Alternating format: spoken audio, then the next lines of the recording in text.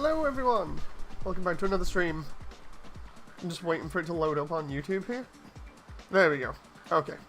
Right, let's ping everyone. Okay. So yeah, back to more Battle Alliance. Last night I kind of forgot how to get the keys for some of the other stuff, so we're going to be going back, getting some of those missions, and then doing the final directory. I just need to check them out here. There's the Chaos one for the F91, I believe. Let's go and get these keys.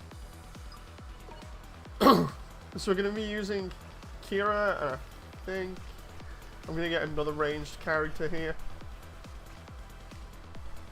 Maybe Rao. It's either Rao or I go for a middle sort of character. Maybe like Garrod.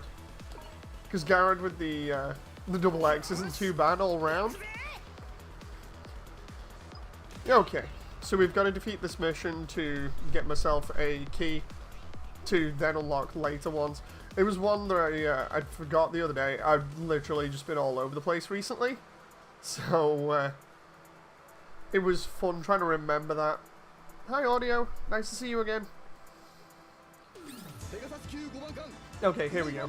So I have to do some of the Chaos missions here so that I can get the keys to unlock some of the other suits later on. So I'm going to be doing that and then the final chapter. Time for more shoot bang with the Command Gundam and company. Hey, Blitz. Nice to see you again. Hey Wyatt, how's it going? I'm doing good, thank you very much. I slept most of today, primarily trying to get my sleep pattern on check, but because it's still set to nights, I ended up sleeping through the entire day, so I'm just chilling out with you guys now. I'll probably be doing some animating later. Ooh. There we go, I had people in the comments for the other VOD telling me how to play the game. You know, like the quick reloading and stuff using my roll in-game. It was actually pretty funny to see that kind of stuff. But I think people are just trying to be helpful, so I'm not going to be mean to them. It's just cool looking at everybody's comments and seeing everybody trying to help each other playing the game right now. Ooh. The Command Gundam, for those who didn't see, is at level 50 now, which means it's just a lot more effective in combat. So yeah, we're pretty much blitzing through stuff again in the end game here. I just want to get the other parts for certain suits, like the Crossbones. So it's going to be fun unlocking new stuff. Here's Seabook. Ooh, so for anyone who's not seen Seabook here, he's a bit annoying to fight when you first encounter him, primarily because you get put in a small area, so we're going to get out of here.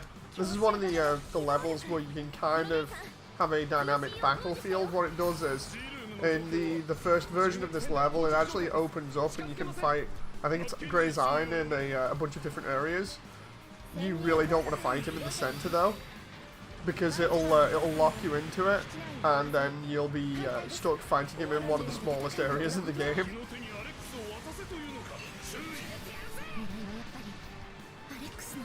There we go, we'll hit Seabook with the satellite cannon now. I remember when I got chased by him the first time, it was terrifying because I was under level, and now I'm having a good time here just wrecking him to get the key. Audio says, you and I are the only few on PlayStation. Dude, I don't mind. I don't mind. It's still good. At least we're enjoying the game, right? Plus, we can get on multiplayer world, or else I'll have to add you later, Audio. Can you DM me your PlayStation account so I can get it? Please. So hopefully I should get a key from that now. I know I probably already have your account, Audio, it's just the whole thing of I'd like to just get it again just to make sure. Because it's been that long since I added you, I just need a reminder for it. Here's the Alex. So we're going to go in versus Mikhail here. We've got to beat him and then we'll get the key, I think, for the other bits. Yeah, how's everybody else doing? How's everybody doing on the game? You know. Are you enjoying? What are you up to? Are you still using the same suits? Talk to me. You know I like talking to you, so especially while we're playing. I just realised that I didn't get a drink before I started stream, so I'm going to have to go and get a drink in a moment after we've done this level. We are just chewing through Mikhail here, but then again he is level 15, so he's severely outclassed.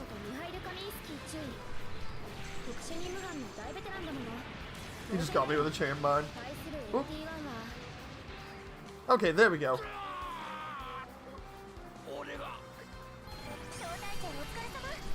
So now I should hopefully get a key from that. Kind of hope the DLC, with the DLCs, we might see some what-if scenarios being corrected. Yeah, I hope so too, Blitz, because like I was saying the other night, I don't want it to just be, you know, like, here's a suit, go level it up. I actually want more story.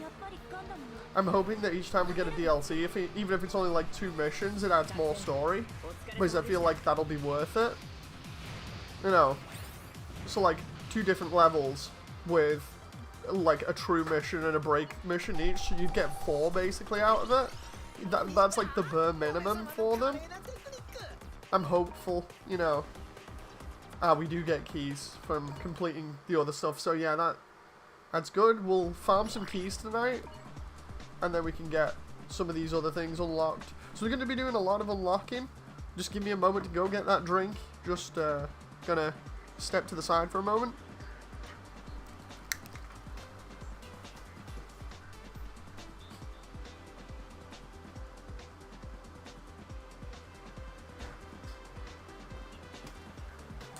There we go. So I'm back. So let's just make sure I'm centered here. There we go. So yeah, I needed to go get a drink. I just wanted to make sure that everything was fine there. Even if the suits are the same functionally, it'd be nice to have, says Blitz. Yeah, I mean, excuse me, I'm all down for new content, as long as, you know, it's fun. Let's see, oh, revision keys. So we'll go do this one. This is going to be our key farming mission, and then we can get some of the other stuff. In the final section, we get, like, basically all the endgame suits. So, fun times.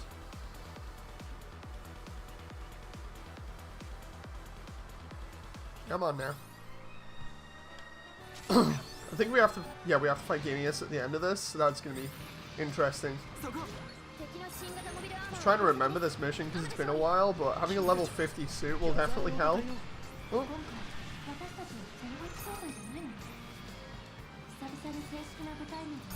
Oh, come on now. That moment where I'm trying to go straight to Ali Al-Sasha's here. Where is he? There he is.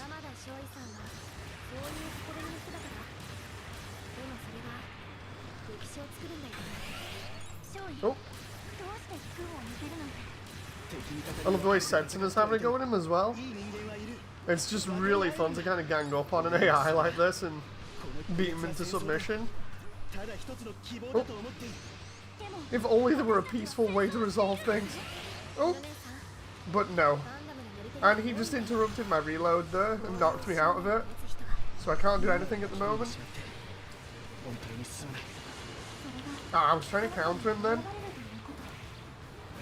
There we go. I'm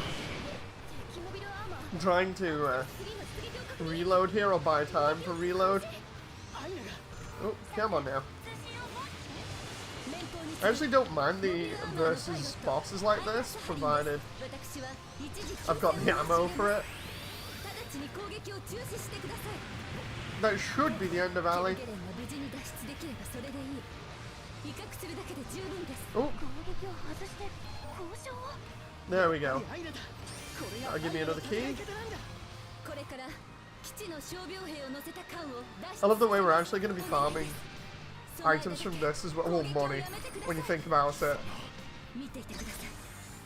Because I've already got these blueprints, so it's going to pay me for those, and it's going to pay me for the capital as well, plus the boss defeats.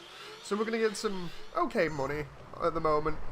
It's not going to be amazing, but it's going to be better than nothing. There's the Apsilus. Oh. Well, let's try and get rid of Gineas's health as quickly as possible. Can we get him with satellite cannon? And oh, okay, that was a nice setup that we got him with there. I wonder if other units than Alex have installed super. Oh, you mean like the one where it can change to Chobam armor and become a different unit type entirely? That would be cool. I've been using SD Wing Gundam, says Wyatt. It's a pretty good one, that one.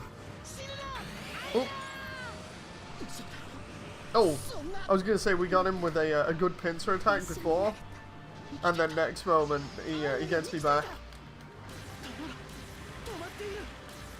Axis says morning, morning. Those are really good at grinding capital. So it turns out each unit is good at grinding capital, not just the Alex. And while the Alex can keep its special for a long period of time, the Command Gundam has a kind of a unique thing with it, where as long as you hit one unit with its special, then for every one that you hit with its stray rounds, you'll get red currency out of it. So you could literally just strafe an enemy line with your special and get currency out of all of them. I've been doing it quite a lot recently. It's pretty fun. So depending on how your special reacts, you can actually just even slightly graze an enemy and still get currency for it. So yeah, it's pretty cool. While the Alex's one will probably last longer, what it means is potentially the Alex could go around an entire battlefield hitting everything or punching everything when it's in its Chobam armor, and you'd get money for every single one of those units until it runs out. That's if it works the same as the Command Gundam at least, so it's pretty cool. Honestly, the Command Gundam is a solid pick early on, and I'm really happy that I switched to it. Oh. That's Charles Zigok. I remember that one because we were on about it gabbing on us for ages for a laugh. This one was Bernie, if I remember rightly, in the corner. Did I get the key from that? I'm not quite sure. We got that one, and then we've got... There we go, we've got the Chaos mission here. I didn't know it could be any hit. I thought it had to be a killing. That's what I thought, Blitz, when you described it, but the other day I thought, come on, I'll try using it. I just completely strafed an entire enemy line in Libra, and you can see it on stream. I figure it out, and I'm like, wait, what? Because I only glanced some of the enemies with shots, and it still counted as red currency because I hit them. So the Command Gundam's special is kind of unique in that sense at the moment. I've still got to figure out whether it works with some of the other suits as well, but it's pretty cool that the sharpshooter class at least has that kind of thing going for them, as well as the spam everything and then reload move. Sharpshooters are actually really useful. The only difference is, or rather the only downside is the reload. Classic! Nice to see you! Hi Moody, I was weird yesterday with my spell checker, my phone messed up. It's fine, man. I switched to Gym Sniper 2, says Classic. Gym Sniper 2 became a favourite SD, and in GBO 2 it's powerful. Oh, it is. I do like it in GBO 2. It's really good, especially when you use its normal rifle, primarily because compared to like the Zaku 1 sniper, it's harder for enemy units to trace your shots back to you, so you can kind of get some sneaky hits in. It's pretty fun. I remember playing it a while ago when I used to play GBO 2 frequently. Charles Gelgoog is a really fun suit, says Damon. Hi, Damon! Are you not accepting DMs? Oh, yeah, because of my DMs being closed off to people. You may have to just ping me, audio. Either ping me, or tell Ion. Like, if you send it to Ion or Dragux will probably ping me. Because they can. Sorry for making this like a really roundabout, complicated thing. I forgot, because I have DMs closed off. It means that nobody can really contact me. Are Proto Zero and Epion the only wingsuits in this? I think so. Oh. Here we go. We're going to do the strafe yet. Do you have the double Zeta yet? Yes, I do have double Zeta. So there we just strafed the entire line and got red for all of them. As you can see, that's a lot of red. Oh, thank you, audio.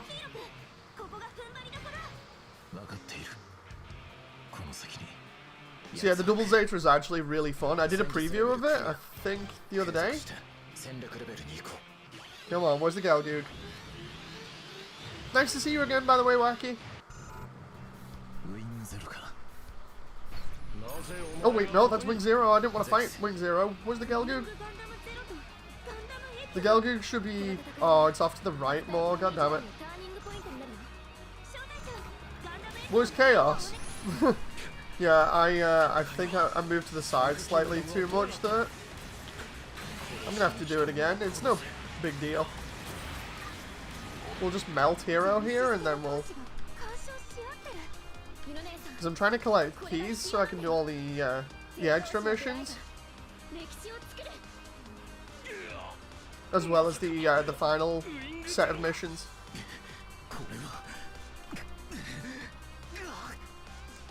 Bye, Hero. Right, can I see if I can get over here real quick and set off the Galgoog? Oh, we can. I wonder whether it'll end the mission now because I've killed Hero. I guess we'll find out.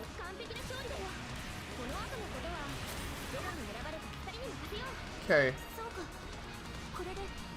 Come on. Okay, it doesn't end the mission? That was good. Because the battlefield's right next to each other? Oh, no, wait. No, it does. It does. No! The Gelgoog's right there! Oh. Damn it. It's only 2 minutes. We can... Oh, we did actually get... Wait, did we? We still get a revision key anyway, just for completing the mission, even though we don't fight the Chaos? Okay. Okay, that's interesting. The only one left is that one, so I'll avoid that one, because I don't know why, I just don't like that one too much. Because the Chaos ones are random as well, I've got to wait around.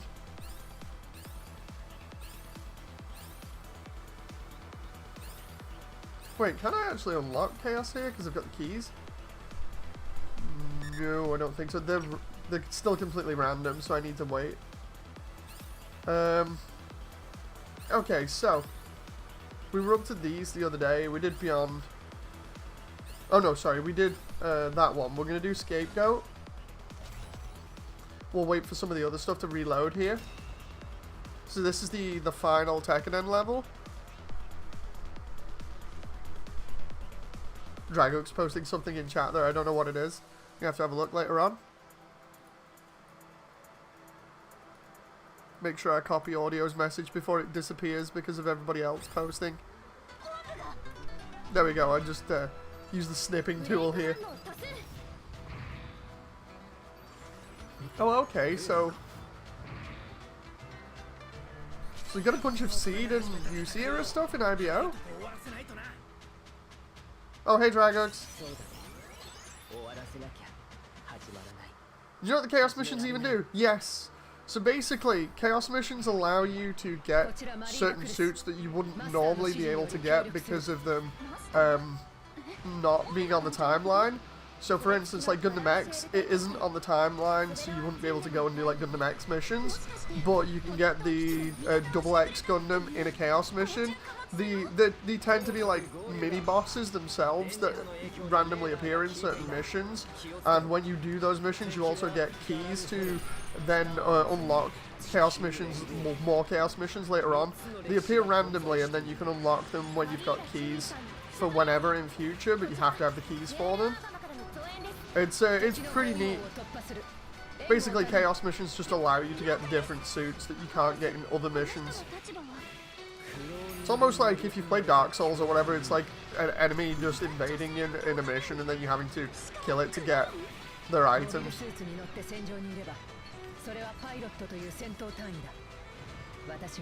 But yeah, some of the blueprints you get off them are crazy. It's just the whole thing of having to deal with them being higher level than some of the other bosses in the game. Yeah, it turns into a little bit of a boss rush of sorts. Oh.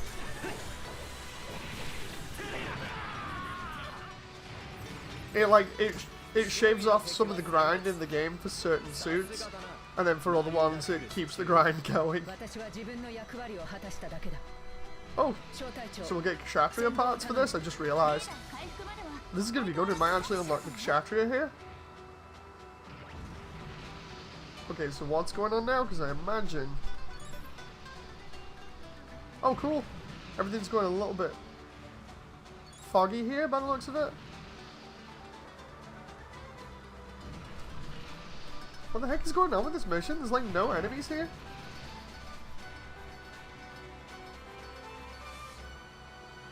Banshee was a freaking boss rush. I told you the Banshee was hard.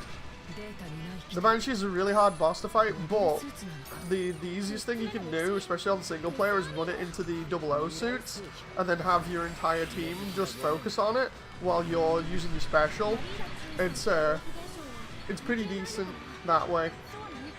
It becomes kind of funny and easy that way. Let's quick swap out here with the command Gundam. And then reload and do the same thing again. We just decided to keep it airborne the whole time, since Dragons. I wish I could just get the parts and leaves as audio.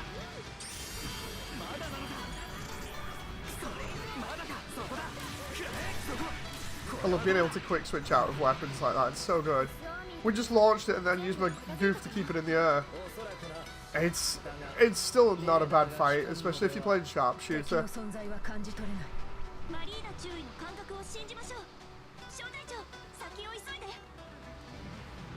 I actually like the way that this mission is really expansive now. I didn't expect it. Oh! There's a dying slave around. Oh. Take off into confusion was a bloody pain, says Damon. I saw you complaining about that before, Damon. Was that the wing one where you have to find the last generator and then the button to get out? Kept getting lost. Yeah, the Libra missions for wing especially are a little bit annoying because Libra is that massive. But once you kind of get the layout, it's not too bad.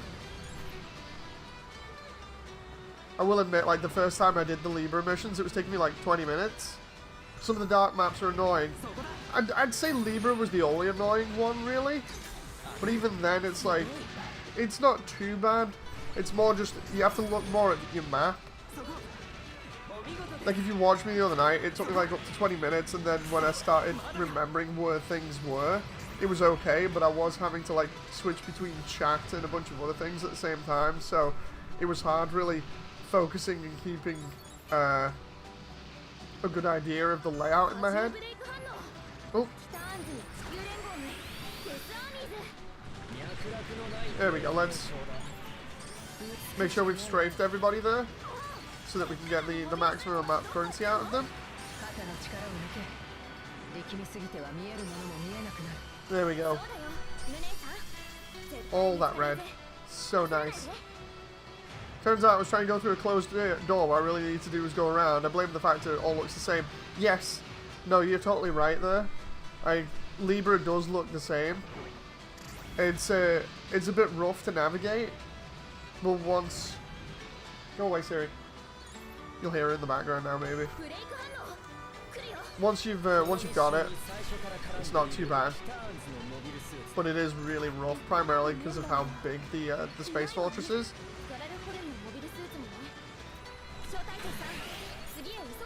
Corridors and rooms, copy and pasted. For the most part, yeah. And then again, it was like that in the show, so I kind of liked the confusing, sprawling nature of it, because it kind of reflected the show. I really wish we'd still got the factory area as kind of like a cameo, but, you know. What the heck? I'm going round in circles here because there's no other real way to go.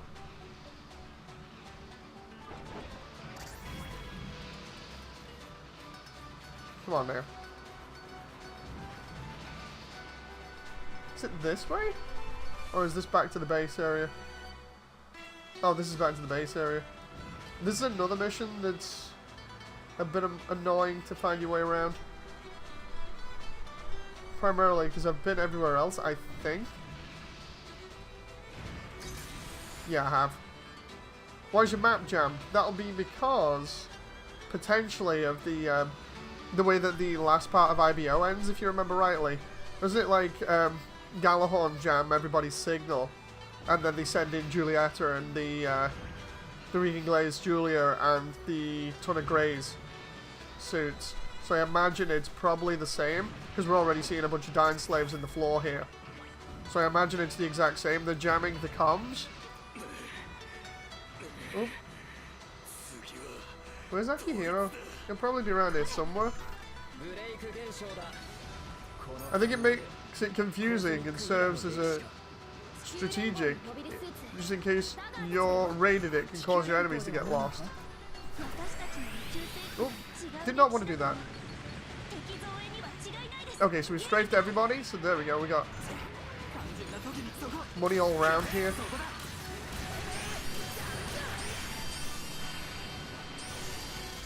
There we go.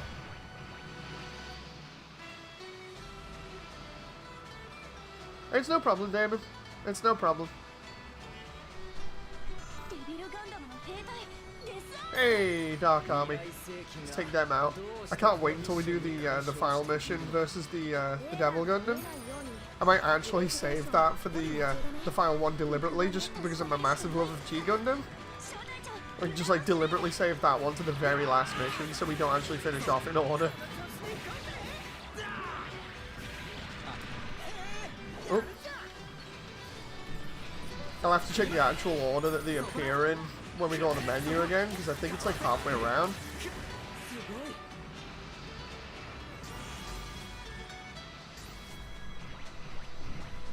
Oh yeah, because of everybody saying potentially, you know, about me sounding like I had ADHD a couple of times on stream. I had a laugh. I was doing some stuff this morning and I pretty much confirmed it with Jen. I've been trying to do more of my animation stuff, and I just kept getting very easily distracted, and I was explaining it to Jen because Jen has it. She was like, yeah, I think you've got ADHD. I was like, ah, okay, that explains a lot of things. So fun stuff. So that's amusing to know.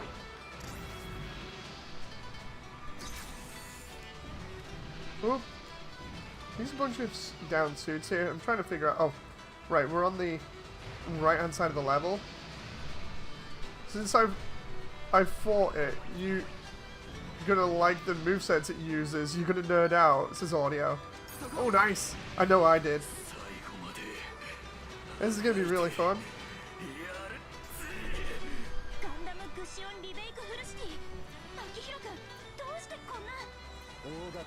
Oh. Oh, there's Akihiro. Well, let's just get red off everybody again. Oh, I can only get a few there.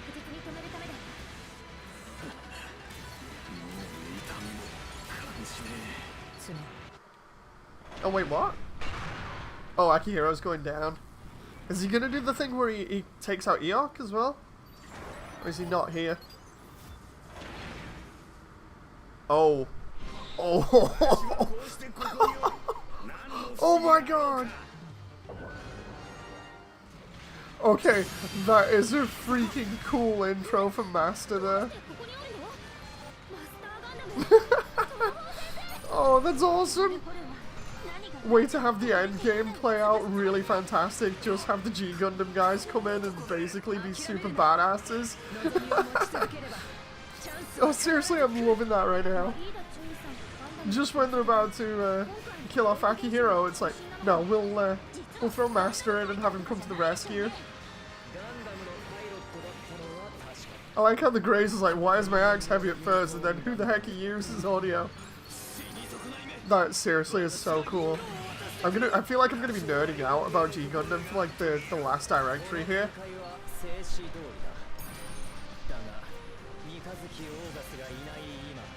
Oh, come on now. Imagine if Norris Packard got his hands on a G Gundam mobile suit. He'd be terrifying.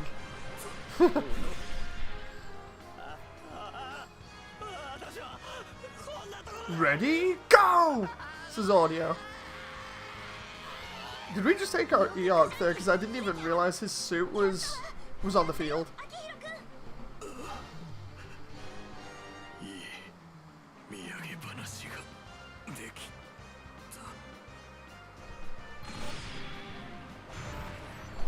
Yeah, I didn't even realize his suit was on the field.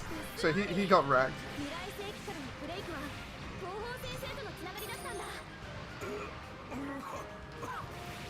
No, Master's getting affected by the Master Gundam and his injuries.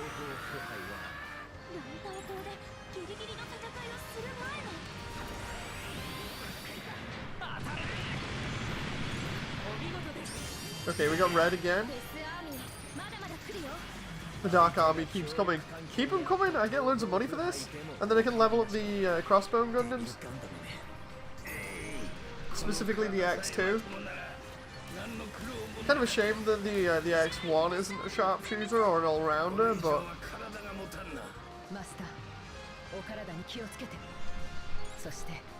Master Asia in the house. Indeed, still being complete badass as usual.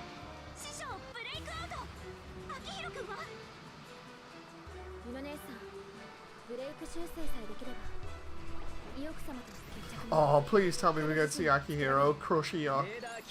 That's like the best part about that episode completely.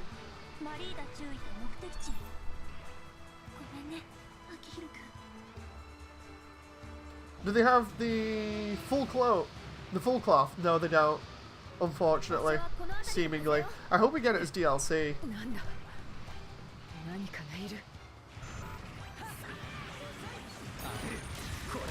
If we got the full cloth, I'd be really happy because of how much I love Crossbone.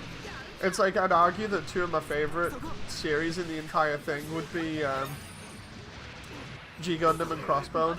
Like, out of the entire franchise, G Gundam and Crossbone are my favorites. And then that's followed up by Wing, 8th Team, and Double O. And obviously the Build series as like a side separate thing. Oh, it's the Nord? Okay.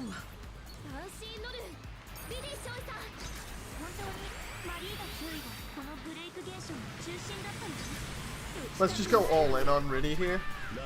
He's going to get beam spammed, and then he's going to get hit by the satellite cannon. He's literally got half his health gone in like 2 seconds.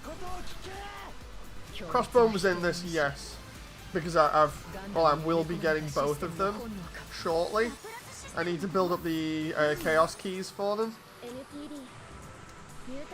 But after that, I should be getting them. I wonder whether Riddy's Banshee is as aggressive as Marida's. It doesn't seem to be, which indicates that it's probably either a sharpshooter or a general.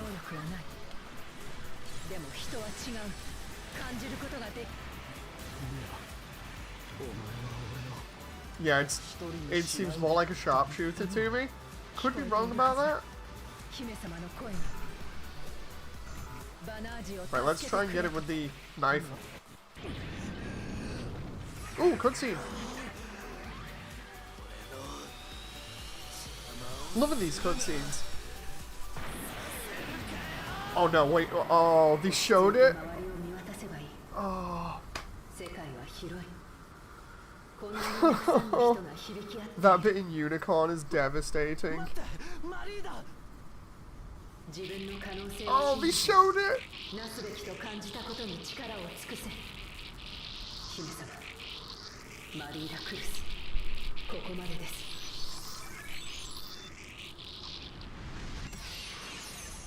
God damn it. That bit always hits hard in Unicorn. Oh, God damn it. Did we at least get the Norn? Looks like it.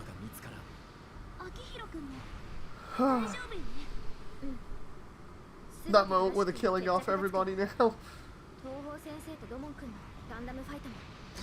Where the heck do we have to go in this mission anymore? I came in at a bad time, says Rance. Hi Rance, nice to see you again. Not so sure about that timing, but you can't help that.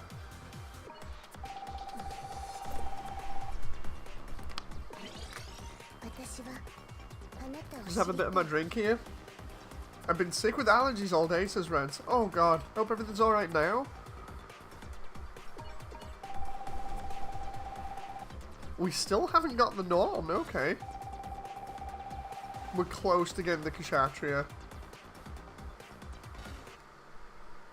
Like, the Kshatriya, I know where we get its other half of its parts from, so... I managed to get double Zeta despite my eyes burning, says Rance. Nice. Double Zeta is actually really fun to play.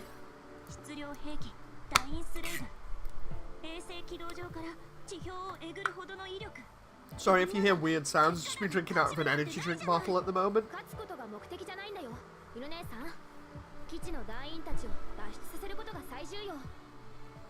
It's like because I've had no real drinks up until this point, I'm having to drink on stream.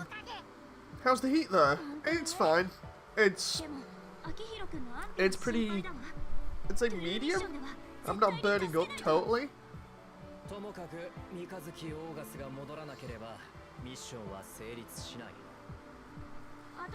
I really wanted Marina to survive in Unicorn 2, says Audio.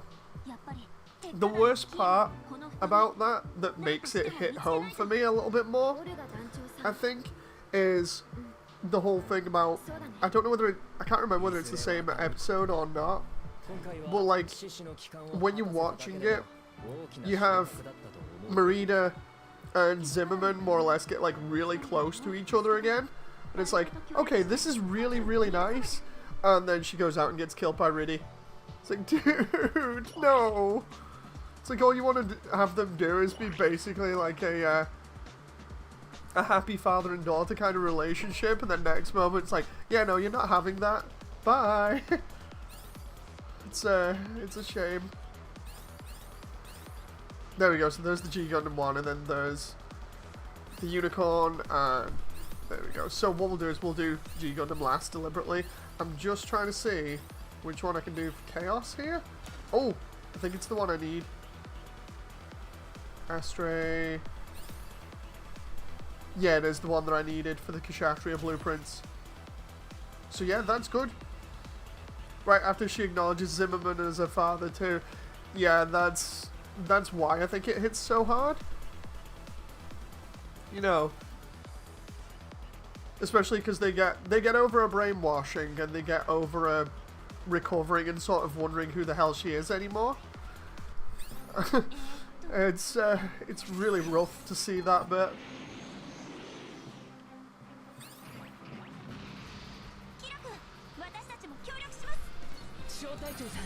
Oh.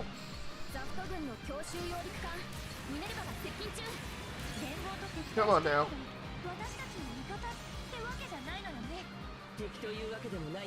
So we just have to go straight towards the destroy here, if I remember rightly. I could be wrong though. Just gonna go around the back here just to see, because I know it mentioned about some of the other suits. I think I have to do the boss fight here. There we go, yep, there's the boss fight.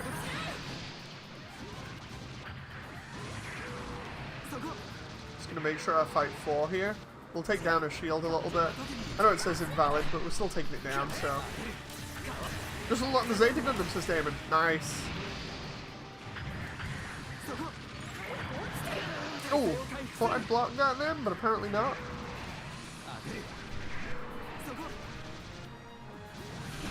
This level is just, I was going to say just big enough that you can avoid 4, but apparently not. How's the Stamen? To be honest, it's pretty underwhelming. It's like, the way that it works, it's like with the GPO3 stuff, I mean with the Dendrobium attachments, it just seems kind of underwhelming.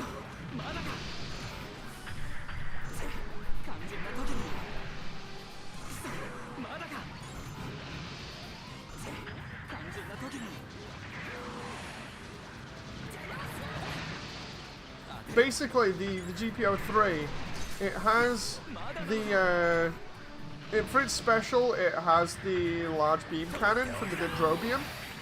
And then for the other bits, it has the missile pod, bazookas, and the rifle that fires slightly quicker. But I don't know, man, you can't switch out like you can with this suit between weapons rapidly. And it just, in general, it just feels a little bit off. It's powerful, yeah, but not as powerful as some of the other suits. It's kind of weird. Maybe I'll have to try it at some other point and maybe get a little bit more used to it. But just my little preview that I did of it, it didn't seem too great. The Psycho's such a large target, we should be able to double beam it here.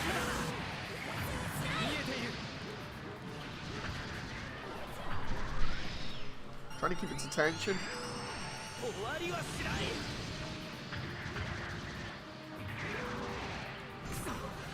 Don't get drop kicked, is wacky, I know, right? You think they would add the Federation Kshatriya for that one scene's audio? Yeah, the one that, well, basically the rebuilt Kshatriya that has the Gatling in the leg.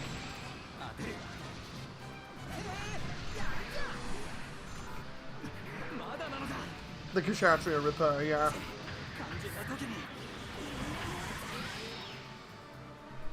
Oh, hang on.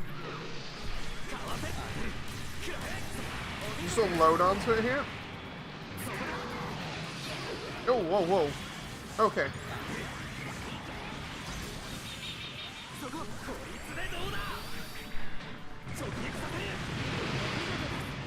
That moment where we just avoided the, I still hope we get the GPO1 and GPO2 as DLC. That would be really cool.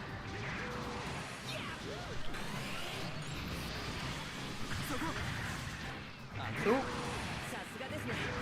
But as long as, there we go, we got it stunned. Now we have to beat the Destroy. And this is where we get the Kshatriya parts. There we go. Only Wing Zero and Epion for Wing series though. Why no Death Scythe or Heavy Arms or Tall Geese? They'll probably put them in as DLC. To be honest, I don't mind it only being Epion and Zero, because clearly what they've done is take the main suits from each series. You know, because I could be complaining about, oh, there's no Crossbone Full Cloth, or oh, there's no stuff like the Shining Gundam, or any of the G Gundam cast. But I'm happy with the roster that we've got anyway, so it doesn't really matter too much. At least not to me. I know it's going to be subjective for everybody else. Nope.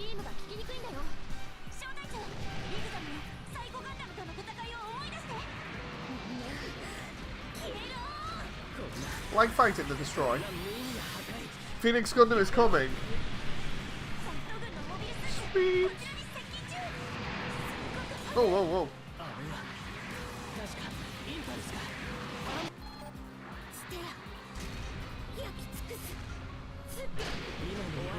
That moment where Stella's busy getting me here, so we'll double beam her. There we go.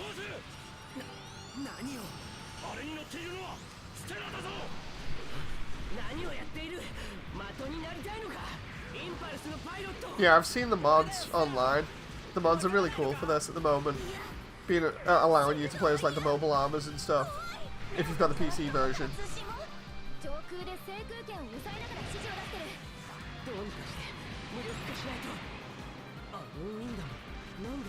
Nope. Wacky says that's a plot holder. The positron reflectors were originally established to only for blocking positron cannons, and later on they became the ultimate defense against all beam weapons. Oh.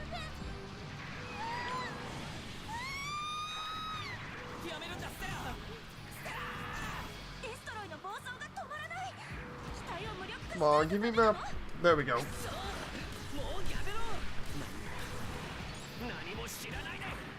Oh. Sorry, Stella, but we're gonna have to beat you up again. God. And away we go! There we go. She's down.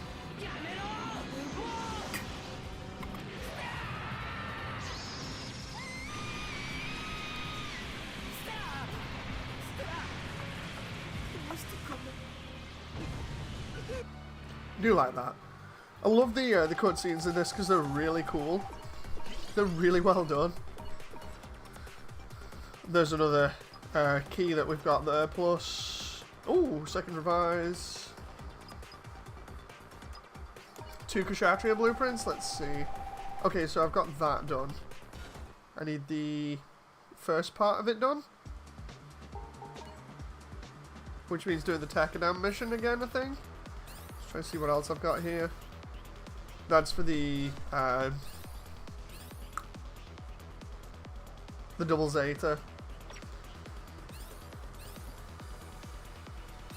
There's Lantau Island. I'm trying to see some of these other Chaos missions I haven't unlocked yet. Already done those. Just done that. Done those previously, but I haven't done the Chaos missions for them because I still think I need... Yeah, I need more keys for them. Let's go do... Actually, we'll do the other ones here first, so we'll do that one. I'm leaving G Gundam till last deliberately, so... I was worried with the Shambler, but it's surprisingly easy, says Rents. Indeed. Like, its speed is nuts, but it's still fun to fight against. I almost unlocked all the suits, just missing a few, says Audio. That's why I'm trying to go through it at the same time, like, unlock stuff at the same time, because it's actually really fun.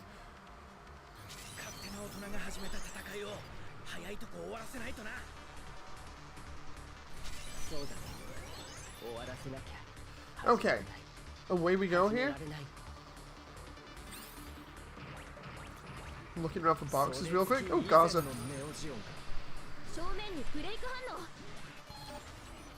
Okay, so we're already getting... Oh, it's the Zeta? But did we see Camille go brain dead? Oh. Oh, does this mean it basically is going to make him brain dead after this fight? Oh. Oh, come on now.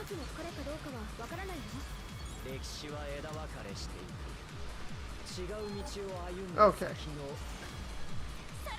Who knew Loney had such a passion for twerking, says Rent. in the sham below.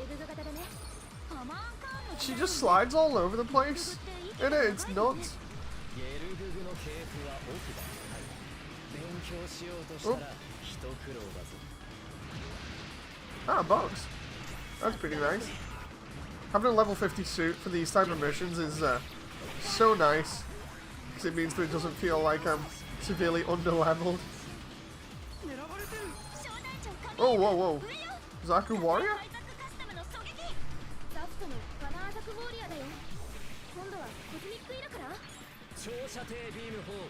There we go.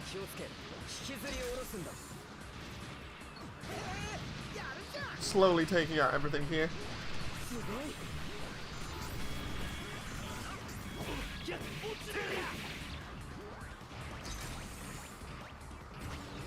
Okay, so we'll go get this box and then we'll move up.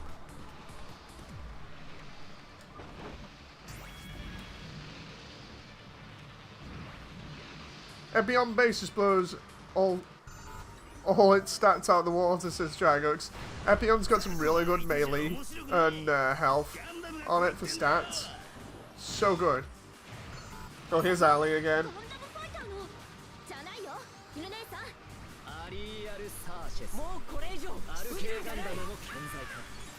We'll just beam spam him.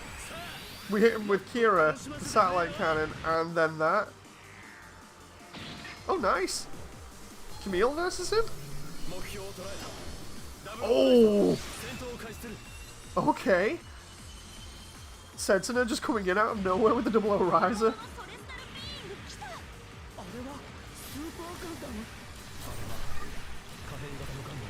Ren says me salivating at the thoughts of getting Epion. It's so good. It really is good. It's hyper aggressive as well, for obvious reasons.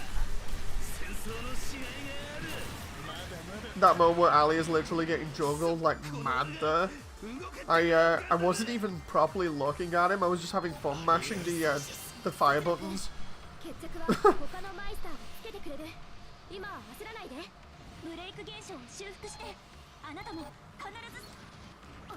Yeah, if you want a good melee suit, definitely consider Epion in the late game. It's so damn good. Arch looks weird. I mean, it is a tweaked out Thrones Vi. This is Rents. Yep.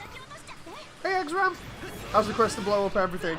I mean, it's going okay. I'd much rather try and settle things without blowing everything up, but of course, this isn't Undertale, so I have to kind of adapt.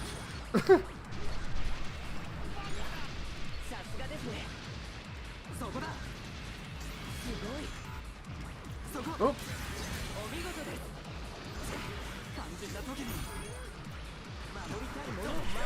Oh, I only hit one with that because I pressed both the buttons. Oops. It's okay, it's fine. Everybody else is just looking at me like, dude, you just used a special for no reason.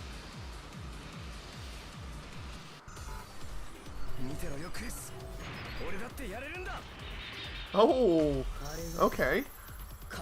Commands though with the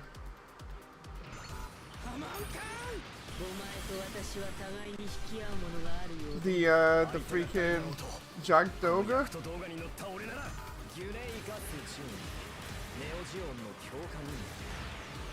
Oh, come on.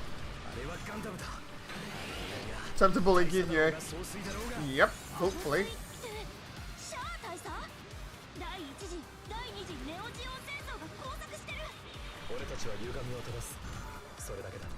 I love the way Setsuna just came in here and is now completely wrecking everything.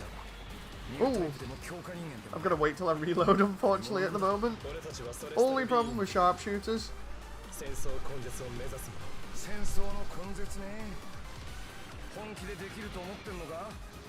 Let's try this. Get him to stand still for a moment. Oh wait, Kieran... Ah, oh, goddammit. Kieran Garrett must have fired at Haman instead. I love the way everyone... Well, there were people before saying, you know, like, oh, you don't fight two bosses at once. Meanwhile, I'm sat here fighting two bosses at once.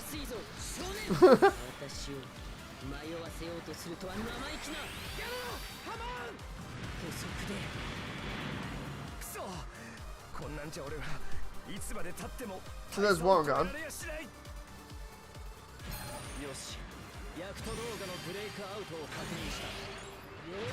Hey, new Gundam blueprints? At least it's not two mobile arms at once. To be honest, I'd actually be up for fighting like the Destroy and the Psycho together in one area. Wonder whether I can actually instigate that, you know, for a laugh, because you can drag them into other areas. I'd love to try that out just to see how crazy it is. Especially because one would be trying to drop kick you and the other one would just be walking around and blasting. Oh.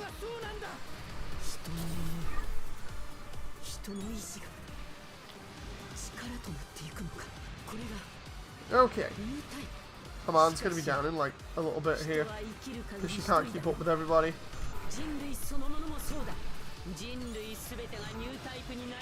Or like the opening says audio. I know, right? I have a feeling that some of the scenes, and I don't know this yet, so don't spoil it for me, some of the scenes in the intro just aren't in the game, which would be pretty sad, and are only there to kind of be cool during the intro. But again, I could be wrong. One time I was fighting 4 and she elbow dropped me, says Rents. I had that happen. I don't know why the Psycho Gundam uses like wrestling moves, but it's like, oh, okay. You know, she'll elbow drop you, she'll drop kick you. I don't know when the Psycho Gundam became a pro wrestler, but, you know, it's a thing. Oop.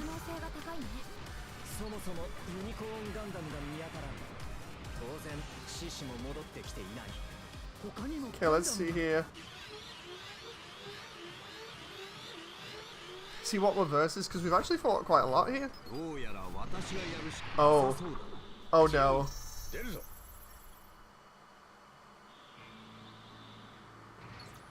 high-level Zeon.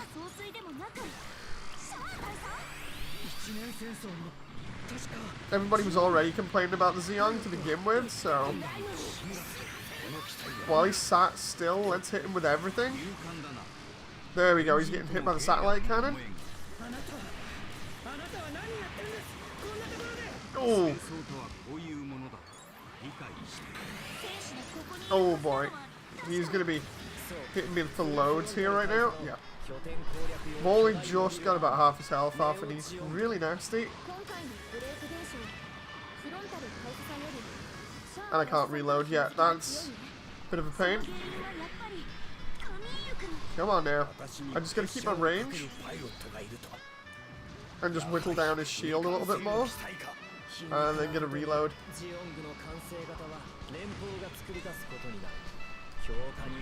I need somebody else to really shoot him if possible.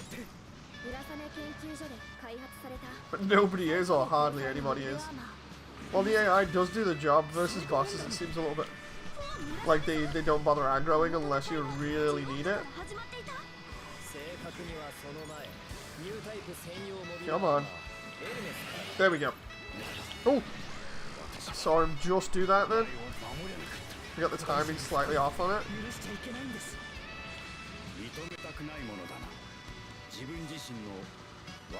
Right now, I'll heal.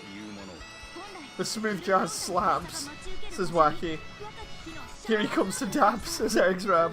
Sharpie dabbing on everybody in this game.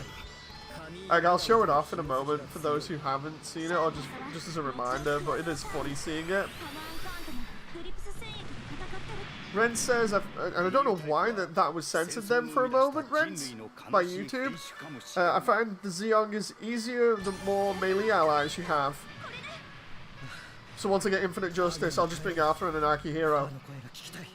And bring Arthur and probably Zex and the Epion instead would be a better pick. Because Akihiro is more of a general purpose suit. Either that or Mika. Zeong is bigger than he's supposed to be. It's fine. No, see, I'm going to be using the Epion, says Renz. Okay. Do you like jazz? Okay, so what suits did we get? Oh, that's looking nice. We've only got one for the new gun. Oh yes! There's the full armor unicorn. I was wondering when you get it. And the Arch Gundam.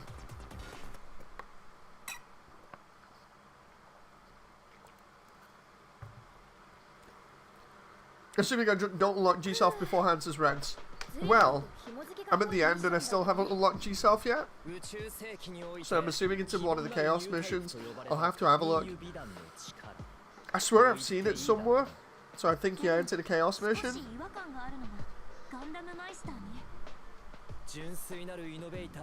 Honestly, I'm loving Setsuna's intro in that bit.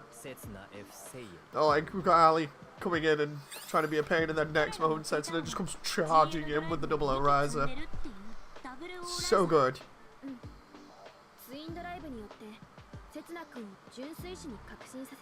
It's in the Chaos mission for the end of Stardust Memory, the one where you fight the new Zeal. Have to go and do that then. This is why I'm collecting keys as well. Almost got wrecked by the Banshee on the mission. I can hear a song's Chaos mission. Damon, if you want that to be a little bit easier on you because you've got the other suits with you, take something that can melee aggro. So for instance, like let's think like the Night Gundam or something. If you got the deluxe edition, the Night Gundam would be good for it. Or any other melee suit, possibly Mika. And then a sharpshooter with you. And then just defeat all the other units in the area before you go into the Banshees area. And then just go in with all the other suits. Because the other two suits from 00 don't come in with you when everything else is around because they're distracted. Whereas when everything else is gone, if you go and do the Chaos section, then for the Banshee, you'll have like 5 suits versus the Banshee, and it'll actually be a lot easier. That's if you're doing it on single player mode anyway.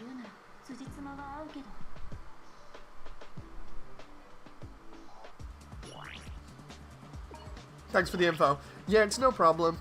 I just noticed that the AI kept getting distracted by all the other suits. Like, you've got the, what is it, the Ahead or the GNX in that area. If you defeat all them first, the AI won't be distracted, and they'll just home in on whatever you've got.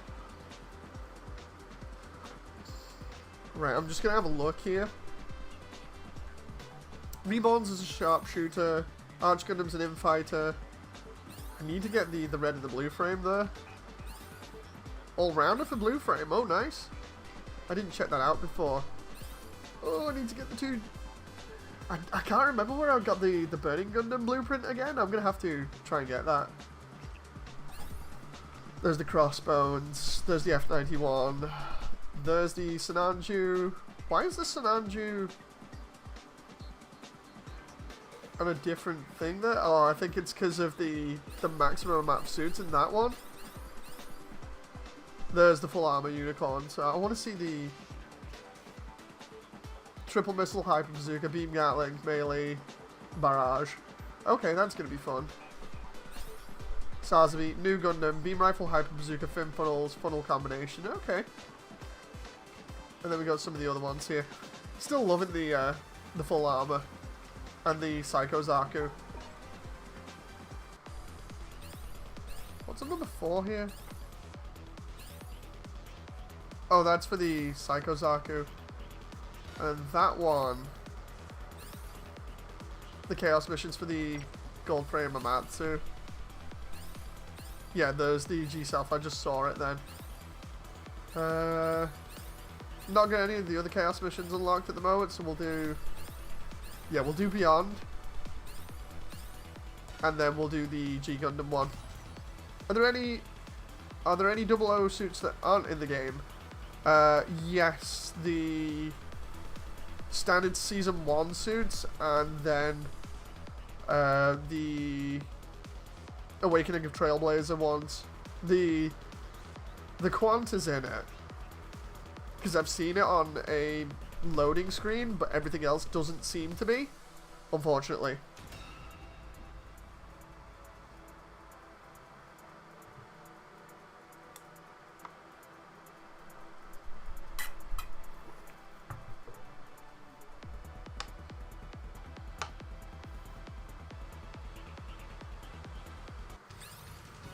Here we go.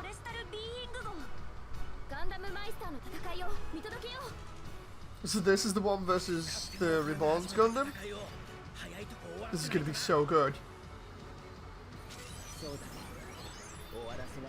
I hope the feed's alright for you guys on your end, because on mine it's looking a little bit pixelated right now. Can anybody just confirm whether it's just YouTube on my end doing that for the preview or what? Oh! McGillis is doing his rallying call?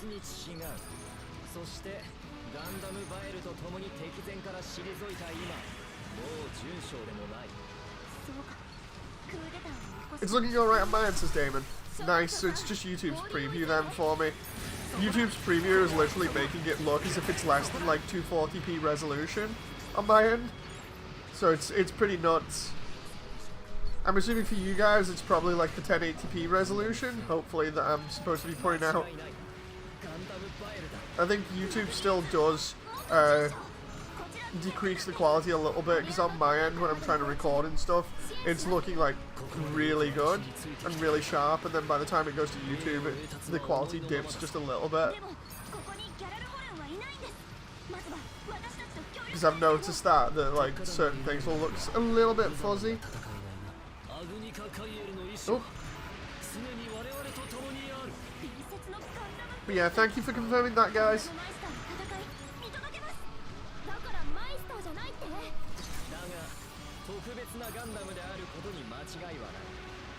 Love this music for 00. So damn good.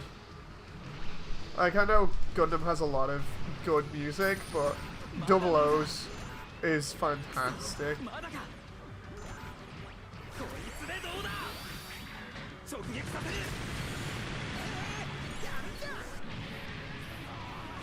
We only needed to strafe them though, so we can get the money.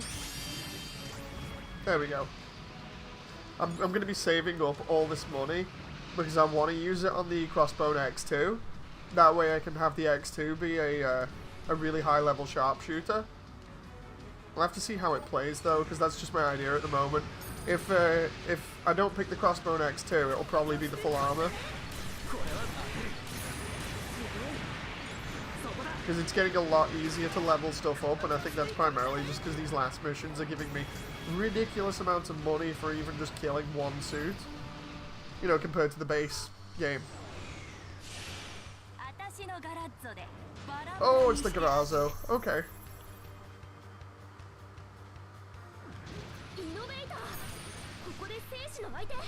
Trixie says they may become DLC, but probably one of the most disappointing aspects of the game is the lack of MS.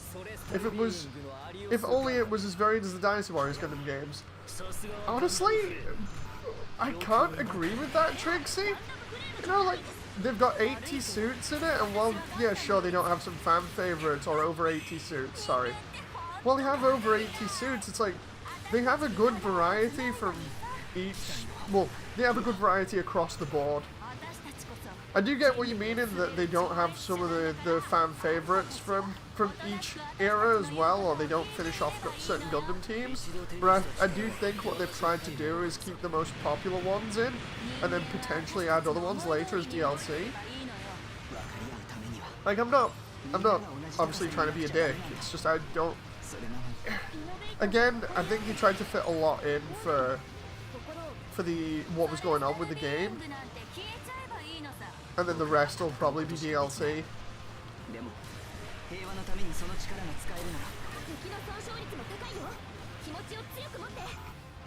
Oh, it's the only problem when you're trying to fit so many suits into a game like this. Oh. And then, you know, some people are going to be disappointed because they don't have, like, certain suits in, but it's like, we've just got to put them in across the board and just go with it, you know.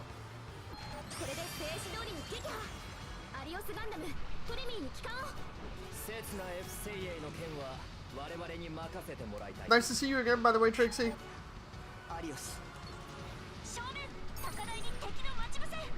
I'm definitely fine with the roster that we got, because the roster is pretty damn good. It's comparable to, say, like, the Smash roster. They put the Burn Nails Essentials in. Yeah, I feel like that's what they tried to do with each series, and considering they have to cover quite a lot of series now. Oh. Okay, there we go.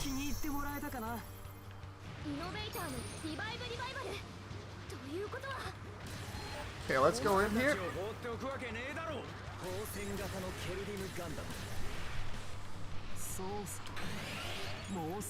Hey, we get lockout in this fight? That's cool. Oh wow. I'm gonna be a little bit nasty here.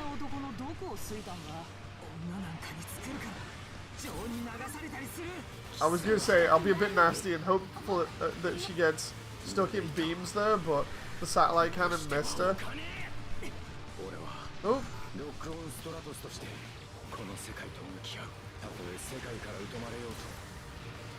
I guess I'm just used to large roster games from, like, Dynasty Warriors and Breaker. No, I understand where you're going with that. The thing is, it's like, Dynasty Warriors expanded a lot on what was going on with it. You know, like, sure, its base roster was pretty large, but that's because it included the grunt suits as well. I think what's happened here is because they haven't included the grunt suits, that's why the roster feels potentially a little bit smaller.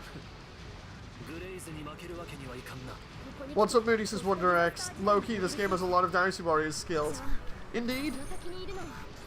I definitely feel like, because the grunt suits aren't properly in this, as in, like, you can't play as them, it definitely feels like the roster is a lot smaller than what it is. Because the Dynasty Warriors games, a lot of the roster was made up of, not just of the Gundams, but of all the grunt suits. So you have, like, the Jagan, the Stark Jagan, the Wheel, and stuff like that.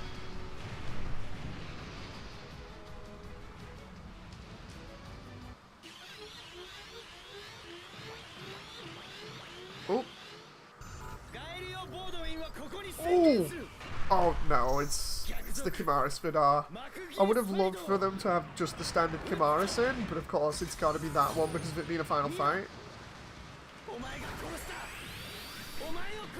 Don't really like chat, what do you think about the Chimaris Vidar versus just the standard Chimaris in terms of designs and how they were used in the show? Because I don't know, man, the Vidar on its own is just so damn good.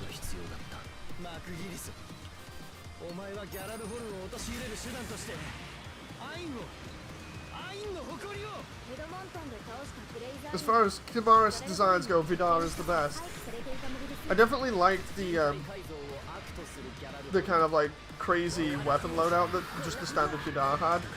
Kind of reminded me a little bit of the Ashtray Noir mixed with something from Attack on Titan.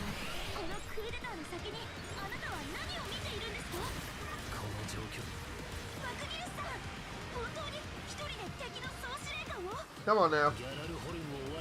Ooh, ooh, ooh, ooh. That moment where I'm trying to avoid him so I can get some reload, and then he just stabs me.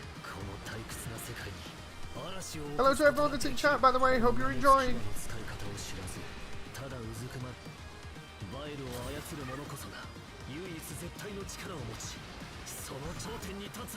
Come on now.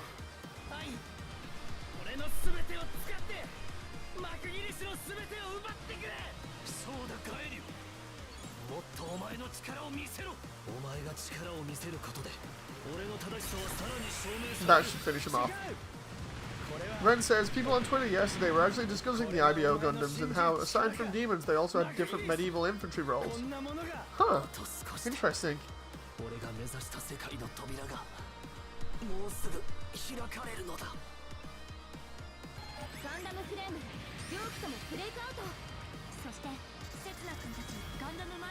Oh, we got the Bile blueprints there, and the Chimaris Vidar blueprints. In terms of design, I definitely prefer the Trooper to Zeg's Ram. Trooper was actually pretty cool, having the horse-style mode. And then, of course, you've got the other one, which is literally just the Chimaris with a space backpack.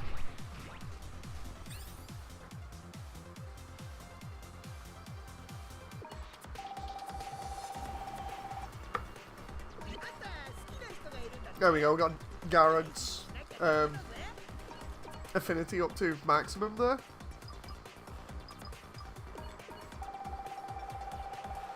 Okay, so we're slowly getting the Reborn's Gundam done, and there's Bile. Or Bale, depending on how you want to pronounce it. There's a Chimaris Vidar. Ooh, I'm going to geek out over the last bit here. And then obviously do some Chaos missions as well. We got the last mission to do, and I deliberately made it my favourite one.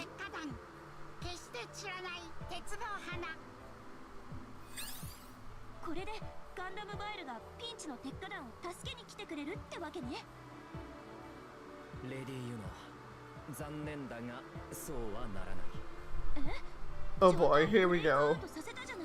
Here's where Yuno's gonna get heartbroken again. No.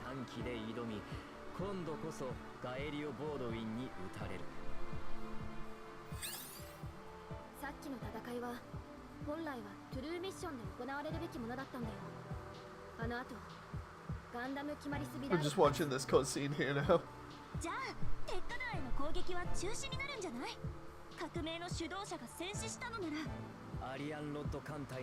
McGinnis really didn't get hit by the stupid stick in Season 2, says Rent.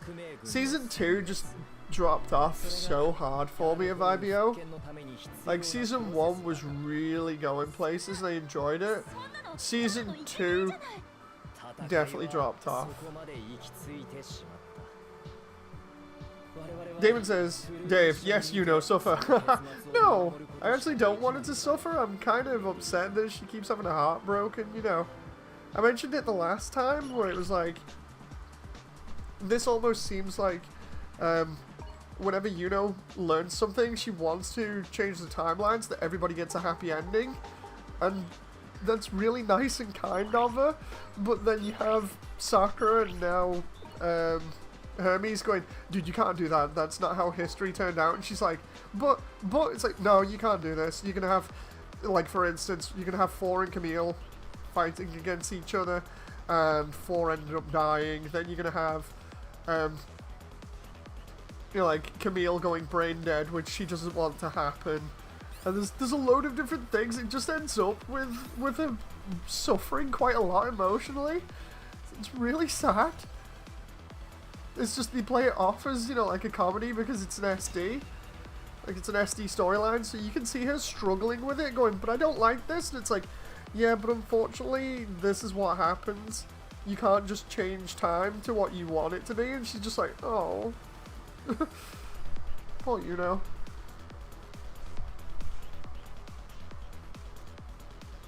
Seriously, this entire game is just Yuno suffering as she finds out what happens in the different timelines and AUs.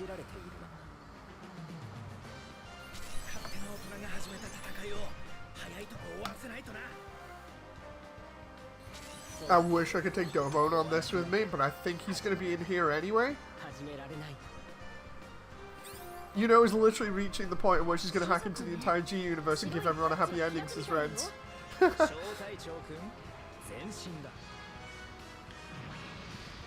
Seriously, I just feel really sorry for her, you know. She basically has to experience the worst of every single timeline, and even though she knows potentially she can change the future, everybody else won't let her because she has to do the right thing for each timeline. And it's just heartbreaking, man. It's really heartbreaking. I can't imagine how she actually gets through all of this outside of playing it off as a joke.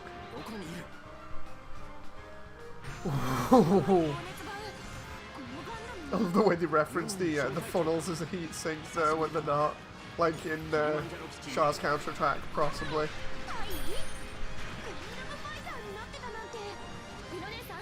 It'd be actually cool to see how the new Gundam handles in this.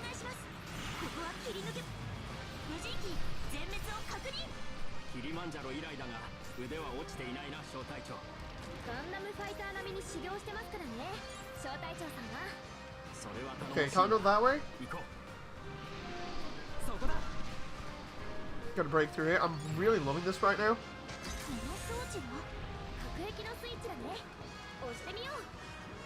Oh, I thought it was a case of destroying it, but apparently not. DG Cell treasure chest. Yep. Oh my god, it's the full armor. Why the heck is Low in here?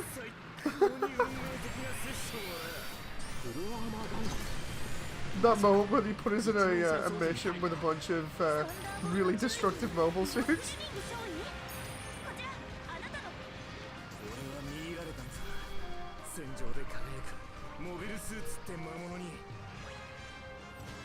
Okay, we can go different directions here. Why do I have a feeling we're going to be able to go into different areas and get different things in each area? Definitely feels like it. I need to see if Low or Amuro have an interaction. Might try that. Oh, that reminds me, guys. I saw a funny one the other night. I'll have to put it on. Sharpshooter was originally called Shooters as audio because of the trailer. They probably changed it. Yeah, I've got to show you guys a really funny interaction. For those who already have both Setsuna and Hero, specifically, put both of them together. It has to be the Exia Repair, though, and obviously Wing Zero. Apparently, you get one of the most funny interactions ever, where Hero basically calls Setsuna cringe. But I need to actually see whether it was true or not, because somebody posted it up on Twitter the other day, and I couldn't help but laugh at it when I saw it. I'm gonna have to try it in a moment. It's something along the lines of Setsuna just turns around and goes, "I'm Gundam," and then Hero's like, "Dude, I think your idea of Gundam is pretty messed up right now."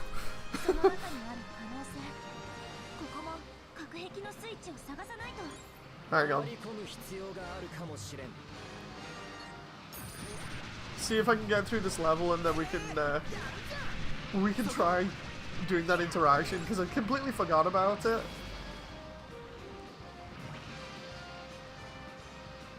My favorite is Hero and Sentinel interaction near the end of SRW Z2, where Hero tells Sentinel he's surpassed Gundam.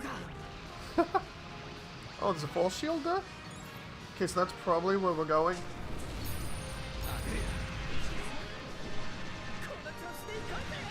Oop. I love the way, technically, when you think about it, we're already in the inside the Devil Colony Gundam right now. We're just, like, going through its interior and getting rid of all the DG cells.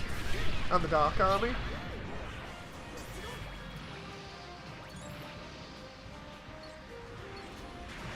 It's kind of weird, like, destroying all these areas that have, like, all the DG cells in, but it fits with the theme. It just looks a bit goofy. Oh, look at the texture. They've made the texture go all kind of, like, glowy and wavy. Like, that's not the actual model that's doing that. It's the material that's making it go wavy to make it look like that. But, oh, that's crazy, but it does fit with the weird organic nature of it. This is again another maze mission where we have to find the buttons and press them all. I think I pressed that? Yes, I have. And I've pressed that one. So we go up from there, then we go into that room. Okay. What's the break-in? Oh, it's the IBO stuff. That makes sense. Are we gonna have to fight the Hashimoto in here?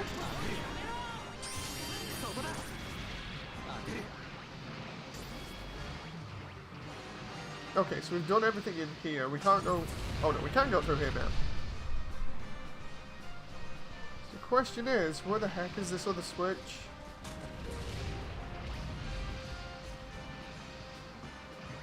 Okay, I can't go through there, which means I have to go round.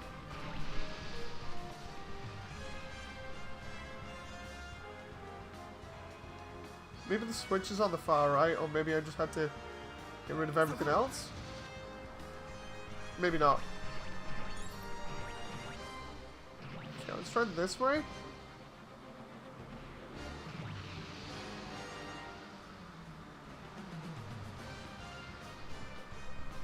Can't go through there yet.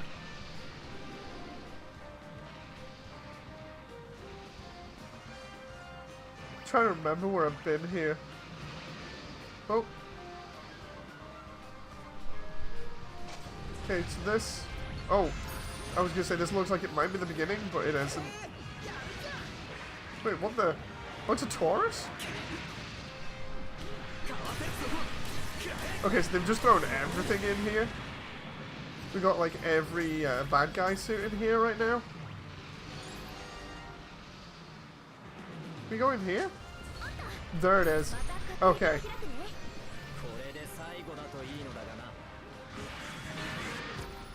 There we go.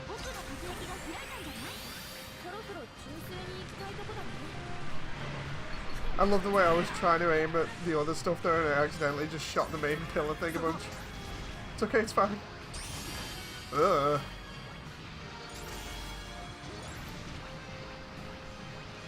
Okay. So now we can move on. Honestly, I'm liking this mission as a maze. It's not as bad as the other ones. You just have to remember where to go. So we get the other two, then we come all the way to the right-hand side. And go down till it splits off.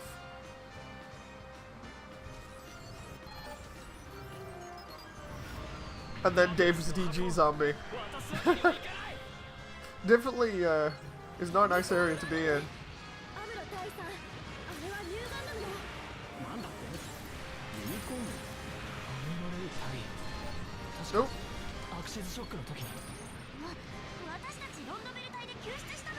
Nope. Quickly, make up a cover story.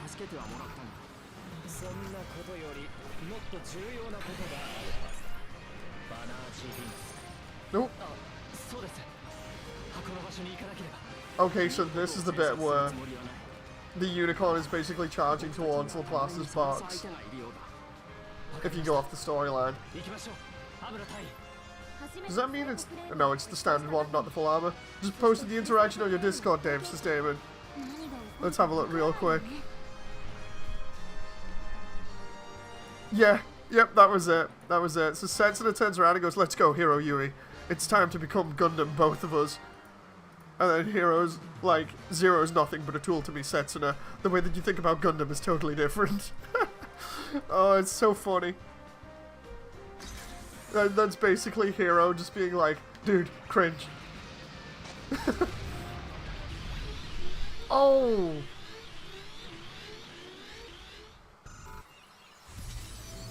Okay.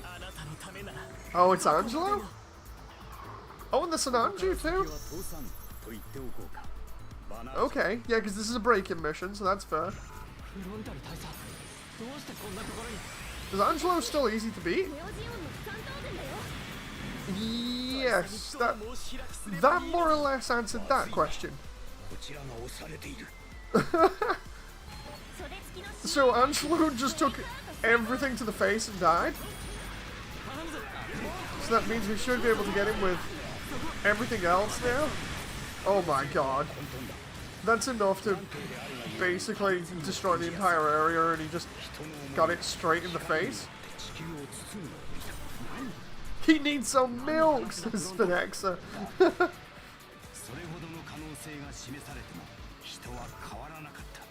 Oh, whoa, whoa. I know the Sananju is really awkward to fight, so I'm trying to stay away from it, but he's not letting me out of his sights here right now. What's your verdict on the game? Is it good or fun for a couple of days? I've been playing it for about, I'd say, 30 hours now, roughly, over the space of 4 days. Or maybe 5, since launch. And I'm really enjoying it. I'm at the end of the game. I'm still enjoying it. I still want to play it loads more afterwards. I'd say if you've not already played the free demo, definitely try the free demo that's out. Just to, you know, see whether it's worth it or not. But honestly, I think it's worth it. Really enjoying it. Such a good game with so many, like, neat little moments. And the gameplay is really fun. The graphics are great. People are complaining about the roster, but the roster is actually pretty good. With more stuff to come in future. Honestly, I can't wait for the DLC. I really can't wait for the DLC.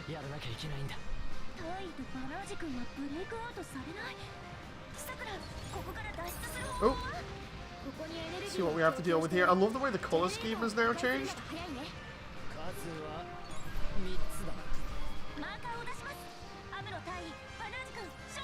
It'll be fun once we've completed the game to probably go back and experience everything else and level up quite a lot of the suits, because that's what my idea is, and also have a laugh on multiplayer. It's gonna be so fun to do that. And then obviously we've got the DLC in future.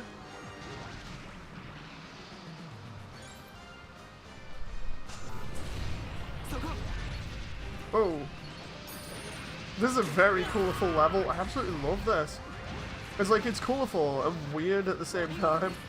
Basically, G Gundam in a nutshell.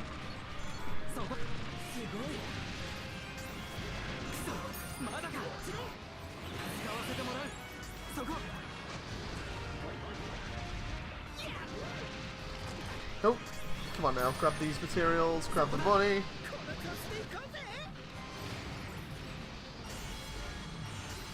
Okay, now I gotta go this way.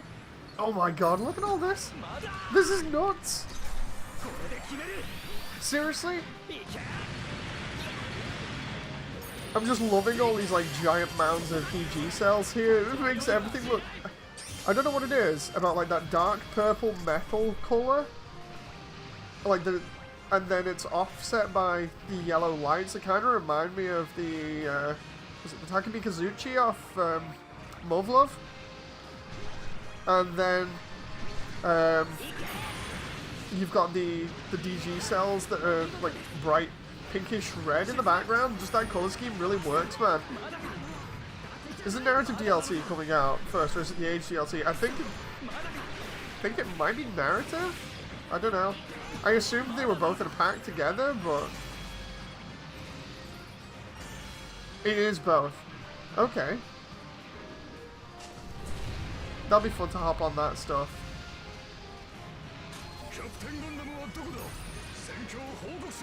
Oh, Command Gundam? What?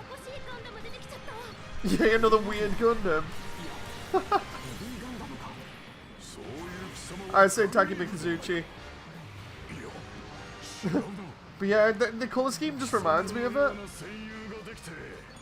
That reminds me, isn't Muv-Luv supposed to be getting another series?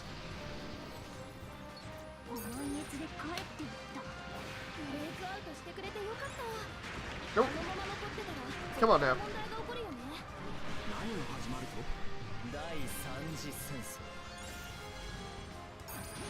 Let's break through here. Try not to get jumped by Pluma. Oh, there's a 9 Gundam?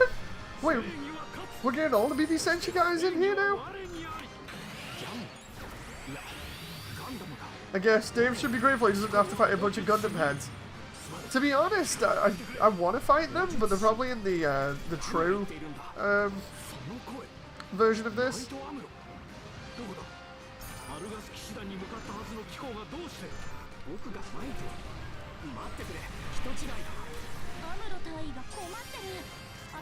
I'm actually loving all the BB Senshi guys in here now.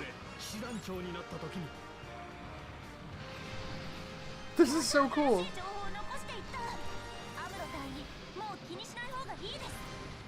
I'm just going from room to room and just cutting everything down.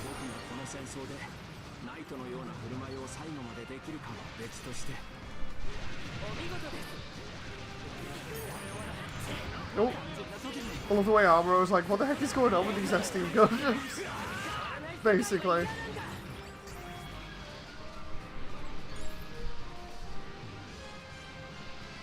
Wait, we finally found one of the... Oh! What the...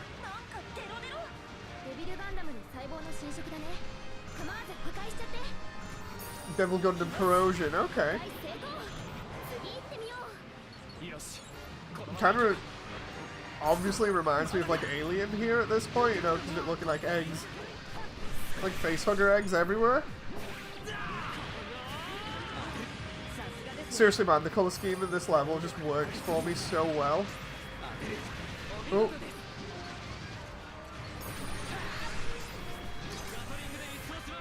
I'm actually wondering how much we're going to get out of this mission from destroying everything. Because each time we destroy an enemy we get like 700. Which is pretty nuts considering when you compare it to the beginning of the game. Oh, let's go. Wait a minute, there's got to be a wall that I can destroy here? There we go.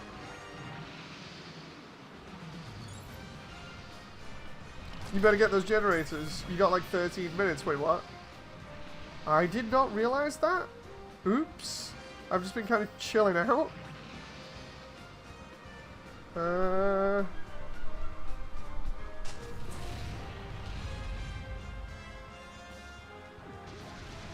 There's the other generator.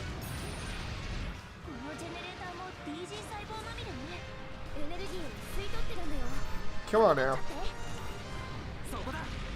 At least we don't have to go around a massive maze. Well, too big a maze compared to like Libra. Like sure, all the areas in this look a little bit the same, but the thing is, because they're separated by larger rooms and hallways, it's not actually that bad to navigate.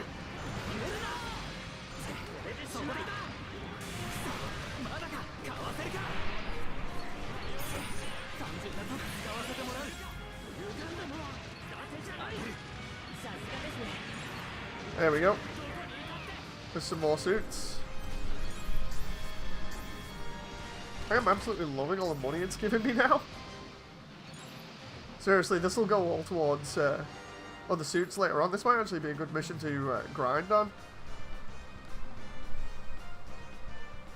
Hey Tankman, nice to see you.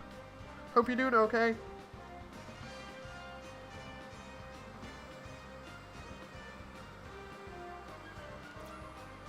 So let's go this way.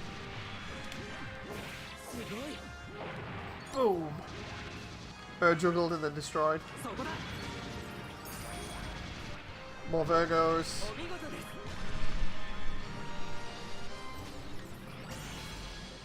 Come on now. last area?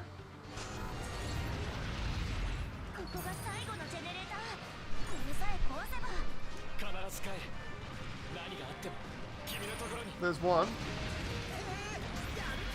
Defeat everybody in the area and then we're good.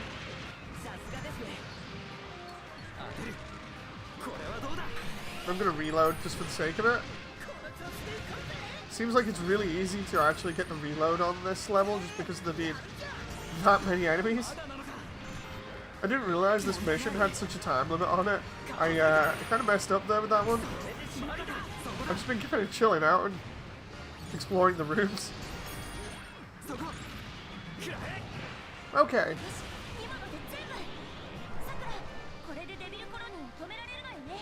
Now we've got to go back.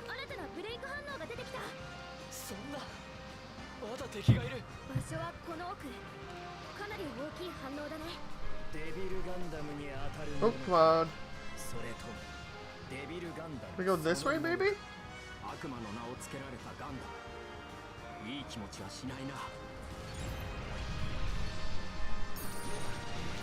Oh. Oh, I see. Pluma come out of those eggs, so yeah, it's kind of what I expected.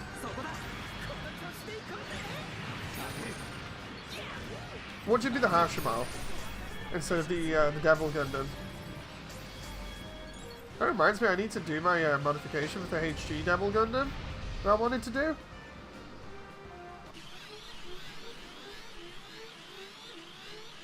Let's see what we get to fight here. It's a big room. Yeah, it's the Hashimo. That makes sense. That makes sense because of how they've done the story.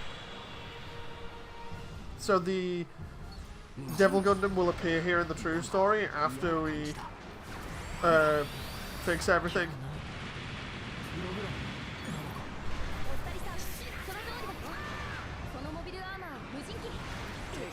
Let's just get Garrod and Kira to beam spam it. And then we'll go all in on it. Come on. Oh.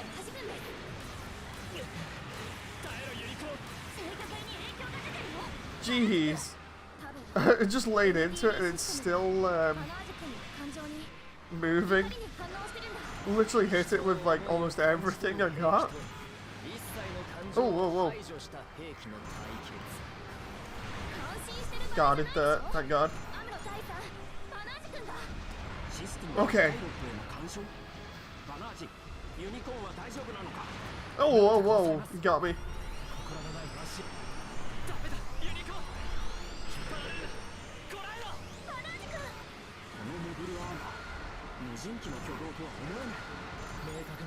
Come on, I need to...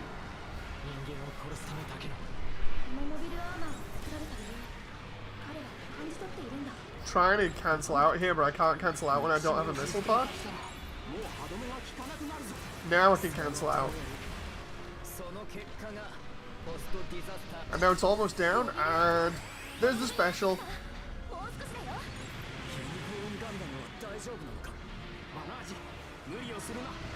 And then we just gotta finish up here and we're good.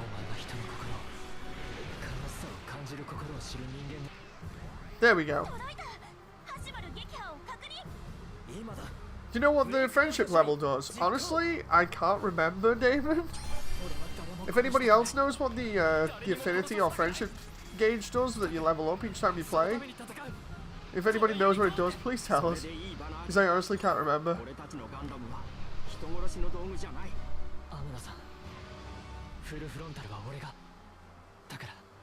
Oh, we're getting all the blueprints for every other suit here. It does something to the stats. It probably raises the stats to like the maximum.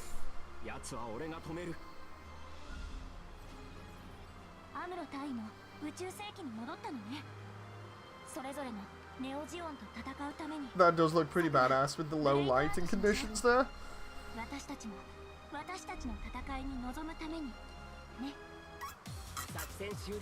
Excuse me if you can hear me drinking there. I'm getting to the end of my bottle drink. It gives them bonuses on the partner screen sustainment. Okay. Let's see what we get here. Oh, we've almost got the full armor unicorn. And we've almost got the Sinanju as well. We need to get one more part for the Sinanju, and there's the Lupus Rex that we're building. And there's the Chimaris. So we've done every mission here now. We just need to do the true ones and the chaos ones.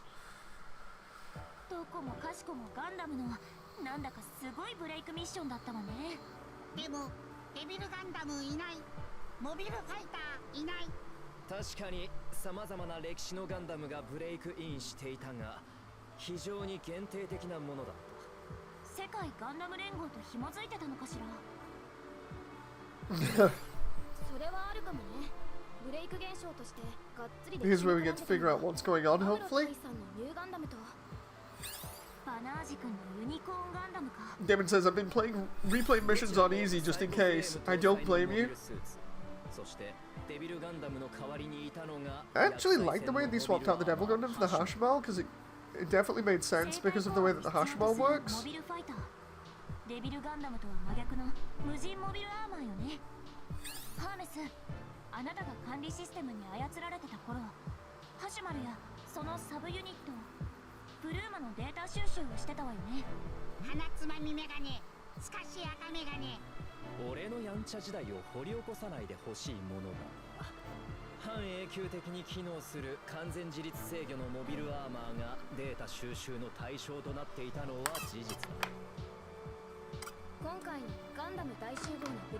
Okay.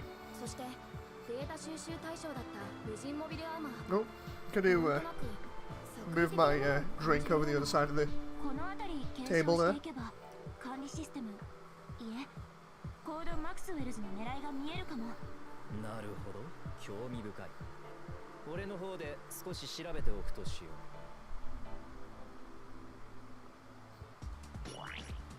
Okay, there we go. So we can now do certain missions without needing keys. These are all break missions, apart from the true story though, which we got to do. Let's see. We can do the Banshee one if we want. Yeah, we'll do some of these to get keys. So we'll do the one with the Banshee just so I can show you guys that one. I did say I was going to show off the thing with Setsuna and Hero, so we'll do that.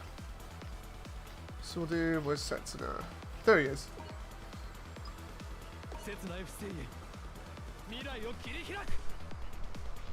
And then, where's Hero? There we go. And then, we can see that on screen for anyone who's not seen the Discord.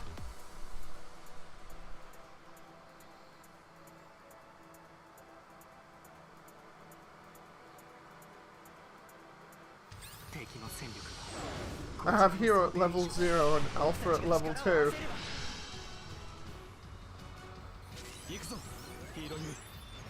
Here we go.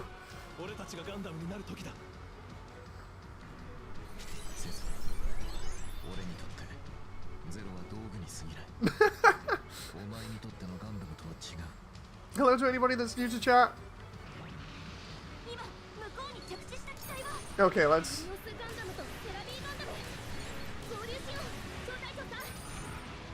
go and defeat all these units here so we can go take on the Banshee.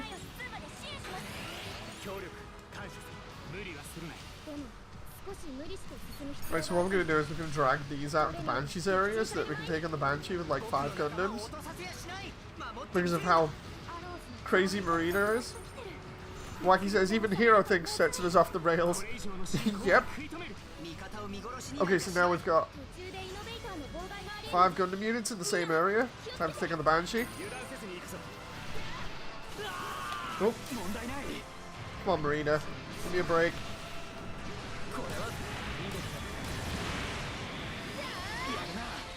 Got that. Oh, I thought I could quick reload there, but I can't yet. Because she's an infighter, I need to stay as far away from her as possible, hopefully. Oh, say that and then she rushes me down because she's trying to command grab me. Okay, special time.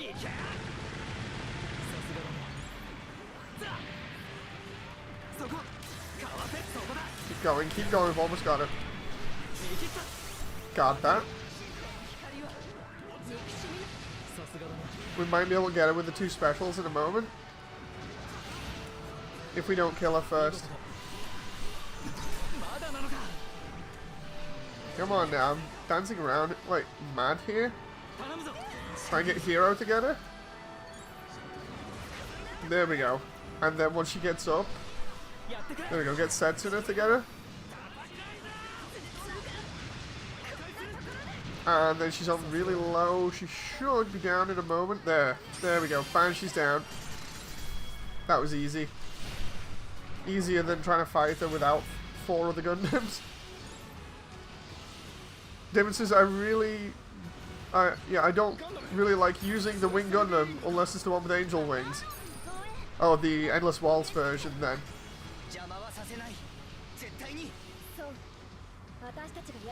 We need the Isekai Quartet anime, but with Gundam characters as audio. Oh god, that would be funny.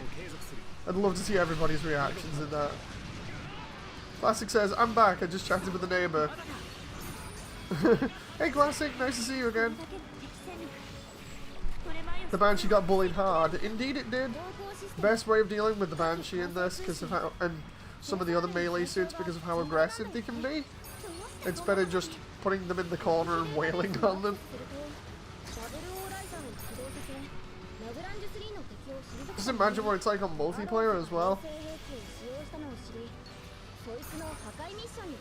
What software stream add-on makes the animated voice sync on the avatar? So I'm talking using Vroid Studio.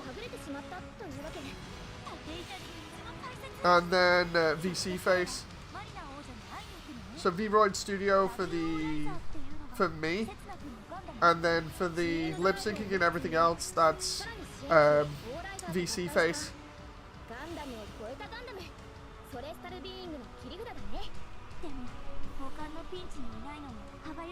Come on now.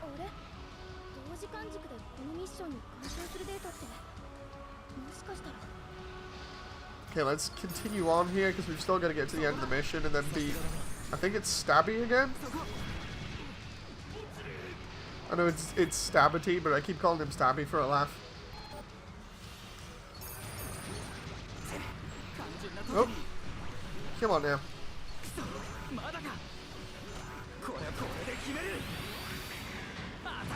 Okay, let's just spray everybody here and get all the red currency off them.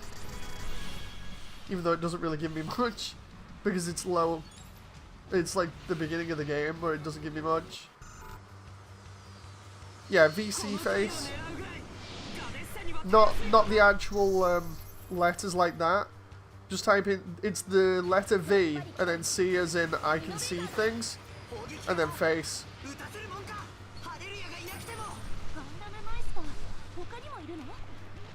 Oop. Come on. It's no problem.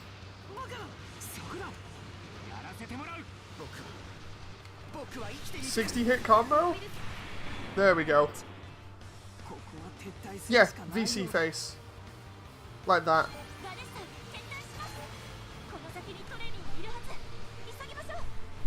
That's the program that I use. Oh, come on now.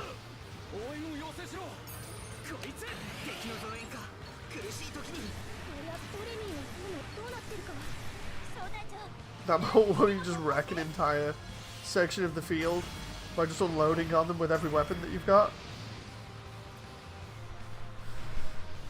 And now we just have to defend the Ptolemy. Okay.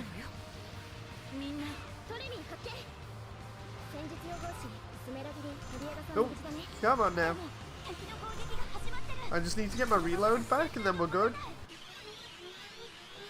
I say that and then we got a boss.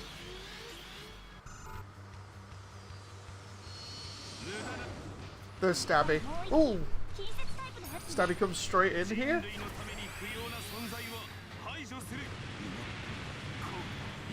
Let's see if we can bully Stabby here a little bit.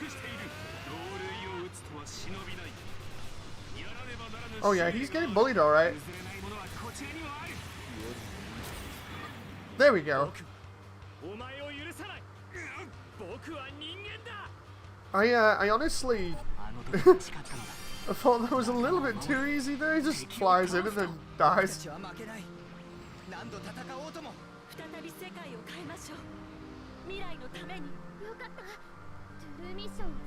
Okay, so that should have got us another key, I believe. I guess we'll have to see.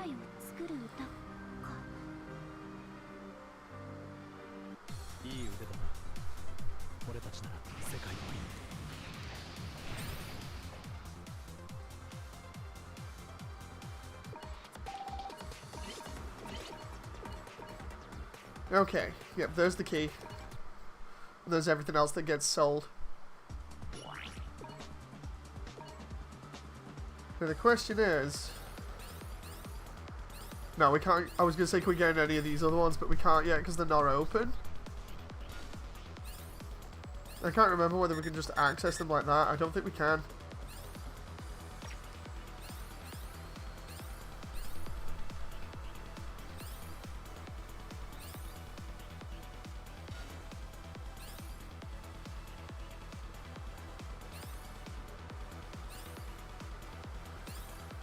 You're lacking keys. I can't remember. Do we get keys like that? I'm assuming for that one we use keys to get into that one, whereas with that one we don't. I can't remember. I still think I need to collect more, so it's going to be a case of collecting loads of them. I think it's when you look at the one where it's got a yellow requirement, like the colored number there. I think that means that you're using keys to get into it.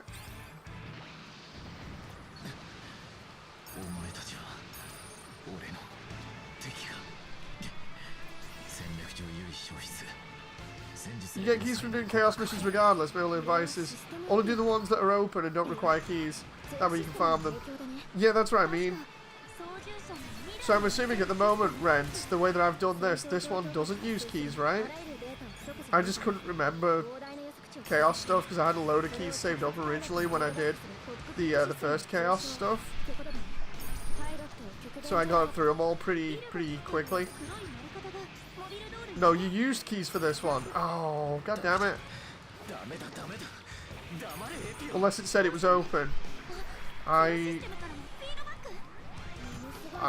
will have to have a look because the mission was just already open and didn't say it required any keys for it. This one specifically didn't have any numbers on it. It just said, yeah, it's open.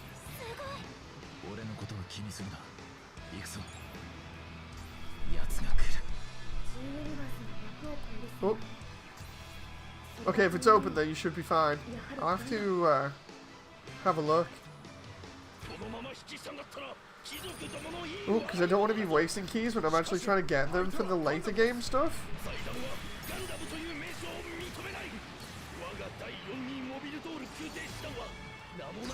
Okay, so I don't want to go that way yet because the...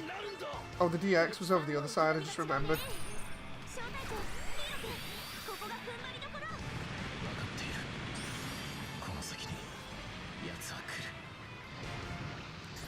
Right, so we have to go this way for the DX. There it is. Oh, whoa, whoa.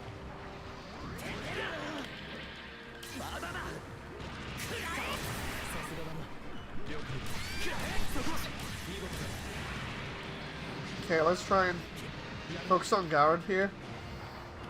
He's still kicking my butt. Right, we'll heal up while he's down. We'll use Setsuna's special on him as well. He's got a lot of nasty attacks. Oh, Setsuna missed him? I'm gonna have to switch back to Kira later on so that I can have more beam spam. Oh, come on now.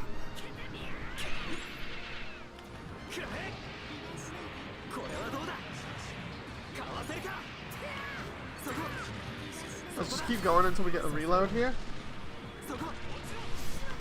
There we go. And then we can switch out.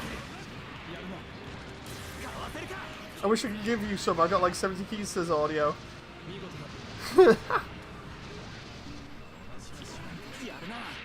Oh. Come on now. I think we're going to finish off Garrod here. We didn't use any keys on this time since X-Ram, don't worry. Ah, nice. Thank you very much for checking that, guys. How do reloads work? Do you need to push a button when, is it when ammo hits 0? So for quick reloads for the sharpshooters, you have to do it when roughly, when you gauge in the bottom left corner is halfway full. You can press guard and then triangle at the same time and it will reload all your weapons. And apart from that, I've just been cancelling out of one weapon into another, which is a fast way of unloading everything. Oh. So like for instance, I might be able to do it here. I need my gauge to be slightly higher because it's pretty low at the moment. No. It needs to be higher. You guys can't see it, it's actually behind me at the moment. But it's kind of like a super meter on a fighting game, where you have to build it up by shooting or hitting enemies. And then once it gets to a certain level, then you can reload again. So like here now, guard and then triangle, and then my suit reloads. I have to remember to abuse that with the F91. Reloading like that is definitely good for sharpshooters. Because you can just reload in mid-air and then just start shooting again. But the one thing that not on every suit that I can see that's a sharpshooter class can do is the unloading of everything here by just cancelling out. Not every sharpshooter class can do that. It tends to be the ones that are like full armor suits mainly. The ones that I found it works with are the Command Gundam, the full armor Thunderbolt, the Psycho Zaku, the Camphor, and there was one other suit that I found that it worked with. I can't remember what it was right now off the top of my head, but it basically just allows you to unload your entire like ammo supply onto the enemies.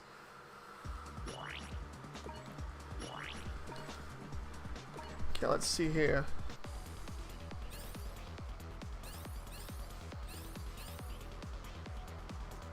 Ooh, Chaos Mission for the Banshee, not the Banshee, the X2. Dynasty Warriors Gundam put a bad taste for the F91 in my mouth. All times I had to go save Seabook, and all the missions I failed, he was destroyed by bugs. It always used to do that. I remember that. Right, so because we're versus the X2 and the X2 is a sharpshooter.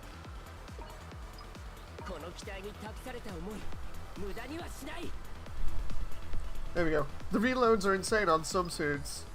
I only got 10 so far, Moody. Still collecting. Might play later on, says Classic. What were you using? Like what suit? I can't remember. There's Judo. No, that's Camille. There's Judo. With the double Zeta. Is the Crossbone OST in this game? There is one, but I think it's the one that they've been using forever. You know, the standard one. I guess we'll find out.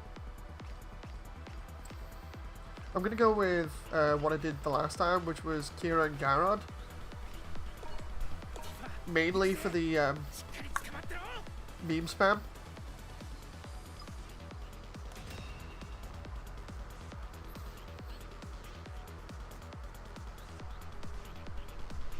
Let's see what fighting the X2 does in here, because I've not fought a Crossbones suit before. I imagine it's at the back of the level or something.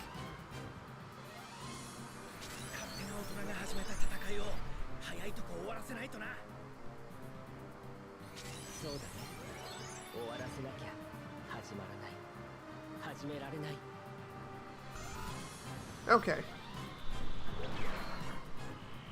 Hey, there's Haman. Right, so we gotta find out where the X2 is in here before I finish it up. Because in this one, didn't we have to fight Haman and the O, if I remember rightly?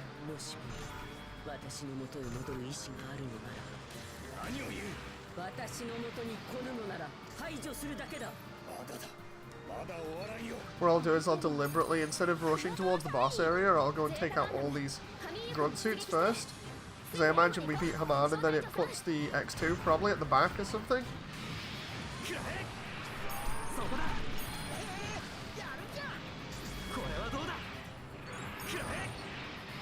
Okay.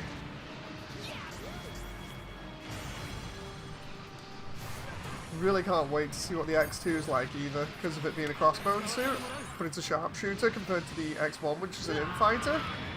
I'd love to see the Shenlong or Ultron Gundam in these games. It's one of my favourite suits, but it's really playable. I'd love for it to actually be in like the DLC or something. Oh. Because that'd be really cool.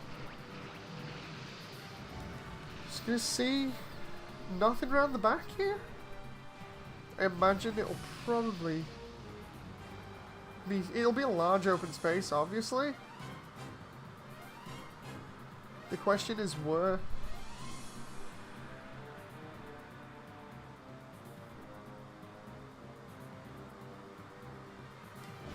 Okay. Not here yet. I think it might be on the flanks. I'm trying to think of what else it might be. One of the corners, possibly?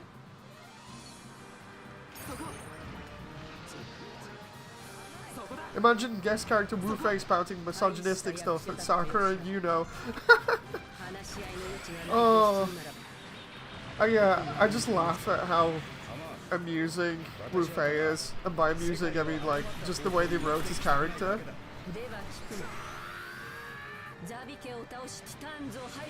Did Garen just point blank come on with the satellite cannon there? I think he did.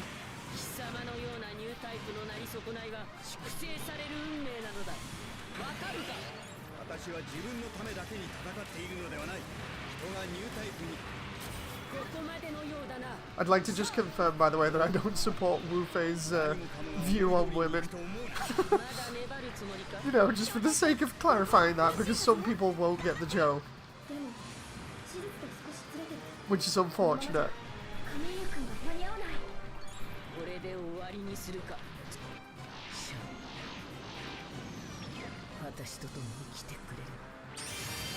Okay, so there goes Haman. New enemy sighted, so that'll be moving up here. So the question is, where's the X2 now?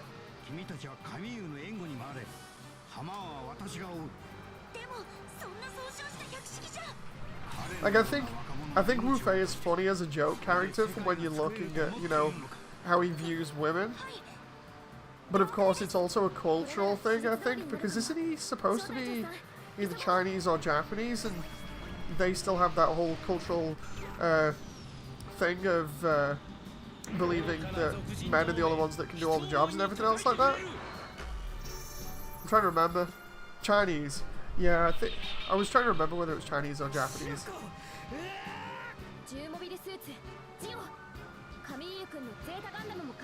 Like, when you think about China, China does tend to still have that view on women, so it's kind of, they've not caught up with the rest of the world.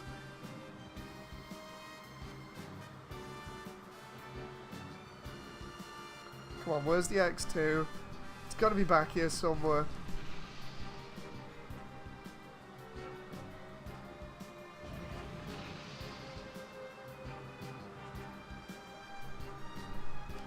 Ren says, I don't support it either. If anything, I'd love to see Haman and Marina double team him. Oh god, that'd be so funny.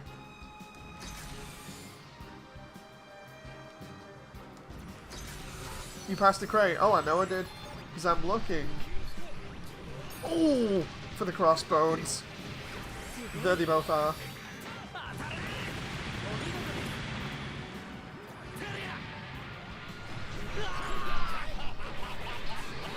There's the X2. I really want Kira and Garrett to just come in and nuke it. And it's a 40 as well, which is nuts. We just... Yeah, they're clearly not shooting at him. Not at the moment. Jeez! He's kicking my butt. Oh wow.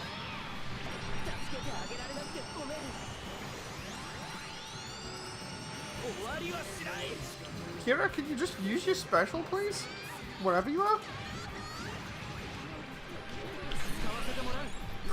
It's like I'm sat here waiting for Kira to use his special and he's just not using it at all. Oh my god. Can I just...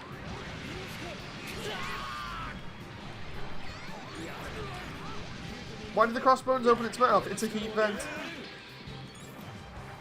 It's a heat vent like the F91 because they're part of the F series.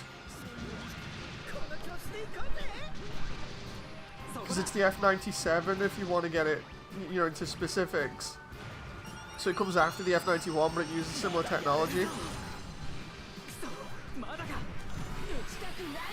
And now he uses it on... God damn it, Kira. He uses it on a grunt suit.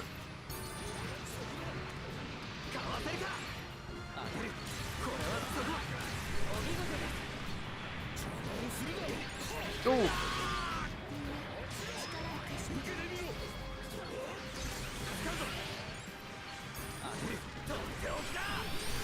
Okay, hopefully this will hit it. Come on, I want to kill Zabine here so we can get this over and done with. Oh, no, no. Zabine's kicking my ass here.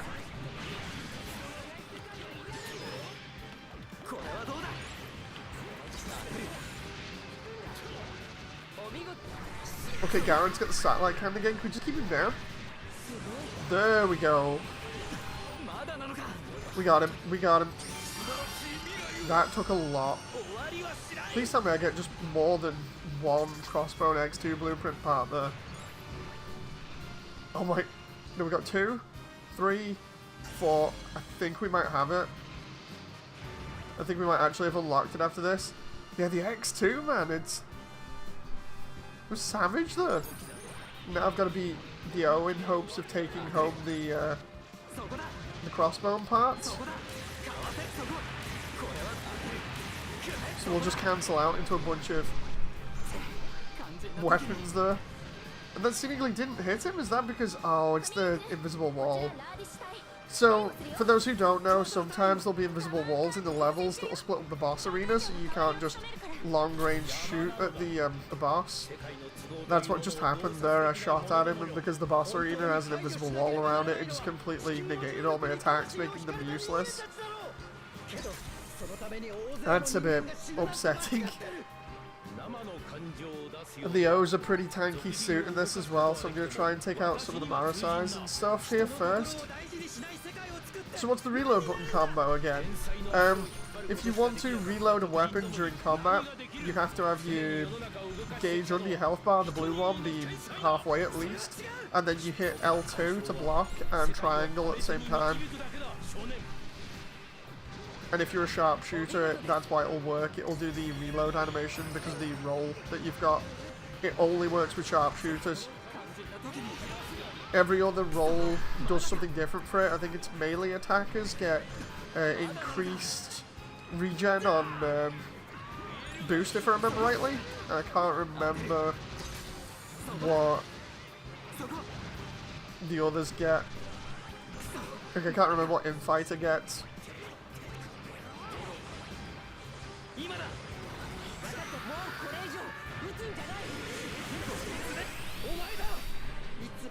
I'm using the Xbox button so I don't have triangles, so it'll be Y then, I think.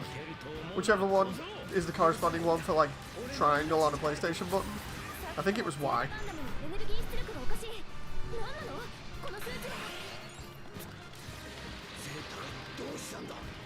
No, no. I'm gonna get killed here, aren't I? Because I'm defending against Shirako, who's trying to kill me. But, yep, the O at close range. Come on, before Kira goes down, because I don't want to waste these buttons here. It's funny how every console uses the X button but puts it somewhere else, this Paul. Yeah, it's kind of weird. Really weird. Please tell me we got it. Cubile. The O. So we got the O from that? Camille went beast mode. Yeah, I've seen that cutscene before. For anyone who didn't see the stream the other day on VOD, you can go back and watch that cutscene again. It's pretty cool.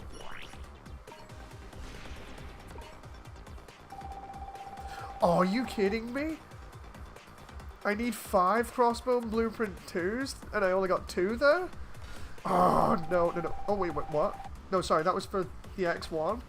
I need 2 more. I need 2 more.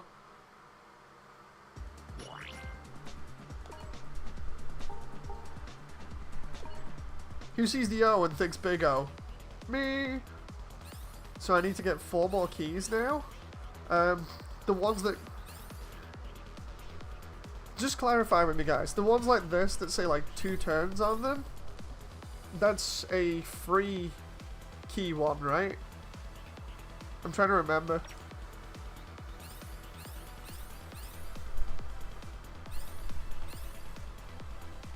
Because I've got 3 turns here as well. Because I want to get the X2 tonight if possible, and I can probably get it if I farm keys. I'm assuming this one I can do for free because it says it's up to 3 turns. So I think that's 3 free turns, and then you have to pay via keys. Especially because I just entered it, so it more or less confirms that.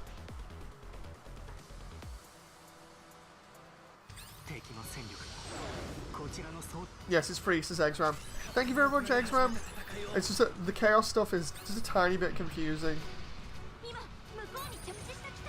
So here we're going to go ahead and unload on the 00 missions. I'm going to farm keys off this because I can get 3 off this one. And then we can do another one of the other ones and probably get the last key to get Crossbone.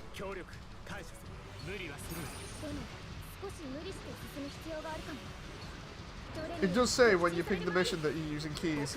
Yeah, so like the one where it was showing me yellow and numbers before Eggsram, where it was saying like ×2, that'll be you using 2 keys to get this.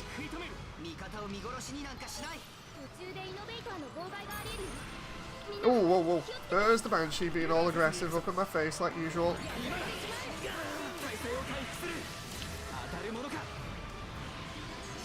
Where the heck are the other suits? Oh, they're back here.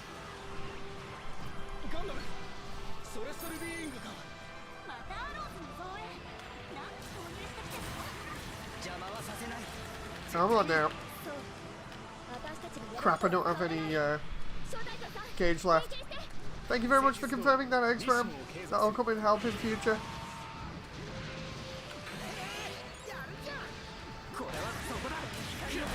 Marina, just go down. I need the keys. I really need the keys. I have nothing against you, but that Crossbone X2 won't unlock itself.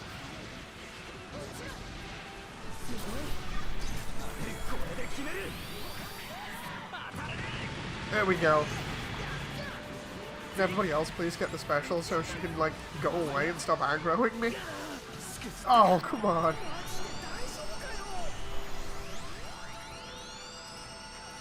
She beam sniped me.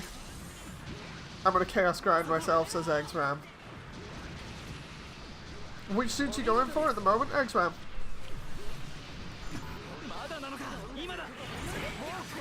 She's about to get completely wasted there. Oh! There we go. Are you gonna use the Crossbone Gundam after you complete it? Yes, I want to try and use it, but depends on what level it's gonna be. Because I don't think I'll be able to use it in the end game. But I definitely want to try using it. I'm trying to unlock the normal unicorn, says Eggsram. Normal unicorn is good. Could have found the Crossbone parts in a bit myself, says Audio. That Crossbone X2, man, it's so nasty how powerful it is. Like when you're trying to fight it as a boss, and it's level 40. It's only 10 levels under me, and it kicked my ass, like what was it, 3 times in a row?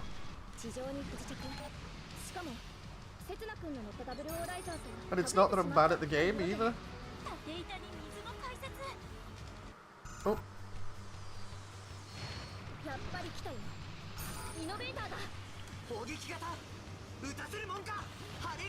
Right, let's take out Revive here.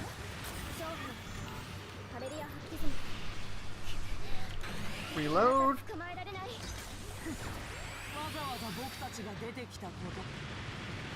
And revive's gone. This calls for a retreat. Can you even really retreat after getting wrecked that much, though?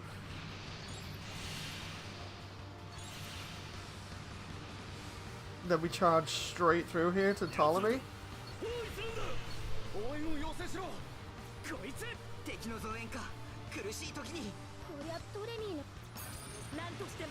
We just unload on everybody else in this area. There we go, area's clear. This is starting to feel like Dynasty Warriors now. You know, going into just one mission area, defeating everybody in the area, and then that's it, you're good. Stabby, can you just stay still for a moment?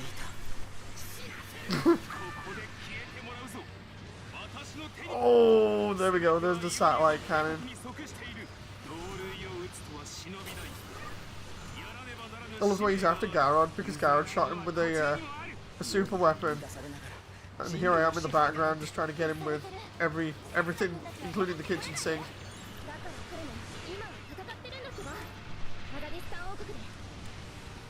And he's going down.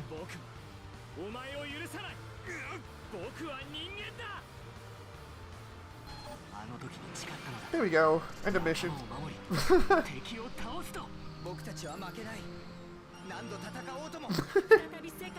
Do that just for a laugh.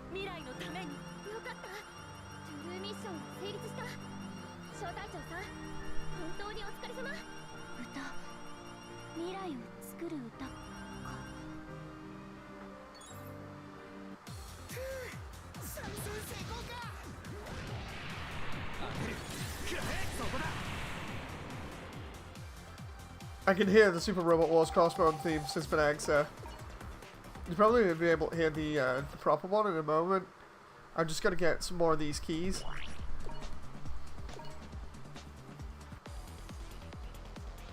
Okay, so we can't do that one anymore. We gotta do one of the other ones. Shuddering Mountain, which will be this one.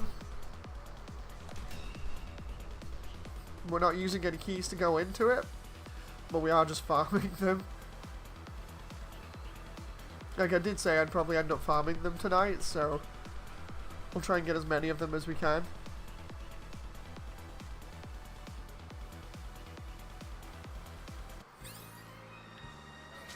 Because while I could just flat out complete the game, I actually do want to try and get some of these suits as well at the same time, if possible.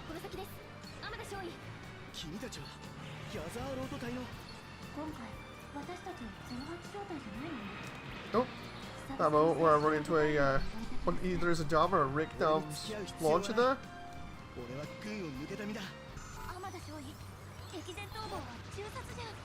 Oh.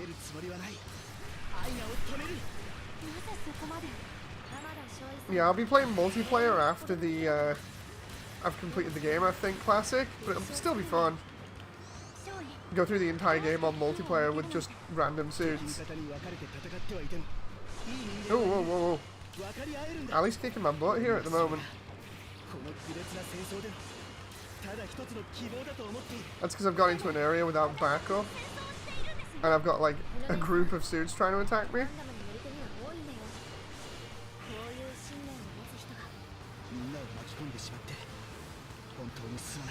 Let's just try and take out some of these grunt suits instead of Ali Al-Sasha's. So then I can actually get a bit of a break. He's going after Kira and Garrett anyway at the moment, so that's not too bad.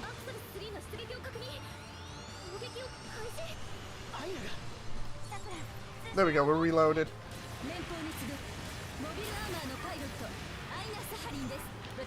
And reload again. Come on now. Oh, he jumped up to get all in my face and I accidentally used my super. Oh, we got him. We got him good. Now we just need to go fight Gideus.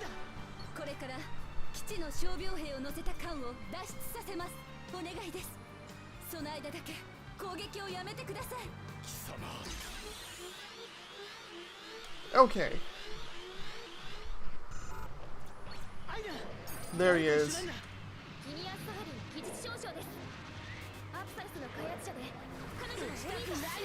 Get him to just sit still for a moment. That'd be great. I was trying to get him to get satellite cannon as well. I think we got him a little bit there. He's going to be focused on me in a moment anyway because of me reloading on him. Come on now. Oh, yep, there we go. We took a load of his health off. Oh, and then he just strafes me. It's fine. It's okay. It's no big deal. Oh! Oh! Perfect guard again? Twice in a row? Oh no. This is where he gets really mobile, if I remember rightly. Yep. I love the way he just took off half my guard with that. Jeez. Okay. We got him. I love the way he just comes sailing down from the top of the screen there.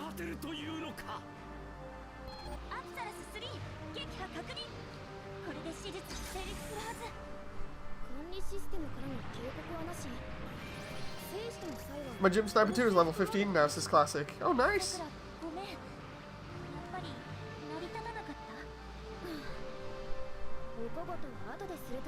I love the way I can just skate around in circles if I want here. Yeah, the amount of boost we have is pretty nuts right now. Whee!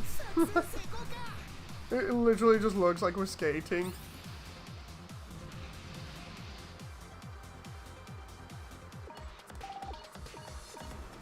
Okay, so we got another key there, so we need to get 2 more and then we can go versus the Crossbones again.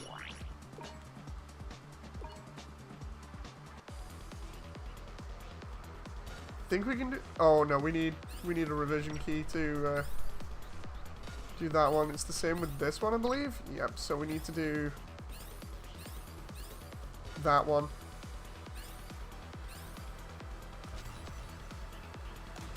So we need to do this one and beat Bernie. And then once we've done that, we can get another one. Have you got any interesting parts? I can have a look. There's the X1 in the background. It looks fantastic. Even if it is an infighter.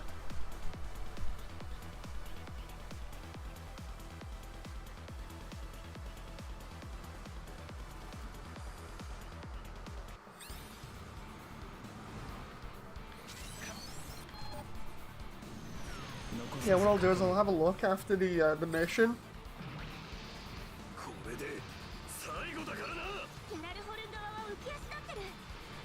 Well, let's go here. I'm just gonna go all the way to the right.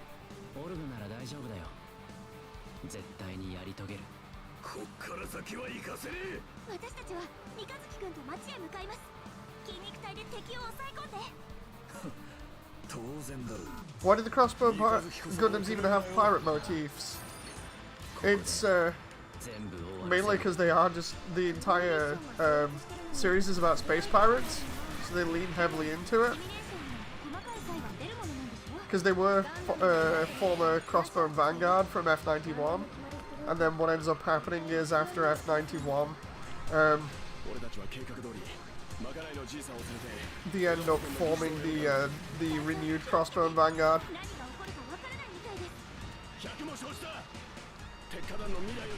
Oh, it's why in Gundam Age there's a reference to it with the Darkhound and the pirates in that. Oh.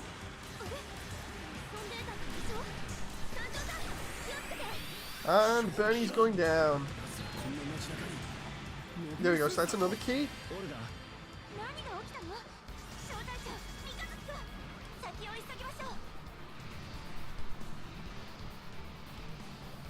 Yeah, basically after F91 takes place, Seabook and Cecily both go off and form the Crossbone Vanguard. And then they work against the Jupiter Empire to foil any plans at attacking the Earth. And it's actually pretty cool. I really like the storyline, it's so cool when you read it. Like standard Crossbone Gundam almost feels like a giant chase around the entire solar system. And then the ones that take place after really crazy but fun at the same time. We get like a clone of Amuro that pilots one of the other suits in it. And then I'm trying to remember what the Dust series, because the Dust series has the Anchor Gundam in, which is one of the other F suits.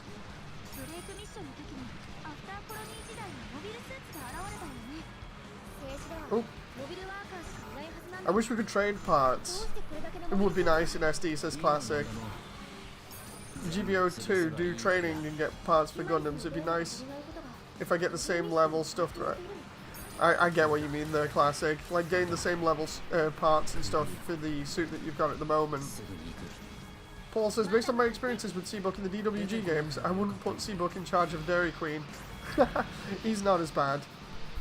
He's really not that bad. He really does mature quite well for F91. Well, rather, after F91 and then into Crossbone, because Crossbone takes place just a little bit before Victory Gundam as well, so F91, Crossbone, and Victory all lead into each other, basically, or have some sort of storyline crossover with each other.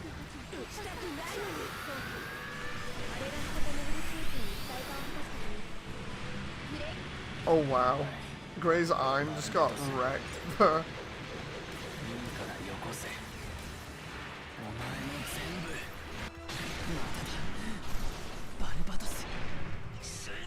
I got a part, Exram says, that says, whenever I use my repair kit, my allies get healed a little bit. You're farther in the game than me, that's why I ask. I'll have a look, because there are quite a lot of things I have that I've just not properly checked out, parts-wise. I do know about the one that heals your allies. I'm just beating Gray's Iron here. I just can't remember all of them off the top of my head, so we'll see what's going on right now, because I've just beaten Gray's Iron. Wasn't Judo in Crossbone? Yes, he uses a very outdated and heavily disguised double Zeta that's called the Gump. Basically, it's got a load of junk parts attached to it.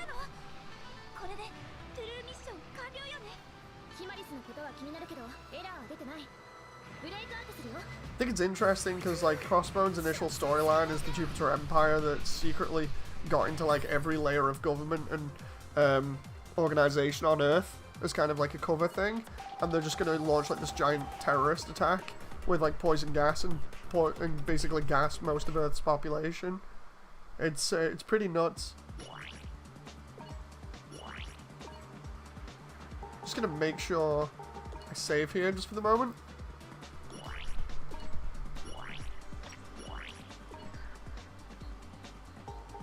Okay, so items-wise, sell parts maybe, and then we can see what we got. So yeah, I've got sub-weapon stuff, melee stuff, a lot of range stuff. Although I don't think you mean like this, but we'll see. We got like melee up, perfect guard, melee, sub-weapon 2 attack on ranged and stuff. Might even switch that out because it'll probably be really good. Perfect guard window up. That's a lot of HP boosts. Yeah, you can get quite a lot of them. Omnidirectional guard, that one's probably a really good one. So you can guard from any angle. That's probably going to be really good.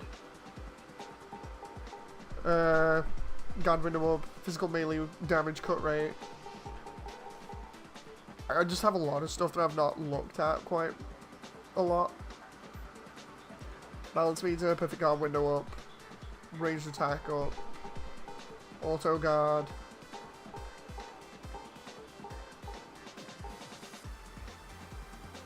Repair time goes down with the Omni Guard one. Sweet. Omnidirectional guard again with range plus 71, so that might be another good one to try out. Omni guard will be good for sharpshooters, I think. Mainly because if the enemy gets behind you real quick, you can just guard again. Anti-beam barrier, damage, all range damage cut rate.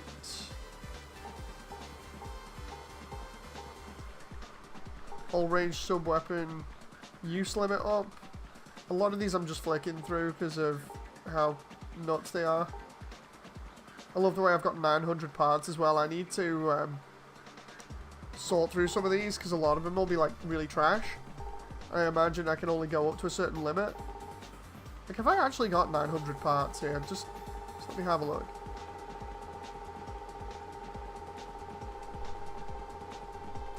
Oh geez, I actually think I do. Because previously I didn't have that many, but then I just ran through the game a load. I could probably sell a load of these like really trash ones, like the ones that have no other skills on them. I'll probably do that at some point, like off stream. Just sell all the ones that don't have any other stat bonuses. That's a lot of parts, says X-Ram. Yeah, see, this is why I didn't really answer the question before properly. You know, like some of these materials as well. We got a load of materials. So yeah, we got some interesting ones. Do a whole stream of just selling unneeded parts. Do I have the amount of keys that I need now for the crossbones again? I can't remember. Oh, there we go. Yeah, we do. I didn't realize the Red Frame Kai had... Wait a minute. We got a Red Frame Kai mission in here? Oh, it requires 4 revision keys. I have to do that one next time. Let's get the crossbone first. You got a lot. I'm gonna have to just, like, my immediate response there is just sell all the ones that don't have any stats with them, or rather don't have any additional ones. You know, because that'd get a lot of parts out of the way really quickly. I'm trying to think of how I'd get rid of some of the other ones. I'd probably have to go off, like, rarity and whatever they apply to me. So let's go get this crossbone. At least we know it's on the right-hand side of the map now on this one, where we fight Haman and Dio, and I just need to take out the suits over here first. All these gauzes. Like, the reason why I haven't sorted through all those parts things is just because I had a load of decent ones early on that I'd found. So I just kind of went, oh, okay, I'll stick with those, and then I've only really touched them maybe like once after that. Oh. But yeah, we gotta go fast to get the crossbone units, because goddamn, they're so good. Like I was saying before, the face mask, the reason why it opens is because it's based on the F91's technology, because it's an upgrade. So it's a heat vent, but it can also, from what I've seen, it can also use the energy that builds up as kind of like a mini close-range projectile. It's really weird. Imagine it as like a really focused short-range beam weapon. I'm not sure whether that's canon or not, but... Oh. Just need Haman to go down really fast here before I take on the X2.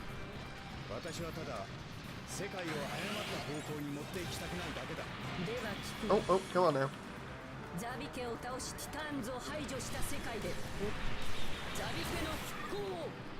Oh, yeah, for Crossbone, it's Seabook that pilots the Crossbone now under his pirate nickname. And then, later on, if I remember rightly, Seabook ends up being, well, he retires from combat, or active duty, and then, it's a younger pilot that takes over from him and gets the Crossbone X3, which is a lot better. Like, the Crossbone X3 is nuts. The X3 particularly has eye field generators on each of its arms to replace what the original Crossbones had, which is beam glaives. Beam glaives being like knuckles that fold over and then you have like a giant knife blade on them. So imagine replacing those with eye field generators, like really high powered eye field generators, so it can block most beam shots really easily. So cool. Okay, here's the Crossbone X2. The Chuck Norris of Gundam, yep, basically. And then the X0 is a special suit that is given to Tobia, the pilot of the X3, later on. Like, what happens is Tobia ends up going blind, and they're given the X0, which has a special system in it that allows him to fight even though he can't see. I can't remember what the actual system did for him right now. I'd have to go back and read Crossbone again. But goddamn, it's a good series. It's really weird because of the art style, which is why I don't think it's ever been turned into an anime yet properly. But I would love for Crossbone to have an anime. It's like the one thing that I think everybody's heard me say on stream at least once is just, I'd absolutely love to see Crossbone get an anime just because of how ridiculous it is, but also how much fun it would be. And then it's just got cameos and stuff like Build Fighters. Because in Build Fighters Try we have the cameo of the Full Cloth, which is basically the full armored version of the Crossbone Gundam, where it gets a pirate-looking cloak, and it has eye field generators attached to the shoulders. So good. Basically, it doubles up as like extra armor. But the Crossbone in particular, it has a lot of hidden weapons and stuff in it, which makes it so much more fun. It's like it's got heat daggers in the legs, then it's got it's got like two whip-like, one variant of it at least has two whip-like weapons in the back that can cut through most things. It's got its Beam Zamba and its Sam Buster, which can, it's Beam Zamba and its Buster Gun, which can be combined together to form the Zam Buster, which is a really powerful beam rifle. But on its own, the Zamba's a pirate cutlass, which is a beam weapon. And the Buster Gun fires mini nukes, like literally grenade-style mini nukes. And it's also a beam rifle. And when they both combine, it increases the output of its firepower. And then it's also got its Vulcans on, I think, its torso and its head. And then to finish off, you've got the beam glaives for the standard Crossbones. And then the Crossbone X2 has its shot lance that it has here as standard. And then they both have anti-beam cloaks that are supposed to help take shots. It's like a certain number of shots from beam weapons. So good. You know, it's just ridiculous technology at like the end of the UC era, I believe. But yeah, it's so fun. The skirt chainsaws, yeah, basically the rear skirts have two whip-like chainsaws in them. They're like heat rods. Imagine the Goof's heat rod that Ral has, or say like the Epion's heat whip thing, but then make that spin like a drill. It's pretty nuts.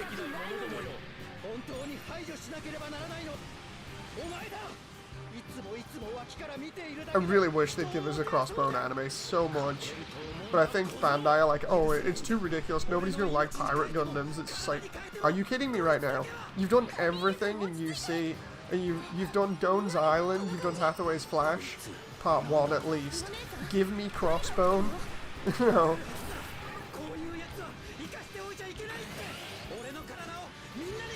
Oh. Oh, come on, I thought I got that then.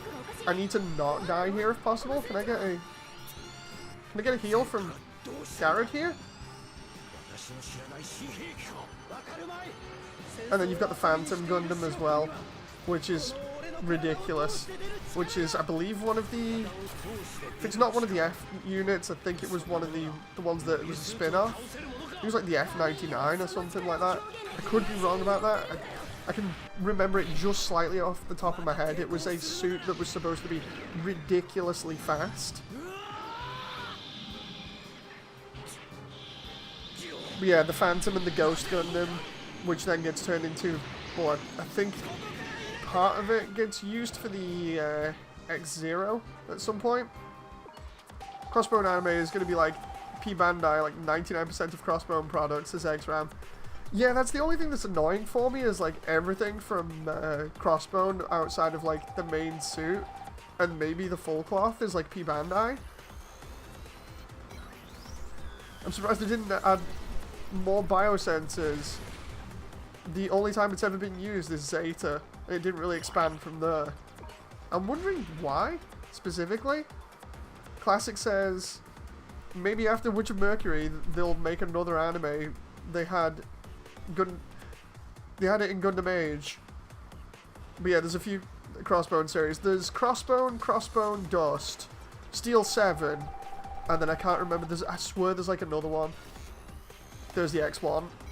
So the X1's an infighter, so you will not see me using that. Or at least not that often. And here's the X2. Yeah, there's Kincaid. That's Seabook's pirate name. So the X2 is actually the evil version, or rather it gets piloted by Sabine, who's a classic Crossbone Vanguard loyalist from F91, but then he gets swayed into being evil again in one of the later parts of Crossbone. So it's basically just an evil Crossbone Gundam. That's the best way of describing it, because up until then it's just the brother of the X1.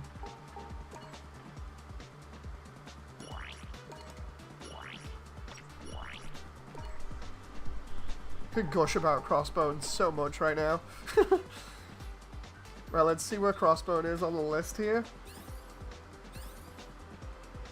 The evil sibling, basically.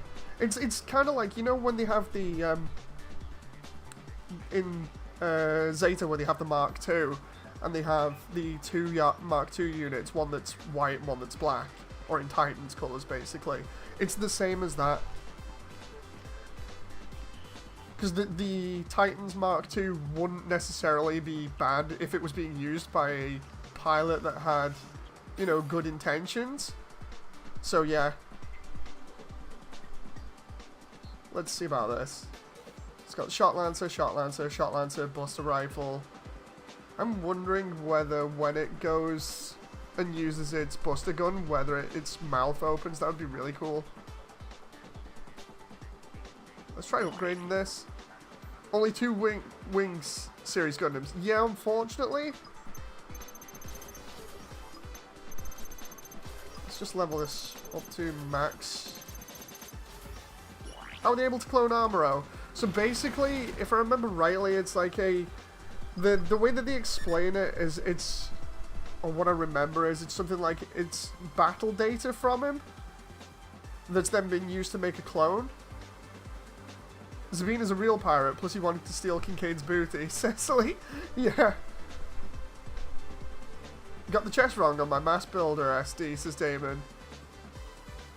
Yeah, the Crossbone chest is round. It's really awkward. Hang on, where is it? We'll compare it. So the Crossbone chest, the top of it is round, because the cockpit is just like that. It's the cockpit, and then either sides are the Vulcan guns. And then underneath you've got the vents. It's a really awkward suit to build. But yeah, it's why I did mine the way that I did it, because I just tried to get mine looking as close as I could.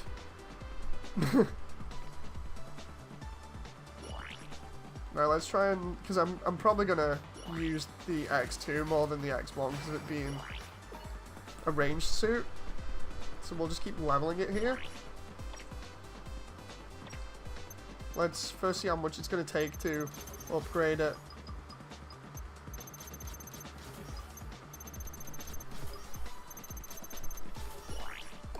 So they're at level 30 now.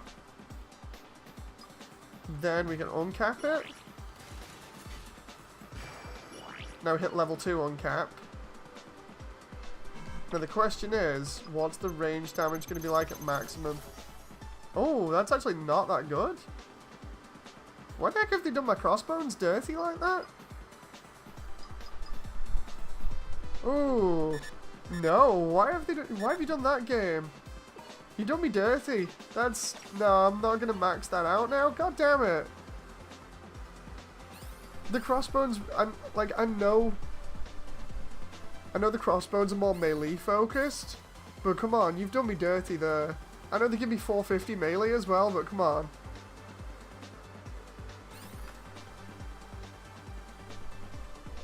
They've really made those kind of like mid suits there. Like really mid-range suits in terms of like the stats. I'll have to see what the AI's got on them. Because even the other suits that I've got that are earlier in the game have better stuff than that at like early level. Like, look, the GPO-3 has, like, practically half of the X2's firepower already. Jeez, and then even, like, the full armor here, if I was to max out the full armor would have more firepower than it. Come on, that's... You're doing me dirty here, game. X2 has more melee option than the X1. Wait, what? Like you said, Dave, no one likes Pirate Gundam. Sad, ain't it? Says Audio. Dude, I was so hyped to get the Crossbones, because they're supposed to be powerful suits. Like, what's going to be bad about this now is if I get, like, the V2 Buster, because the V2 Buster is in here. I've seen it on the load screen multiple times. Oh, jeez, yeah. That's messed up, that. So, if you get the V2 Buster, and the V2 Buster is stronger than the X2, like, that's kind of gonna be okay, but, like, let's see. Let's see about the F91 here, because the F91 should technically be weaker than the X2. Hang on.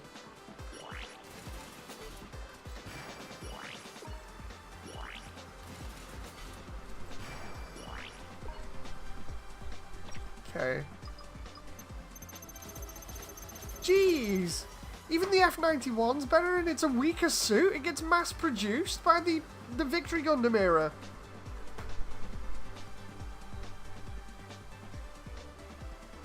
You're gonna have to put in a lot of time to build the Crossbone Gundams. It's not so much the time, it's the fact that they're weaker than the suits that come before them. You should max out the F91, he's gonna goddamn fly. And just go all in with, like, the boost and everything else. Ah, that's annoying and upsetting at the same time. The F91, by the point of Crossbone, is really weak and is mass-produced. Therefore, the stats for the X2 at 50 should be way higher than the F91. But look at that. It's at 30 and it's 355 compared to the 300 there from a level 3 F91. That is... Nah, who the heck thought about balancing those two like that? You've done me dirty, game. Come on. Come on now. That's really upset me. Maybe more melee focused. While I can understand the Crossbones being more melee focused because of the massive melee arsenal, you don't just turn around and go, okay, this one's a sharpshooter. It's deliberately designed to be, you know, a sharpshooter sort of range style suit, but then give it more melee. It just seems really weird balancing. The Crossbones are the F97 after all, they should be stronger. Indeed, it's like you have the F90, the F91, then you skip a bunch, and you get to the F97, which is the Crossbones model. Ah, game, why'd you do me dirty like that? Come on now, I'm going to the new Gundam. I'm upset now. I'm really upset as a Crossbone fan.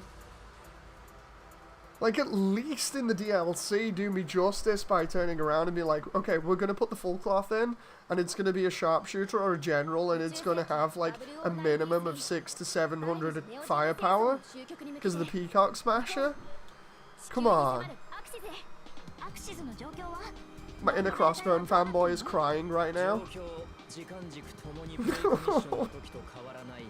I'm just going to have to take the F97 or the V2 Buster, which I don't mind because the V2 Buster comes out later. I just hope the V2 Assault Buster is stronger, because it should be, lore-wise.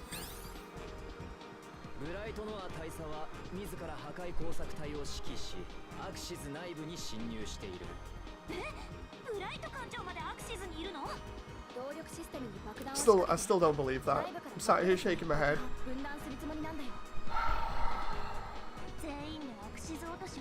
Game.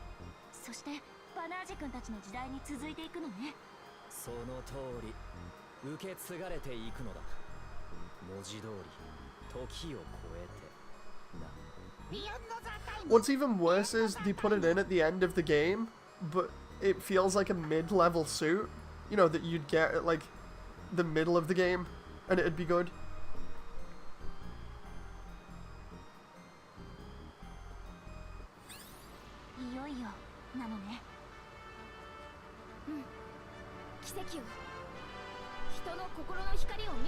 At least we get to see the new here. That's gonna be fun. We get to see the new Gundam, and hopefully we get to see the Axis push.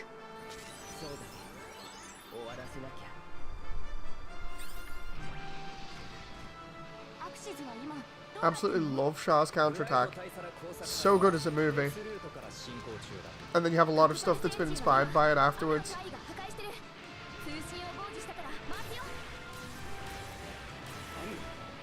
Oh. Come on, there we go. Let's push through all these suits here. I'm going to be farming the later levels probably for ages to get loads of money.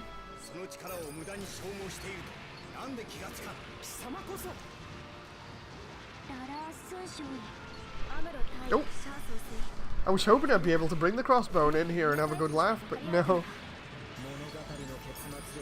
Oh.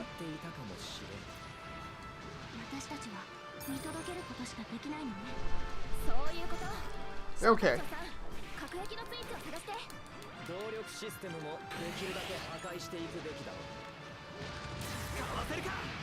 This stream has literally been... Dave gushes about Crossbone a lot until he finds out Crossbone's been done dirty. And then ends up becoming really upset.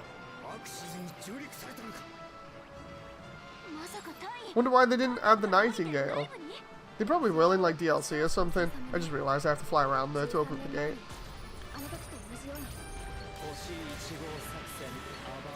Oh. I imagine a lot of the extra suits they're saving for DLC just so they can get people to buy it.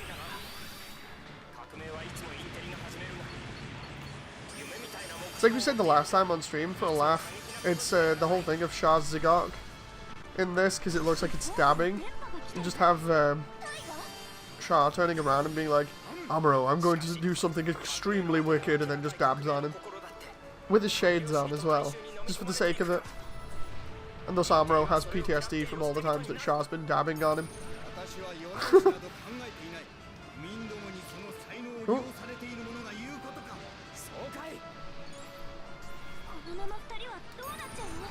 Come on now.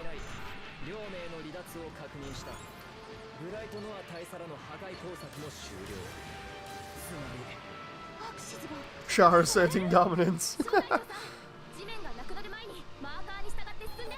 He's dabbing on Amuro because he's a hater.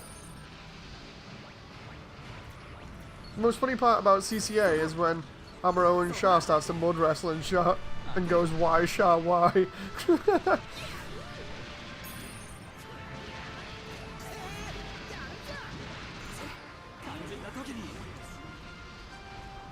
Nope. I always thought Shah's name would be more said like Charcoal or Charcoal, and now sure, not sure. Did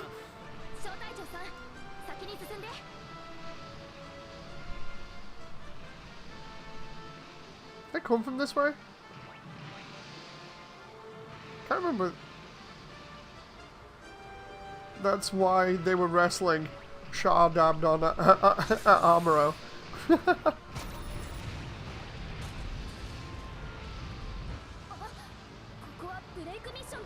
Oh jeez, what the? I just go outside and then get punked there? What happened?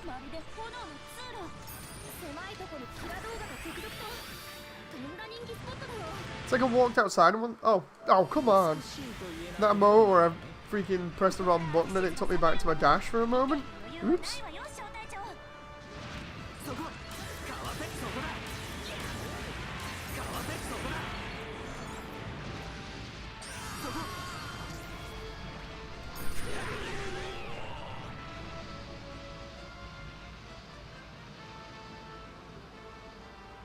Okay, that I didn't expect to walk outside and get missiled in the face there.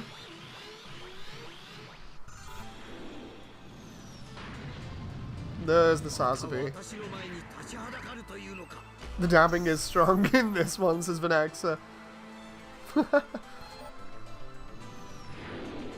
There's the new Gundam. God damn, that looks good in this game.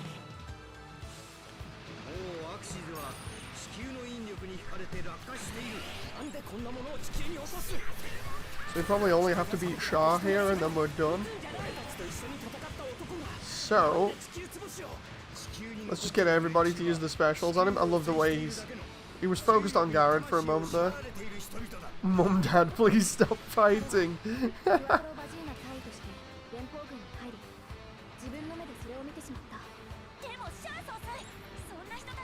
Makes me want to go listen to Beyond Time now. Like, some of my favorite music from, like, UC era Gundam, or late UC era, is stuff like Beyond the Time and Eternal Wind from F91. Eternal Wind is so damn good.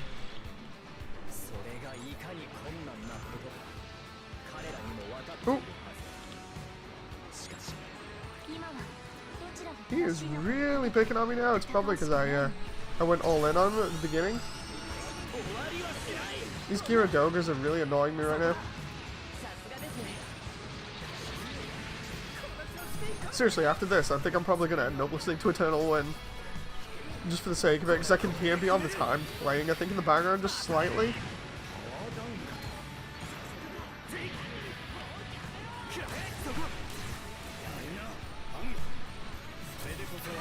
Oh.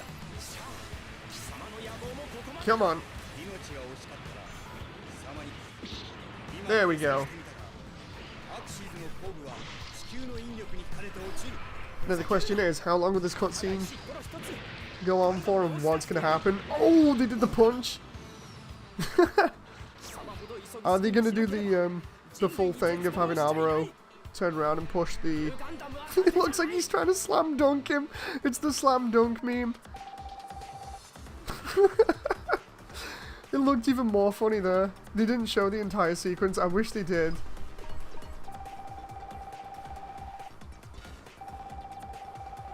Almost got the Sazabi. Dude, I can't unsee. They didn't do the kick. The animators usually adds it. The kick. Yeah, I'm kind of upset that they didn't do the, at least the push, you know, and show the ending section where Axis gets pushed away. Amuro Space Jam's Shah.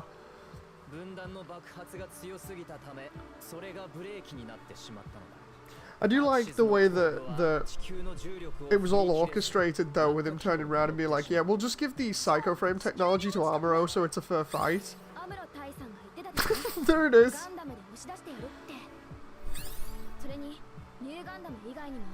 Hey, we get to actually see it all take place at least like this. That's not too bad, I just would have preferred it as a giant cutscene.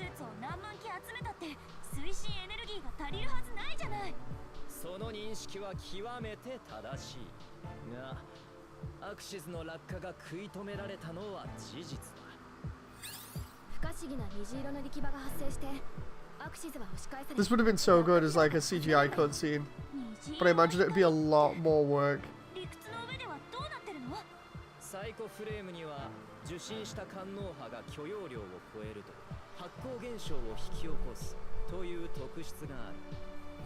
Don't remember Axis having all those metal poles behind it. That might just be me. You know, the ones that look like a fence there.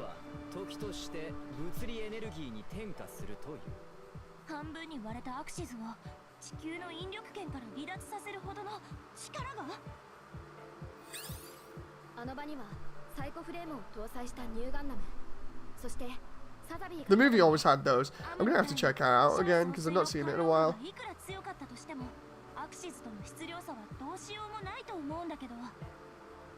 Space magic, indeed.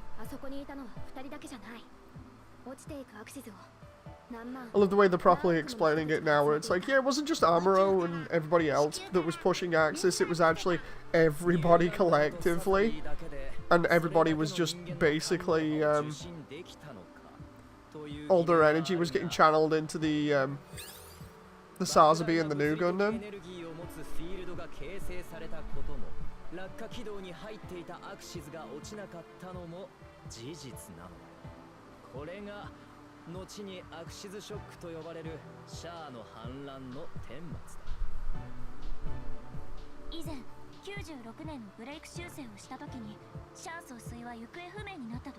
What became of Amuro? Okay, what's going to be the explanation here?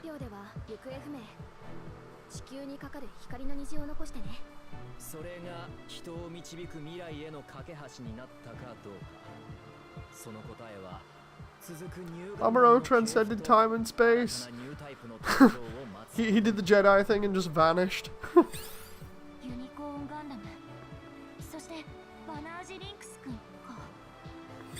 地球に落ちなかったアクシズ後部、そこに残されたサザビーからも歴史が生まれるね。誰だ？誰か取りに行くのか？誰だ？確かにあのモビルスーツは大破してない。でも持ち主の総帥はもう。Speaking of what happened to Amuro, says Blue Hunter, there is a cool manga where Kika does a bio of Amuro.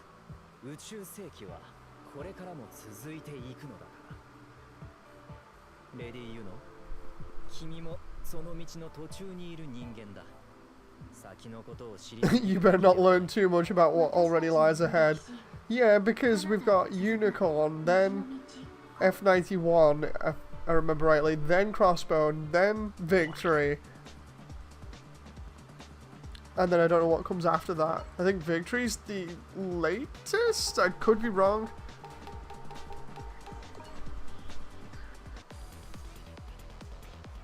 Oh. Oh. This is gonna be heartbreaking. They're making me do the true story for Tekkadan.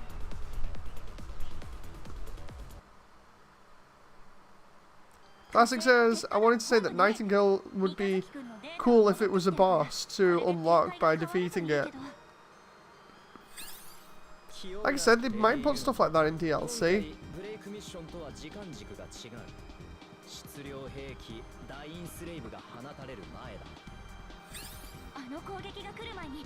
No, don't show the road! Don't show the road! It's too heartbreaking to see.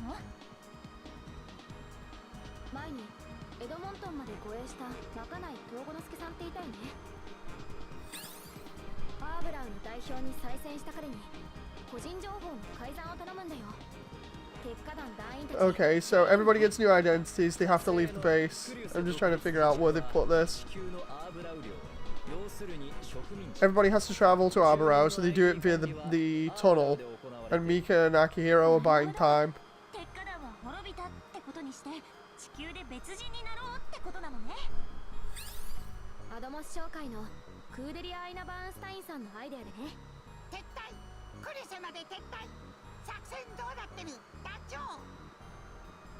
No! No! Oh no.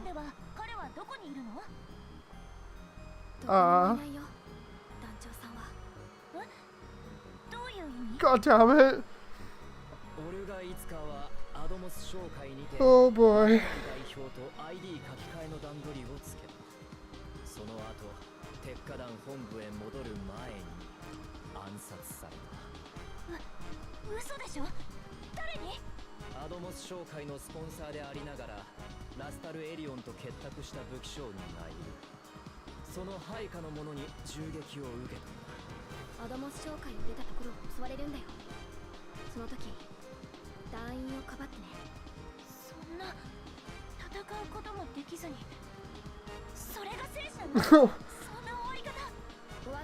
Yuno is so annoyed right there.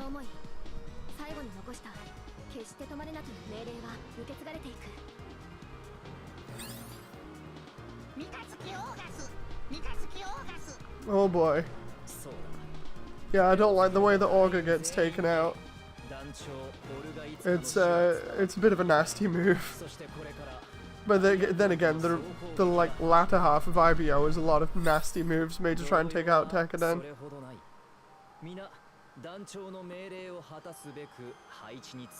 Oh, that background, man. That background is so cool.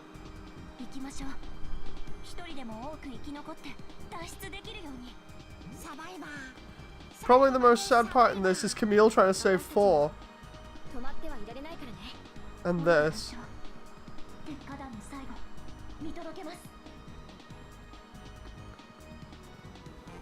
Exam says, there's also a manga where there's an Amuro double. There is a woman.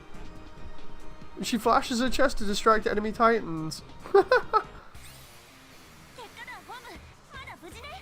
Like, no joke, this might as well now be, like, massive amounts of just sadness for Yuno here. It's why at the end of the game I really do feel sorry for her, because she's from UC era, so she doesn't know any of this. And then she starts to experience it, and she's having fun in the break missions, where it's like, okay, I'm learning new stuff, this is kind of weird, I'm interacting with new characters, this is cool. And then when the true missions come on, it's like, everything is heartbreaking for her.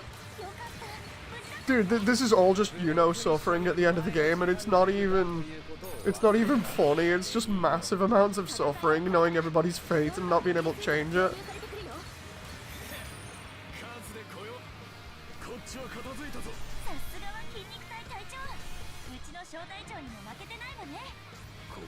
I'm honestly surprised that she's keeping a cheery kind of attitude towards this right now.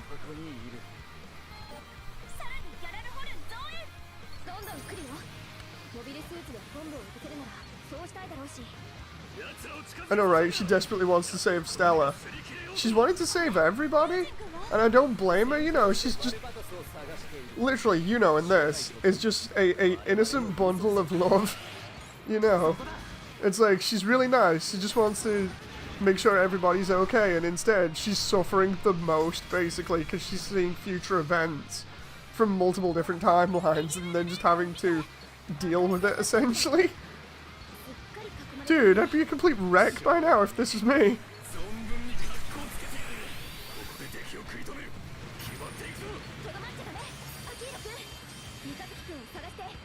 She has the experience, she has the burden of experiencing all of Gundam history, the good and the bad, and not having the ability to change it, basically. I'm glad she didn't see how much Camille suffered, otherwise she'd have very bad PTSD. She kind of had an inkling that something was going on. Because she, if you remember rightly in the scene, she was like, wait a minute, what happens to Camille? What happens to Camille? And then they just turn around and say his personal battle's over. And she looks at him real kind of confused and upset. And it's just like, oh god. Like, you just know she knows there's not a happy ending to that, even if they haven't told her directly. Seriously, man, it's just so sad. It's like, this entire thing is just Yuno's story.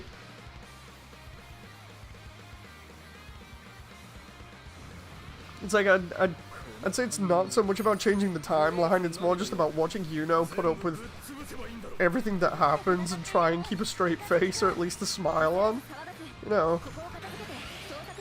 Oof.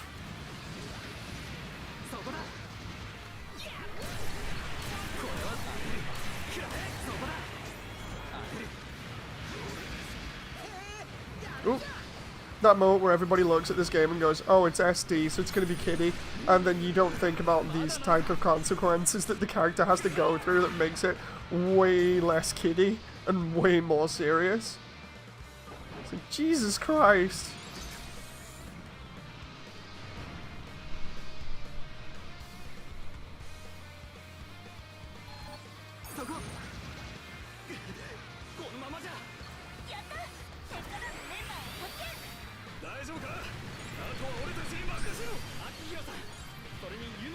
I wish they could have added in Thunderbolt missions as Blue Hunter. Trying to think of what missions they would have added. Possibly the taking out of the sniper mission. I'm trying to think what other ones. Maybe defend the ship in the second half of Thunderbolt, or the fight on the ice. I think the reason why they didn't add it primarily and only added it as like a cameo thing in certain missions is primarily because Thunderbolt's kind of not got any like one set area where the mission takes place for a long period of time. Instead, it's just kind of like, oh, we're getting attacked, surprise. You know. The final IBO boss is Giant Slave Rain. Oh god. From what I always got from IBO's final season was Tekkadan achieved their dream and got really greedy and then became the villains and basically switched roles from them to, and Galahorn, says Damon. Yeah, I kind of got the same myself. You know, it's like when you first watch IBO Season 1, I think the reason why it's stuck around and is considered pretty good and why I keep saying, you know, like IBO 2 fell off, is because IBO 1 builds them up as being the underdog, and everybody roots for the underdog. You know, they want to just get freedom. They don't want to be picked on by anybody. They want to be independent. They get that at the end of Season 1, so technically they really, really do fulfill their goal early on. And then Season 2, it's like, okay, we'll make this into a job for ourselves because we need to earn a living and because we can't really do anything else. And sure, that makes sense, but what happens is they get progressively given dirtier jobs or more confusing jobs that really blur the lines of what they're doing, which everybody else questions. Then on top of that, they get everybody else's attention behind the scenes that could really screw them over.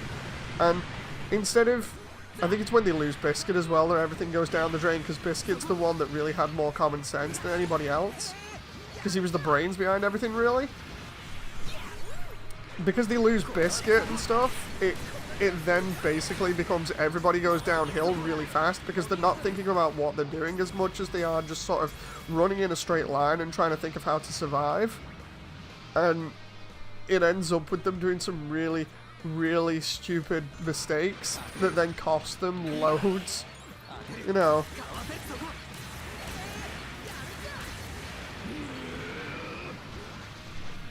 I think most people will probably agree or at least kind of see where I'm coming from when I say that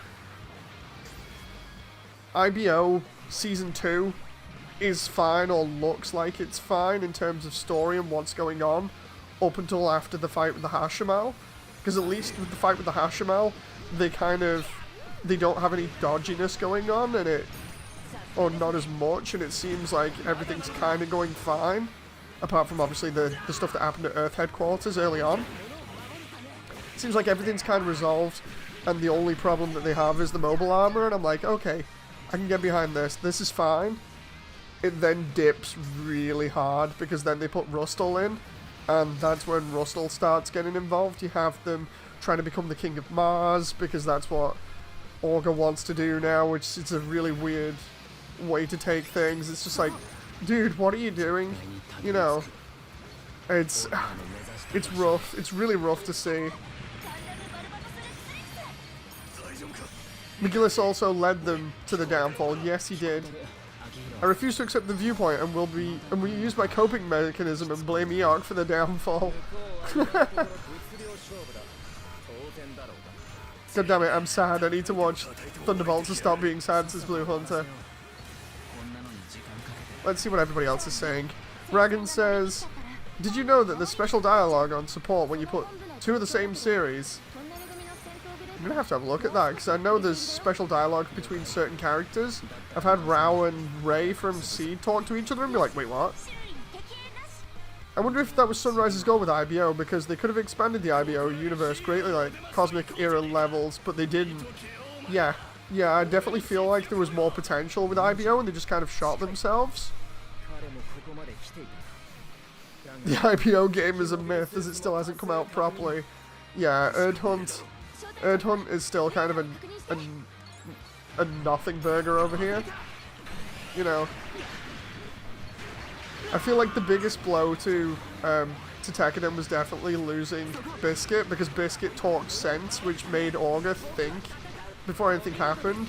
And I think what you end up with the second half of IBO is Orga being really annoyed because of Biscuit's death, and instead he's just rushing feet first into all of these situations and not really stopping to think, because Mika's behind him, pressuring him because of their relationship. He's just kind of like, yeah, I've got to keep going because I've got to stay strong. I've got to be that guy that Mika looks up to and goes, okay, what are we going to do next? You know, so Orga starts making all the stupid choices because he's never properly been in charge. He's always kind of talked to Biscuit beforehand, and they've both kind of worked something out, but without Biscuit. Merrybit tries to talk to him, and I don't want to sound nasty about Orga, or any of the others, but when you listen and when you watch Merrybit's role in the entire thing, she's actually trying to speak sense to them all the time, but she literally just gets blown off because she's just an assistant. You know, it's almost like it's the guys' club. This is going to sound terrible coming from me, it might be wrong, but it's almost like it's the guys' club and no one's going to listen to the old lady, and that's why a lot of the scenes are her turning around to the mechanic guy and just be like, none of these guys are listening to me here, and it's really infuriating and I can't do anything about it, and he's just like, kids, hey, what are you going to do? And I was just like, dude, somebody do something. This is a train wreck here. This isn't an organization. This is just a bunch of kids that literally are doing like the most stupid thing ever to try and survive and keep making mistakes by the end of it. You know, like, I understand it's the whole thing of kids are really silly and will run into situations like that, but goddamn, they hammer it home via the storyline, you know. Oh, Damon says, to be fair, I think Mika shooting the general at the start of the series showed me it was always going to end badly.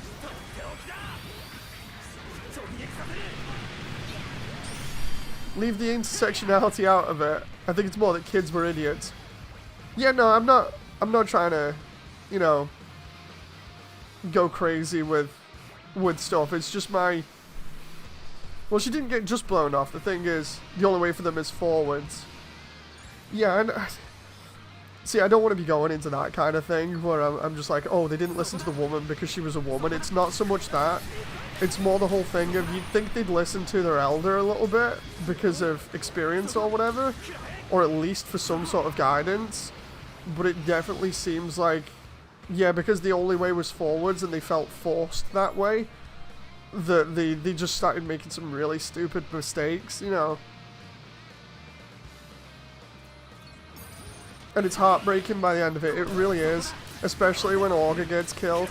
Because, like, from Augur's perspective, he's worked that hard that entire time to try and get something for everybody else. And they're just on the cusp of it. He feels like maybe he's kind of redeemed himself, even for the losses, because the rest of them can get away. And then just as he's got his goal within his sights, you know, he's like, finally, I found a place where everybody can be happy and we don't have to fight anymore, he gets assassinated. That is like the worst thing that could ever happen to him. It's just intentionally nasty. Like, dude.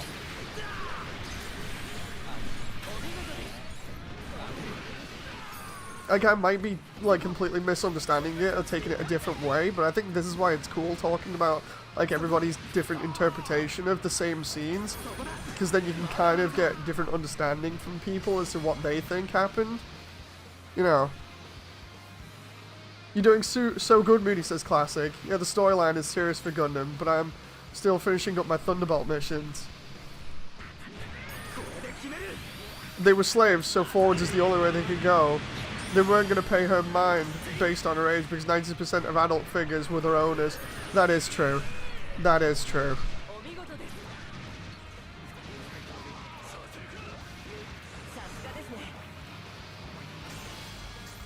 Biscuit was the real loss for Tekadan. If they hadn't have lost Biscuit to Carter Issue, I think they would have been a little bit fine. You know, I think Biscuit would have really shaken Augur up and made him think more instead of running forwards into everything.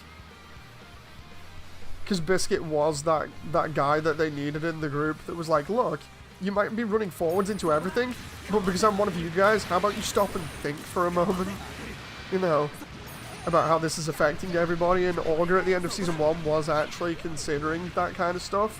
You can see it just before Mika turns around and goes, dude, are you kidding me? I thought we were going forwards. You know, so I think it's partially Mika's fault as well, because he's just like, not so sure, Biscuit's not here, but we should just keep going forwards, we need to avenge him. You know.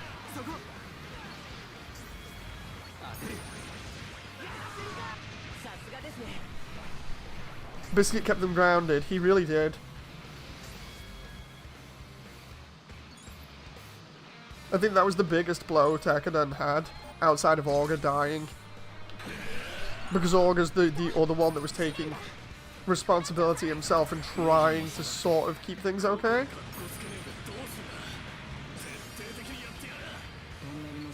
By the end of it, at least. But then with IBO, you because of all that sadness and the mess ups that you see them make and everything, you then get some of the most satisfying scenes in Gundam, I think. And what I mean by that is the revenge scenes. You know, like for instance, I don't think anyone's going to disagree with me by saying Revenge for Biscuit on the snowfield with Barbie Form 6. That fight is incredibly aggressive from Mika's standpoint, but goddamn is it satisfying to see Carter and her lackeys get slammed. You know.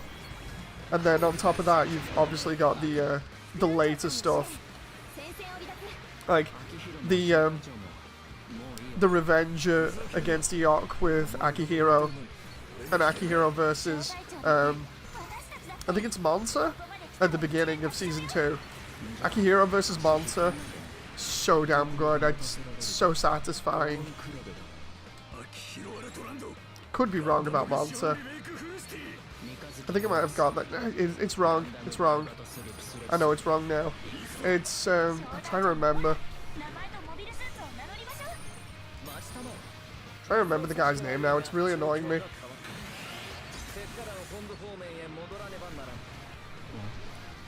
But yeah, the random guy that infiltrates Tekkadan and makes them do a load of stupid side walls to whittle them down so that he can manipulate them. Akihiro killing that guy is satisfying, and then killing Eok later on. The only other sad thing that I can think of outside of the guys that they end up teaming up with getting completely annihilated by Dying Slave units is obviously Shino's death. Like, Shino's death, man, that's really sad as well. Oh god. It's just heartbreaking to see that. I love the way I'm just farming capital here right now. I would say you should look up the real stories of child soldiers, since a lot of what they go through is loosely based on history. IBO and 00 must have had some major researching done for it. Shino got cooked. The most annoying thing for that is just Shino missing by, like, wasn't it it was only like a couple of feet or something, if I remember rightly. Julieta, man, the most annoying thing about IBO is Julieta as well. By the end of it, it's just like, dude, seriously? It was by an inch. Yeah, I thought it was something like that. I was going to say an inch, but I couldn't remember the scene properly, so I was like, I'll just say feet. It was literal inches. So annoying. Seriously, that had me really upset, that, because, like, just after he misses, like, going up to it, you're thinking, okay, Shino's going to get him and everything's going to be better at least, or at least they're going to get some kind of redemption or revenge against him. It misses by an inch, and it's just like, dude, and then automatically your heart just sinks. It's just like, oh no, and then next minute it freaking explodes. Oh, it's terrible.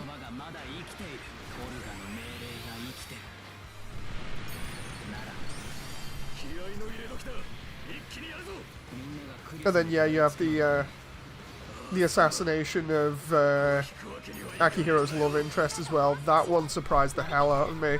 I think it takes most people by surprise, just the way that it's done.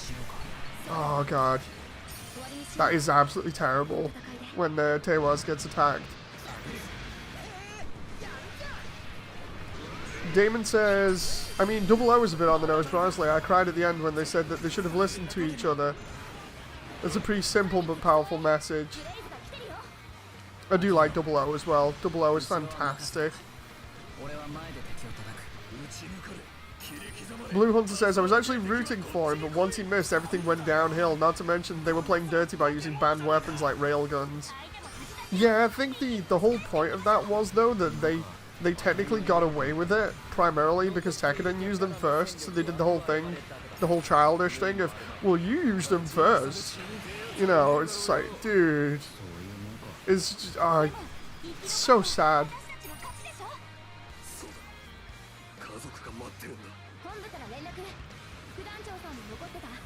I am just farming this mission like mad. This is nuts.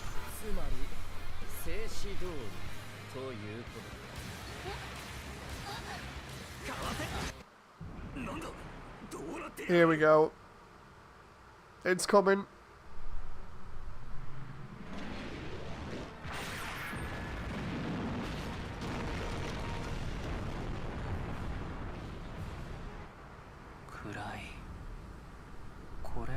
Yeah, the turbine's death is terrible, and oh, here comes the adult dating bot to raid us again.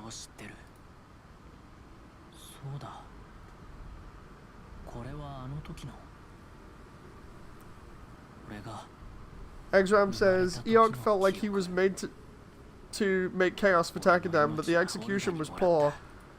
Came out more annoying than anything else, like he's not deserving of the things he did. Mika did say that Death foreshadow about his friends back in Season 1. Like, he doesn't want to say goodbye, he wants to do a lot of things before his death. He did kind of red flag him. I just saw it. Dude, how much money I got from that? Talking about all these depressing moments, I do not like which of Mercury is going to end up. And Hathaway's Flash. Already spoiled it myself for reading the novel, and God, it's depressing. Yeah, the way the Hathaway's Flash ends is rough if you like Hathaway at all as a character.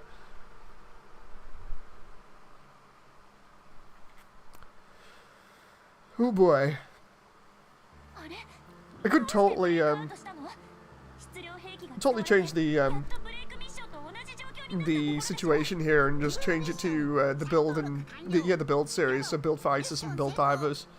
Because those were actually really fun. I really like them, primarily because of like the different references and everything. Why do you have a porn bot, says Damon? That is one that raids VTubers and streams occasionally. I ended up hiding it and hiding all of its messages.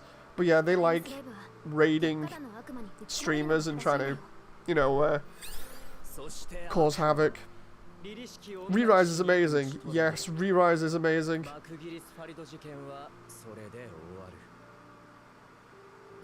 Juliet's end to Mika there is so... Anyway, yeah, I'm gonna switch over to the build series and talk about them so we don't get as much depressing stuff up in here.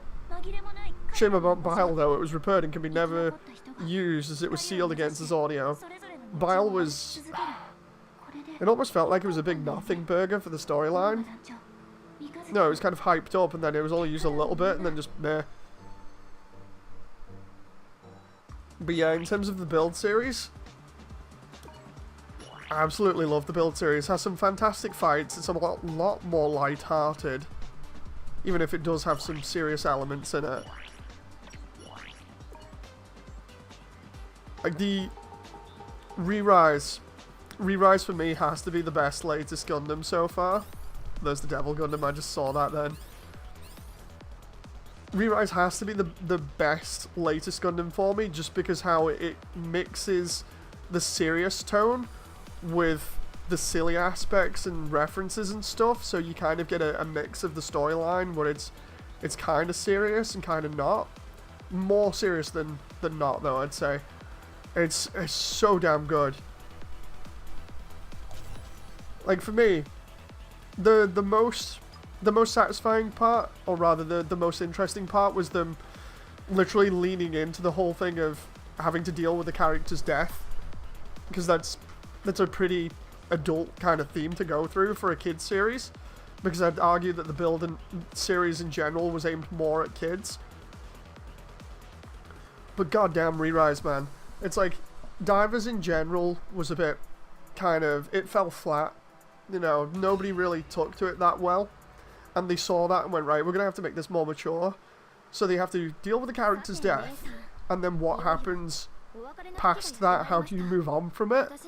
God, I can feel myself getting emotional already talking about it. But yeah, the dealing with that and then the stakes that are added on to that. Oh god, it's so amazing. Plus all the character development. Like seeing Kirato get over his grief. And really struggling as well. And seeing Kazami go from zero to hero. That's just so nice. Such a good story. It might be simple, but it doesn't need to be complicated to be exciting and fun. You know. Seriously, I'm tearing up here because of how much I love Re-Rise. Oh. It's like 2:30 in the morning, I'm getting super emotional. Oh.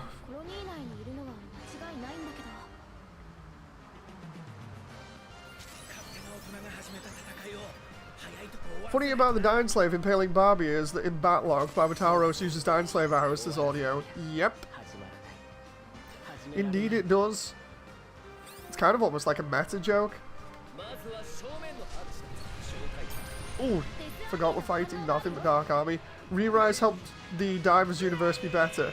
It definitely escalated Divers just on its own from being sort of a meh thing to, okay, I can enjoy this now. You know, because for anyone that goes back on the channel far enough, you'll see I did not like Divers on its own apart from episode 13. And that's primarily because episode 13 had a good twist in the storyline in terms of introducing the no-name and showing the difference between GPD and GBN. They showed off the no-name Astray, which was actually fantastic. They had a little bit of Crossbone reference in there, and then the fight scene was incredibly animated. That was so damn good in Divers. But it did escalate the rest of it afterwards because they went back and said, yeah, you know what, we'll add on to the story here and make it a little bit better. I want to watch Re-Rise now. It's so damn good. Go rewatch it. Go rewatch it. It's definitely worth it. Like, I think I'm going to have to watch, like, some of my favourite episodes are the later ones. Definitely just Kazami using King mode for the first time. Because goddamn, that is brilliant. Them saving the pilot of the Tetrium Gundam when he's in the hospital. Dude, the stakes for that are so damn high. That fight scene is just brilliant. And if I remember rightly, that's also part of the start of Hiroto getting over his grief properly and moving on. So damn good. Seriously, I'm tearing up here right now. In a good way, but oh god. Those scenes, man. They really pull the heartstrings.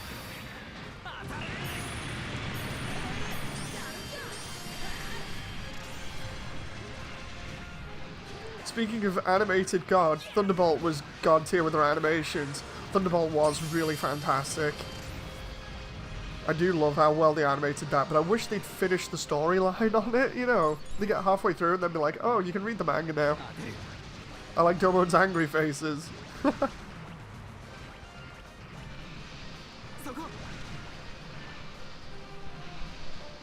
Okay, so we're destroying all of these, but I really like the Justice Knights as Damon. Kazami's suits were so damn good.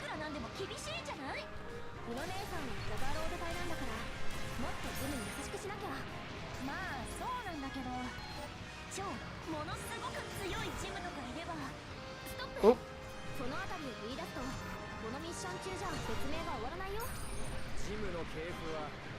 Oh, Dark Army just coming out of nowhere.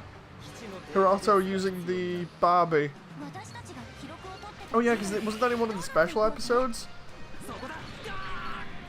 For me, one of the other good bits from Re-Rise was seeing Hiroto actually deny his former playstyle and how he acted towards Alice, and by that I mean, you know, the snipe off where Alice is like, oh, this is the perfect way to play, and Hiroto is basically remembering how he used to play and what got him upset in the first place, and he's just like, no, I'm gonna completely deny your existence and the way that the things are.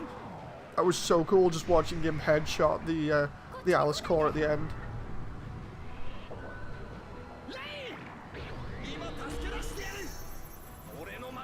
Yes! Best part of G Gundam. Let's go save Rain.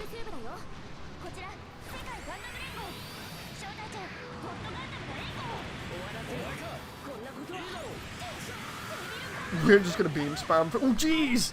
It's got the claws.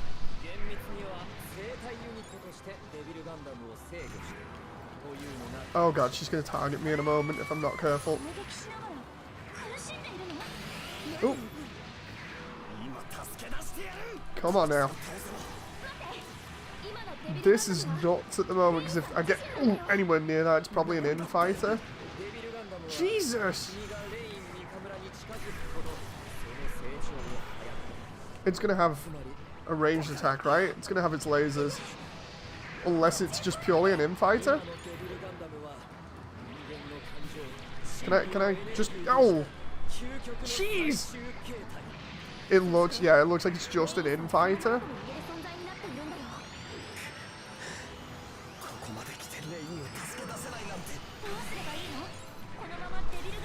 Because normally it has laser cannons all over it.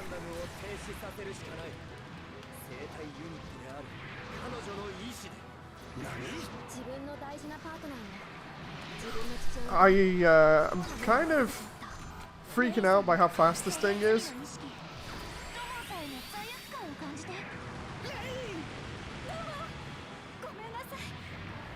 Kind of feel sorry well, I do feel sorry for Reina. I said that really stupidly though, without thinking. I really do feel sorry for Reina in this instance, because she's feeling all the pain and damage here from all these shots. Because she's tied up to the Devil Gundam here. Now we've got her in kind of a stun lock for the moment, I believe. I wonder how Domon got the horse. Simple, it gave up being Master's horse and decided that Domon was the next best person to take care of it, primarily because of Domon being Master's disciple. Oh, there are the cannons. Oh, come on. Seriously, this is a... I really wish it had a second face where it swapped roles, says Damon. Oh.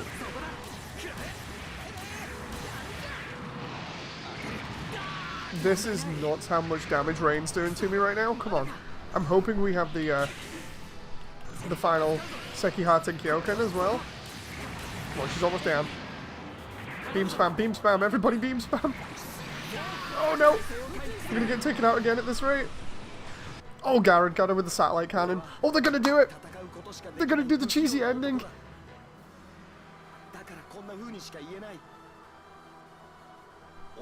I absolutely love this.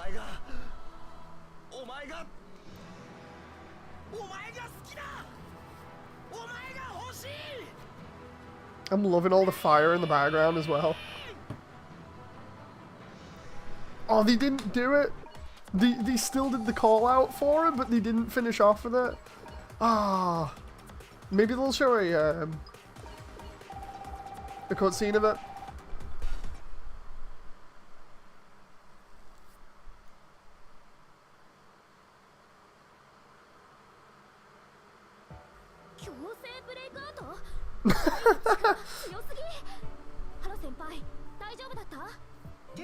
I love the way Yuno's just like, wait, what?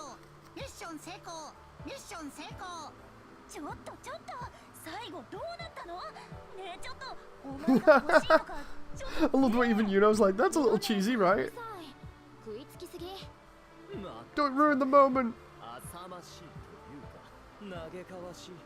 情熱的すぎる大人の恋に憧れてないわけでもなくはないけど実際あの後どうなったのドモンさんの愛の叫びでレインさんはデビルガンダムの呪縛から逃れたデビルガンダム And then they both take it out. 失って暴走しちゃうんだよそこに放たれた爆熱ゴッドフィンガー赤波ラブラブ天狂犬デビルガンダムは大爆発して I want to see what Sakura's reaction to well, no, Yuno's reaction is. ネオジャパンコロニーは元の姿を取り戻しガンダムファイターたちは希望の未来へレディーゴーってわけいや一個もわからないちゃんとしたのを教えなさいよ爆熱ゴッドフィンガー赤波ラブラブ天狂犬によりデビルコロニーは消滅地球への侵食も止まりガンダムファイト13回大会は幕を閉じた Oh, here we go.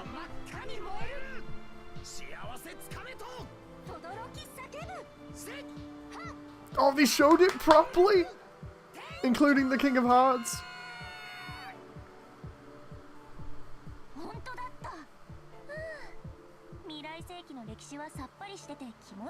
I love the way even likes Future Century now.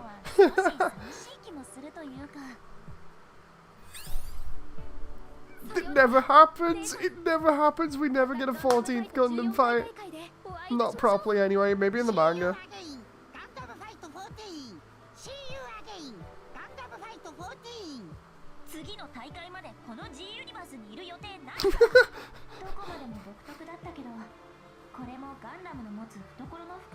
Master Asia's death was manly and manly depressing stuff that made me shed manly tears, says Blue Hunter.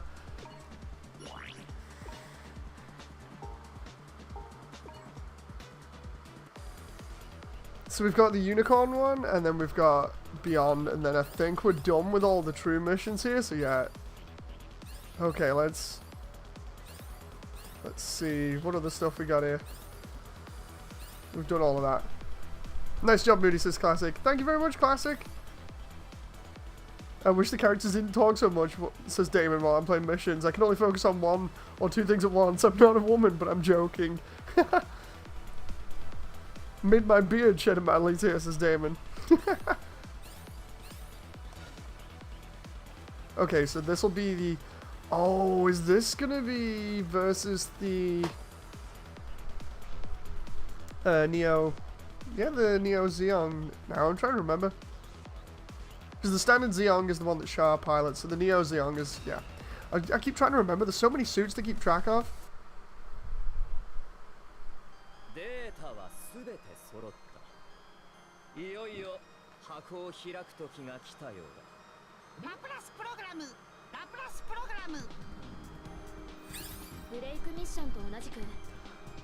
So this is going to be probably on top of the Colony Builder again. And we're going to be fighting the Sananju and possibly the Neo Zeong. Too many suits with Zeon in the name, says Damon.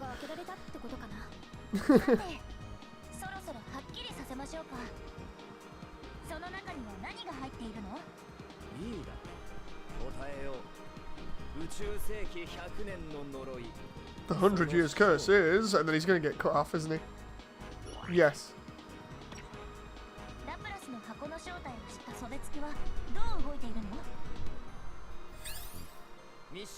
Oh, there it is.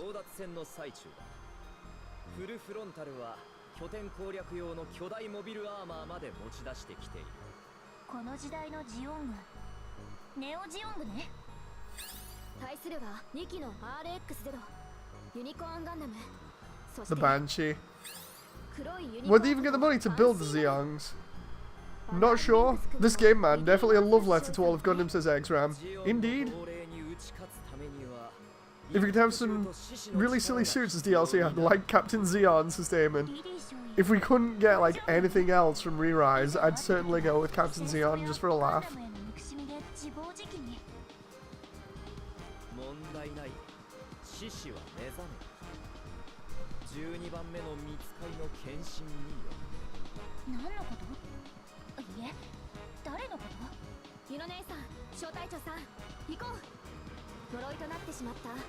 Classic says, I think I might play each suit after I finish the game to rank them up. Yeah, I was thinking of doing that.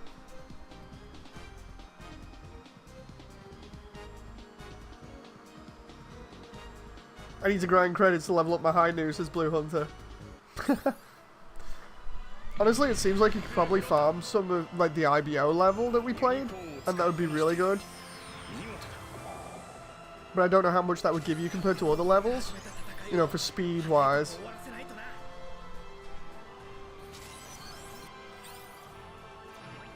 There's the Unicorn OST.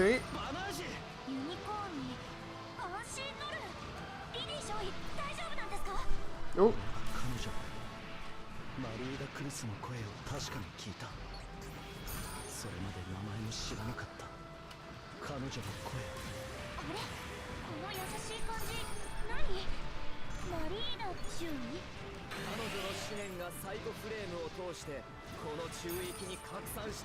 Come on now. Take out all these units. 人にはあるんだ。天田少尉も敵味方が分かり合うことができるって。守ると言いながら、俺は守る相手を信じていなかった。Just give me Happy King Arthur and Aegis Warlock and I'll be happy. Oh, just give me King Arthur and Aegis Warlock and I'll be happy, says Audio. Indeed. I just want some more SD representation while the adult bot is back again, spamming up the chat. I just got rid of it again. I'm gonna have to actually get a setup so I can automatically get rid of those bots. You know, if I set up something like Nightbot, then we can just immediately get rid of that kind of stuff. I should just put, like, you know, where it says best adult dating site in caps. I should just put that as like a banned thing on the channel, just so that when that immediately comes up, they get banned.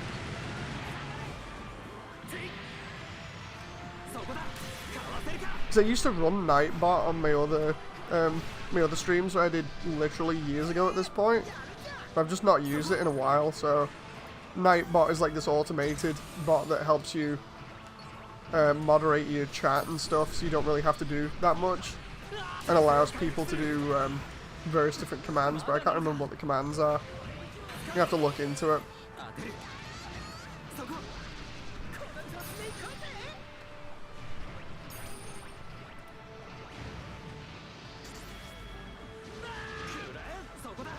Oop, come on now.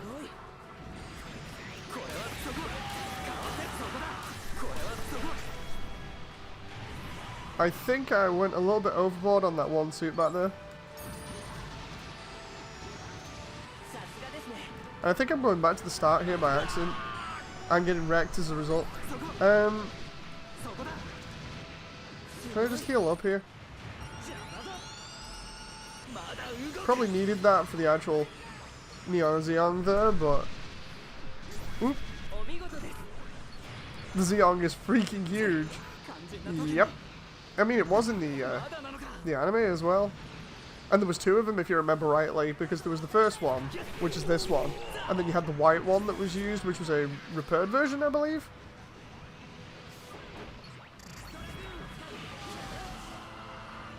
That was in a narrative.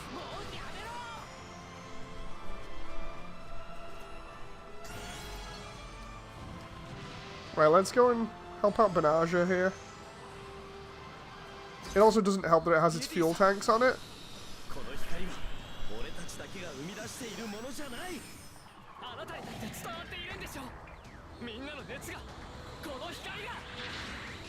Hey, they did the pose!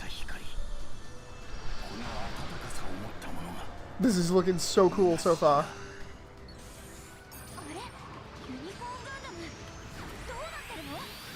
I wonder if the Sazabi pops out. It would be cool if it did. I guess we'll find out. It's such a big hitbox, though. It means that we can actually hit it with every single beam weapon we've got. And oh my god, I forgot it had eye fields. Oh, you can take out the... Okay, so it's got two phases, seemingly, at the moment. Seemingly. We took out its fuel tanks, and then, of course, it falls down.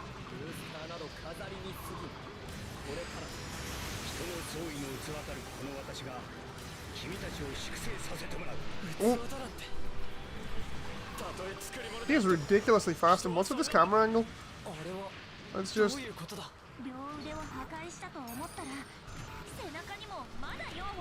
try and hit him a little bit there. Oh, I need everybody else to get their specials back. Oh, yep, he's got the weapons that can just home in on me there. What the hell did he fire off there? Oh. Right, just go after Garrod while I'm healing. Oh. Just gotta chill out for a moment and get some extra shots on him, and then we're good.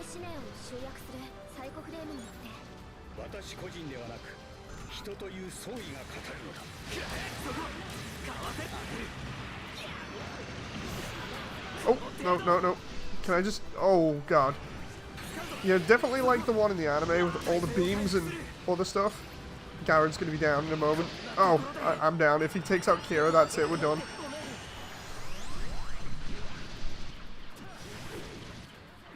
Night Owl is a good bot killer for YouTube and Twitch, I think. It's a name I haven't used in a while. It's a different setup now, so it's Classic. Oh, I'll have to check it out. Thank you very much for the recommendation, Classic.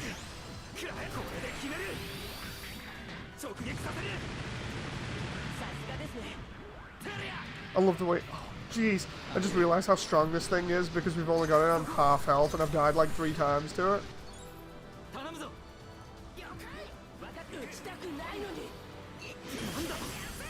My god.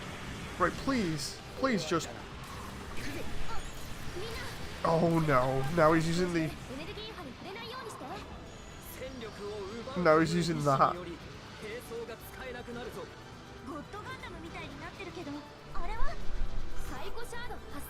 The Psycho Shards. Oh, no, no, no. Oh!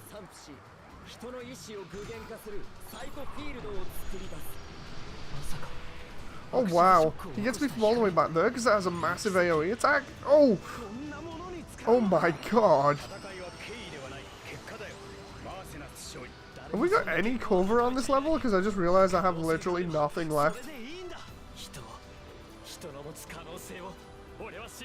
What's that behind me there? Oh, it's the level barrier.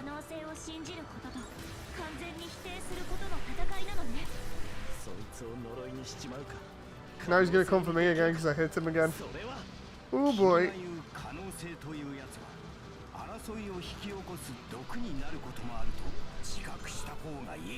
All these shots might be invalid, but it doesn't really matter at the moment because they're still going through his shield.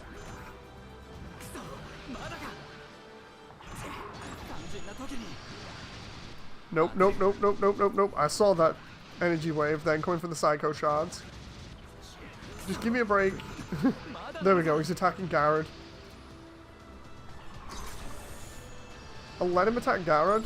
Oh, I see, he generates like a giant energy ball. You can just about see it.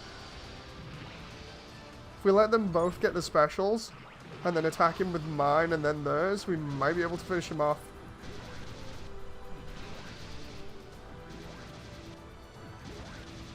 Let's get his shield down so we can do a bit more damage to him.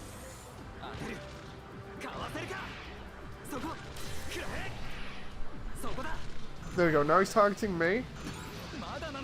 As long as he doesn't kill me. Oh, I say that and then that happens. Right, we're gonna have to go for it. Come on, somebody get him. Please, somebody get him.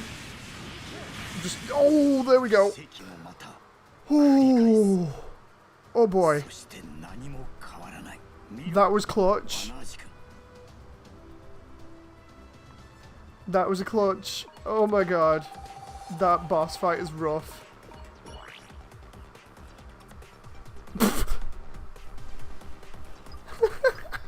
Congrats, that looked like a pain it was, and I just realised I have to sell some parts here because of...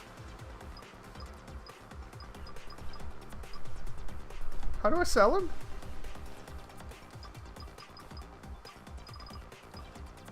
Oh, I see. Yeah,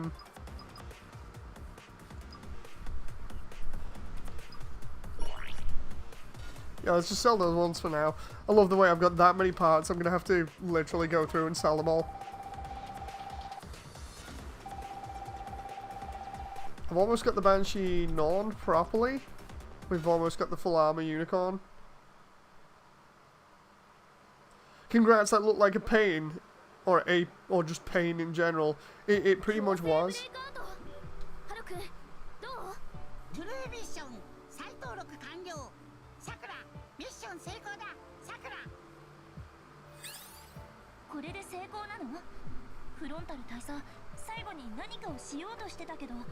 So now they're going to explain Unicorn's ending?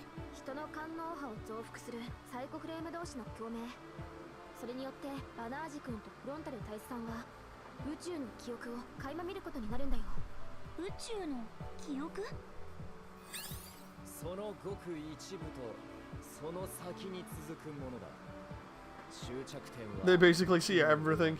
Dave the parts dealer, you want something, he probably has it. Probably. Here's where I look and it says like I have 999 items or something now. This could be used as sort of a recap for Gundam, says Damon. Indeed. そんなものをバナージ君に見せてどうしようっていうの？諦めさせようとしたんだよ。人間の可能性を信じるのは無駄だってね。フルフロンタル大佐はネオジオン総帥シャア・アズナブル Oh, here we go. 大佐本人が言っていたように、彼は人々、宇宙に生きる者たちの総意足らんとした。I was wondering how they were going to explain full frontal. 時の終わりだっていうの？ Are they going to show a CGI cutscene as well? I hope they do. 可能性を信じたニュータイプの戦いでもあった。そしてバナージ君は戻ってきた。冷たい絶望の闇を見せられても、それでも人の心の光を信じてね。 Okay, so they're not going to show it as a cutscene, but 可能性の獣だったのね。あ、ラプラスの箱、オリジナルの宇宙世紀憲章はどうなったの？ミネバラオザビ様が全地球圏へ向けてその真実、レプリカに記載されていない条文を発表したんだよ。 okay. コロニーレーザーまで使って放送を中止させようとした連邦軍の妨害をバナージ君とリリー少尉さんが全て跳ねのけてね。でもそんなのを発表したら大混乱になるんじゃ。100年にわたる呪いを解くにはそれしかない。そうでなければそれは解かれぬまま風化していく。それじゃ意味がないとミネバラオザビは判断したということなのね。実際宇宙世紀の歴史はこれからも続いていく。 There's always a Gundam. The unicorn units are up. Indeed they are. サイコフレームが描く虹の彼方にね。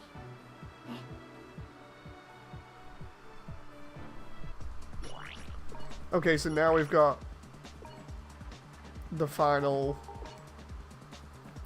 mission here, I think, which is, yeah, it's Setsuna's one for 00, which,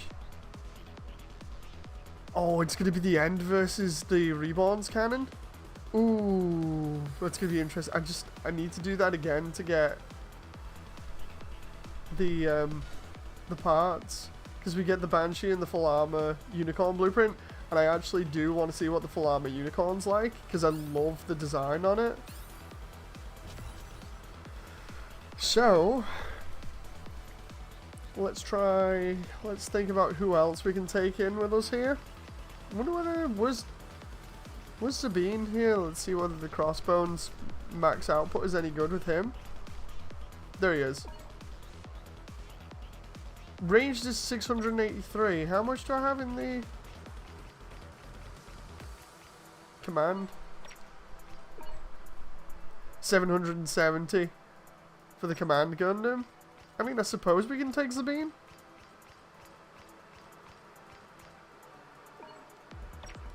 It's either that or I take Kincaid, because you can see how Seabook changes there. That's Seabook in the F91. There's Kincaid. So it's just him slightly older. 890 melee, that is pretty ridiculous. So as a melee fighter, the Crossbone just... It's one of the top tier ones, I think, at the moment. But even its range is 609. I'm going to take the F91.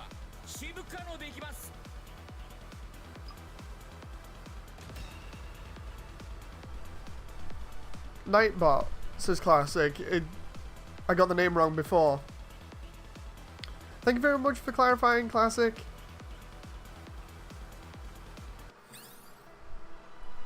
So here we go. Let's go straight for the mobile armor here.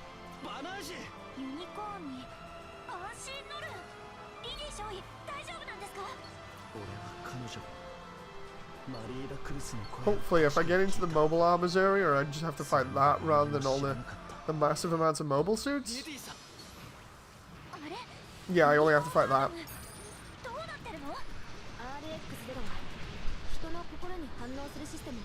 Which is good, because then we can focus on that with the all the health stuff.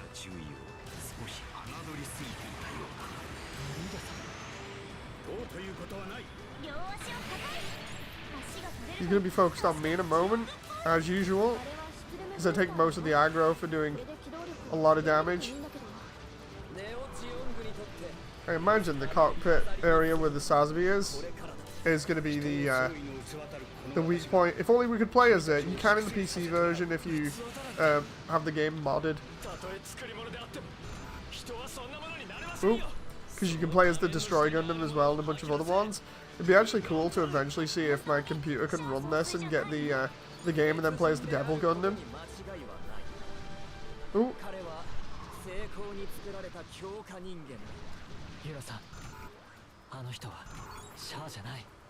Come on right now. I just need to land some more hits on him while we're powering up all the special attacks.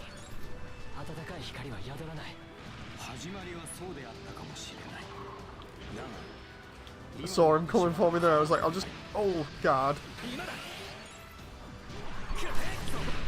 Oh, no, he got me there.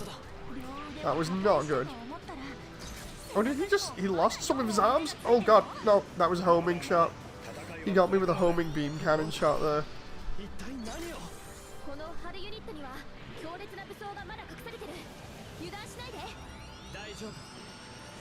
God damn, he's just taking out everybody?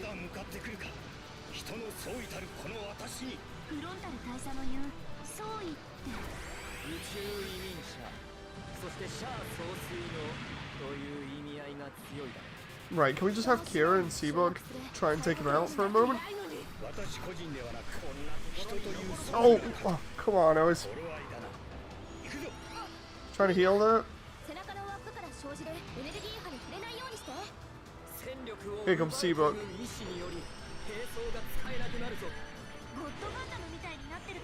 Nice, now I can heal. And then we can go all in on him again. And get him off Kira for the moment. Oh, we can also do a lot of damage because we hit him in his weak point here, primarily because of the amount of damage that we did before. Oh, oh, oh. He's gonna charge me there, isn't he? He will in a moment. I'm trying to keep him in that sort of staggered state so I can keep hitting him. Because I'm actually doing a lot better now than I was previously. 24 seconds before my special comes back.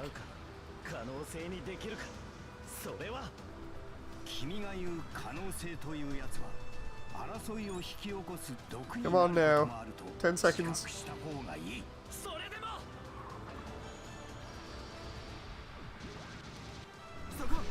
Just try and get his attention again while he's trying to focus on Kira. Kira's down. Now he's after Banasha. Getting raided again.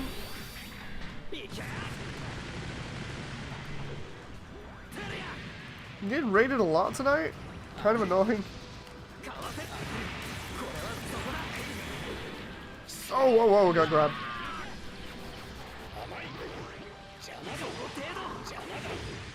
Jeez. Kira, Seabrook, one of you. Oh no, no, we're dead. That's because I got distracted. I thought, right, I can try using the beam stuff and we'll be good. I also forgot that I'm going to need to get rid of some of these parts, so I'm going to sell them. I'm going to sell the basic ones here. Can we sell by... There we go, salt.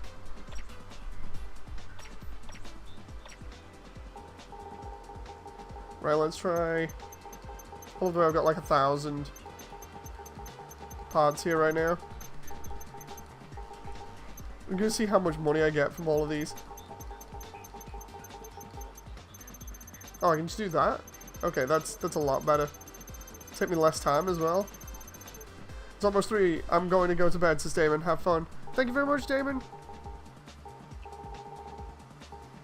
Dropped capital. Ooh. We're starting to get to the really good stuff here.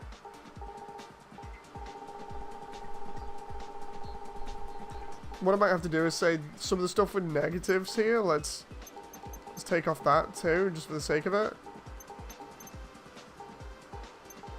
So anything that has negative item stuff on, I'm not going to use.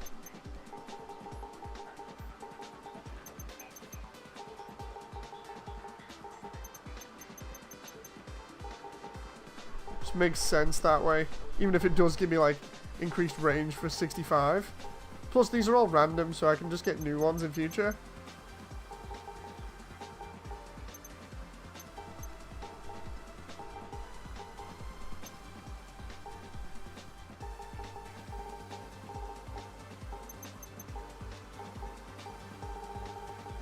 Okay.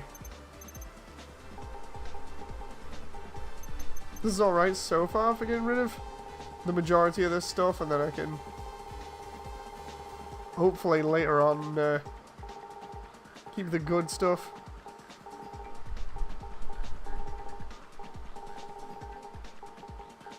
Level 1 stuff I'll get rid of, or level 2 stuff as well. Level 3 and 4, no.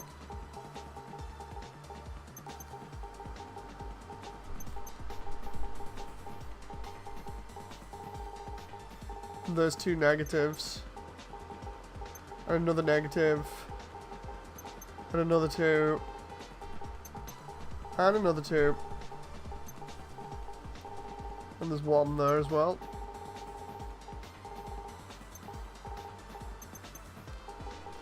I'm just going to focus on the ones that have literally like red stuff on them. Just make sure that I get rid of that. Because even though we can do like omnidirectional guard there. Actually no, that's a 4. Let's try and check and make sure that the ones I've got, I'm not getting rid of 4s here. No. Get negative to range there. That's fine.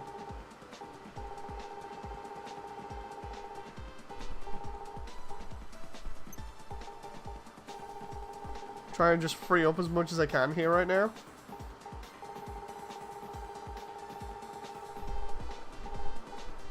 There's a 2 3s, but and a melee 4. Let's get rid of that and get rid of that. This is really stupid of me, but there we go. We got more range stuff to get rid of here.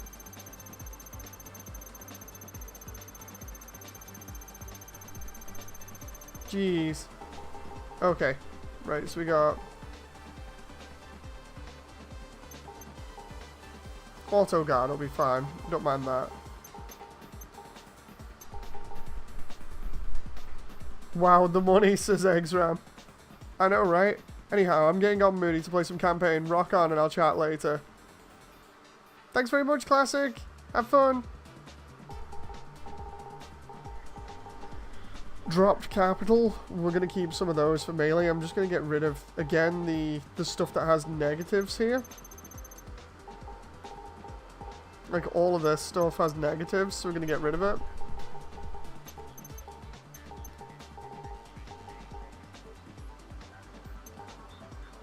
Because I wouldn't use anything that's got negatives like this in the first place.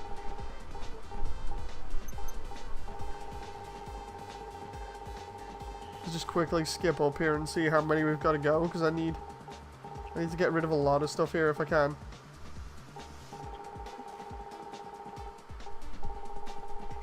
I'll start by ranking a little bit as well. I'm just trying to see if... There we go.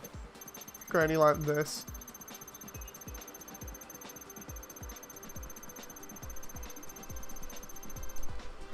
Although, no, some of these I just noticed are like 4 and 3.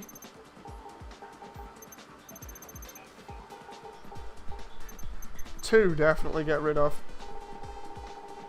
But like 4 and 3 are gonna give me a lot. So I really need to look and see if the positives outweigh the negatives here. There's, going off rank though, there's a bunch of negative ones. These are in like the top of the list, so I'll go by rank in a moment. Right, so we'll do sort by... Hang on.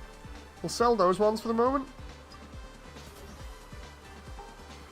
And then we'll sort by... Is that by rank? by rarity. Okay.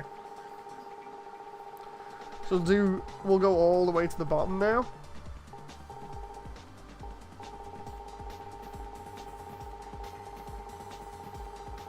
Anything that's 2 or under we'll get rid of.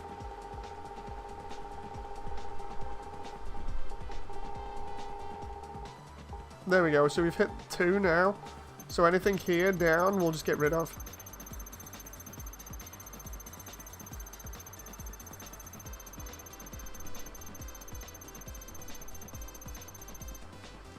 So all that we'll get rid, which will leave us hopefully with the better parts that are ranked 3 and over.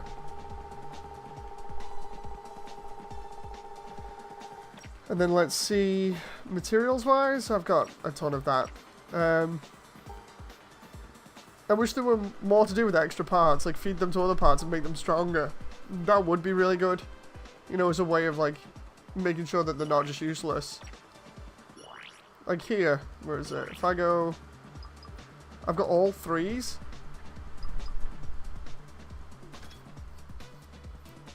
If I do ranged here, effect 1 needs to be...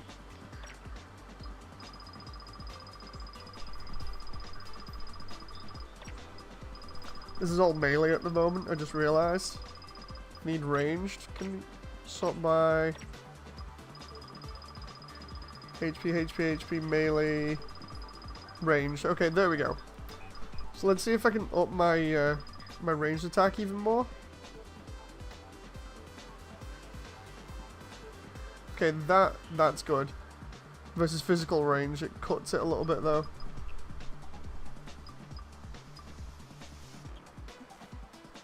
...91 anti-beam barrier damage, that is a little bit better. 75 all damage, cut rate.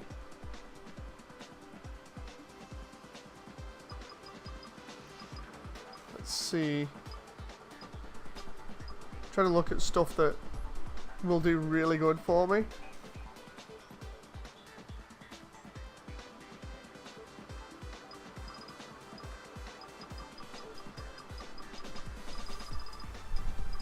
I think I should just go for the ones that are ranked 4.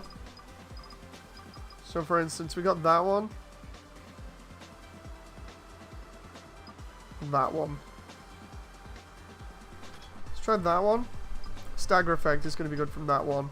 Sub-weapon 1 attack. Let's take that.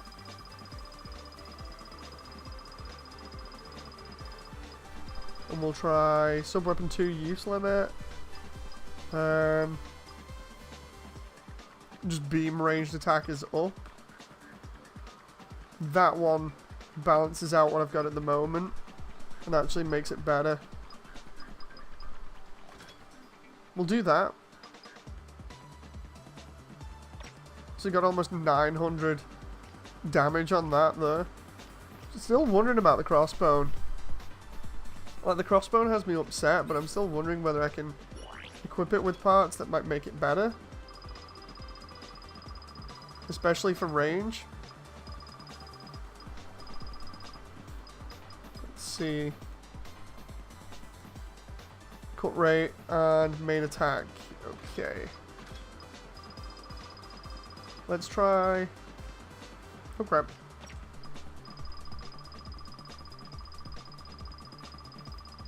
Because it doesn't need melee. Reload sub-weapon. Anti-beam, that'd be alright. Sub-weapon reload 1%. Stagger effect, that'd be kind of okay, I suppose. See what the stuff is that I've got up here. Let's try that, and then...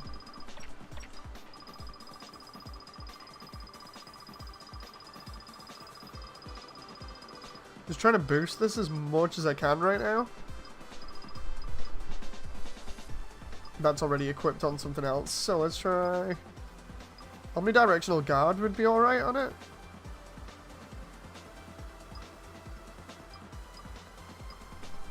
Five, 6, 9, okay. I'm gonna put that on just because of the silly number. Okay, 647 for upgrading to level 33 isn't too bad there. It's not the best, but then again, we do have like, what, almost 600 melee as well.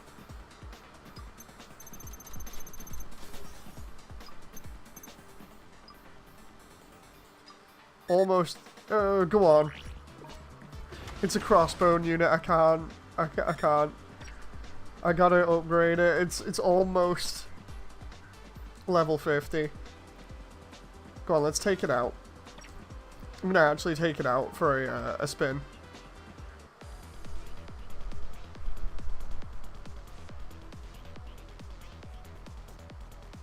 So what I'll do is, I'll take it for a spin on the Tekadam one, because really, we could just farm that level if we wanted. Because we get Bile and Lupus from there anyway. There's Zabine. We'll take out the normal crossbone as well, the X1.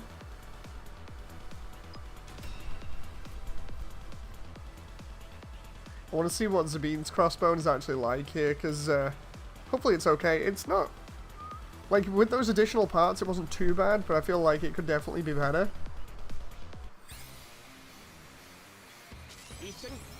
They're definitely still doing me dirty though.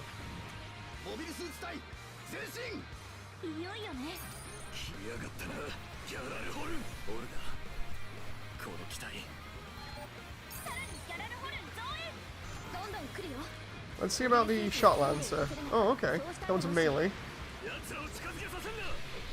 Yeah, so it's weird. It says it's a sharpshooter, but it has all these other things which make it more of a melee type. What the hell?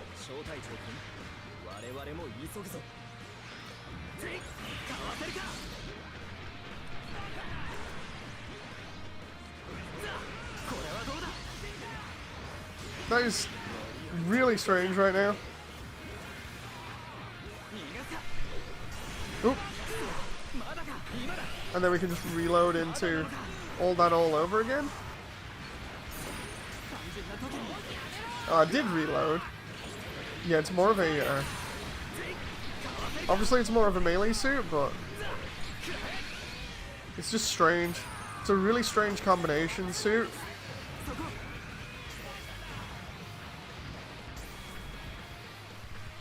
I feel like maybe the standard X1 would be a little bit better. Graham.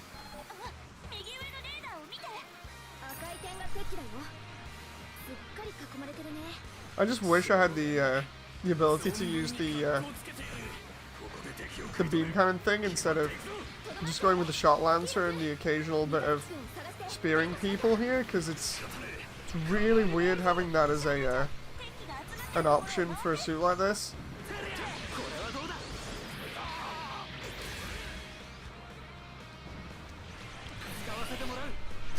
It doesn't. The weird thing is the reload doesn't even reload the weapons. It's like a mix between melee and. Ah, it's weird. It's more of an infighter, but it definitely says sharpshooter.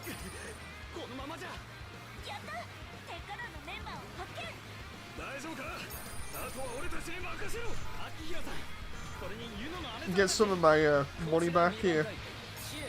Let's see what the special's like on it. Oh, I can. Okay, so that's more of a directed beam that you can strafe a line with.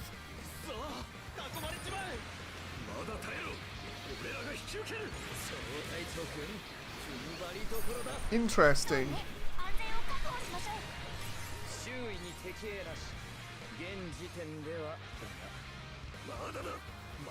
I'm still trying to get my head around this right now. Oop. Oh, counted. It's a sharpshooter, but the buff seems to be an all-rounder buff. I swear it said it was a sharpshooter. Oh, yeah, no, it is an all-rounder, sorry. It is an all-rounder. I've just seen it there. My bad. That would explain it. That would explain it. My bad. I'm looking at it wrong. It might be because it's like really late in the morning.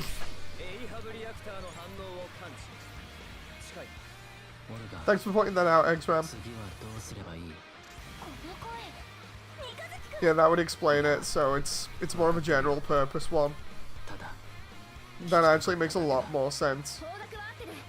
アルバトス・ルプス・レックス健在だよ。 So it doesn't actually excel in anything. 俺は止まらないから More bots again that I just hid. つく Oh, オルガの目指した場所へ 見つけた。ガンダム・バルバトス。 that moment where I've been going on about it being a sharpshooter for ages and how I think it's really stupid. And then I look at it there and it's an all-rounder. 一緒にいるのは正 I mean, that makes me feel real dumb right now. 通称筋肉体として支援分かった本部にいる鉄火団のみんなは It also explains why its shooting stats aren't fantastic. 来るのかしつこいな向こうは今のところ物量勝負だ I don't know where I'm getting confused with sharpshooter. It's oh, that was really stupid. That makes my entire rant, I think, inert before. 時間かけてはいない Oh, そうね。戦線が伸びきっちゃったら本部も守りにくくなっちゃう。その本部の状況だけど、トンネル組の戦闘グループがもう少しでクリセイルだよ。了解よし。 oh. I didn't know they both had a blue hue, which seemed weird to me. No, it's fine, man, it's fine. ヒーローのお出ましと行こうじゃねえか見とけよお前ら俺の実力をよいた。試練だ。 It's actually kind of funny using it for IBO here, considering, you know, the weapons it's got. 徹底的にやってやる Nope. トンネルの作業が終わってみんな移動を始めたって Love that, where it's got the heat vent open. 向かってください。おいおい俺にも仕事させろってそうじゃないみんながクリュスに着いたって終わりじゃない仕事を果たせ I've still got the buff there, so that's fine. Oh! そういうこと I do think the all-rounder class has the shorter end of the stick. Definitely seems like it. 終わりじゃねえぞ行ってオルガの命令を果たせ分かってる俺は止まらねえぜ Its super comes back really fast. That might be because of the buff.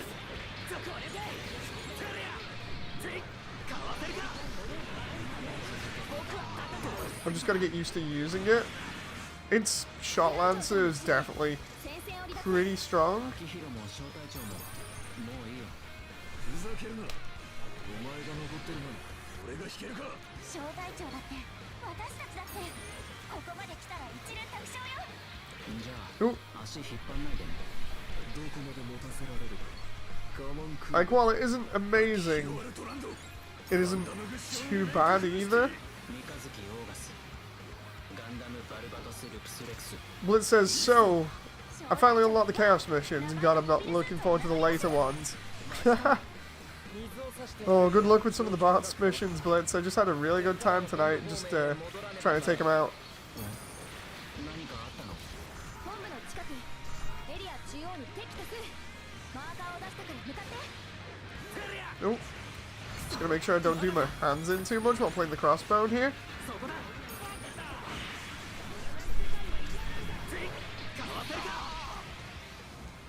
This has been a bit of a mix. It's kind of weird, but at least we can farm this level for items and things. グレイス次々と来るよ。トンネル組の移動は順調ここが正念場だ何がどうなろうとここは守る Right, can you just all stand in a line? There we go. 隊員みんなが言ってる団長の Oh wow, that automatically homed in on them then? I didn't actually need to aim for that, it killed one and then immediately snapped to the next one. I don't know whether that's because of the lock-on system or what. His bullets look like cereal. 俺の中にオルガの言葉がまだ生きているオルガの命令が生きてるなら俺は全力でそれをやる Ow. 気合の入れ時だ一気にやるぞみんながクリ I can't unsee it. ああそうだここは引くわけにはいかねえんだよあともう少しよ。乗り切ったら私たちも脱出を。じゃあ Oh, そろそろ終わりにしようか come on now. 終わりにしよう。この戦いで。 I'm actually kind of getting used to it right now. It's kind of weird, but It takes a little bit of getting used to with the feel of it. It's the best way of describing it. I'm not so sure about those laggy Lancer shots now, but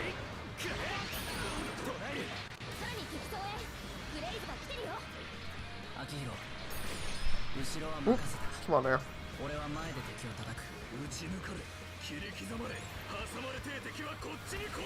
Let's see what the other abilities are here. Oh, I see. Beam spam and then glaive.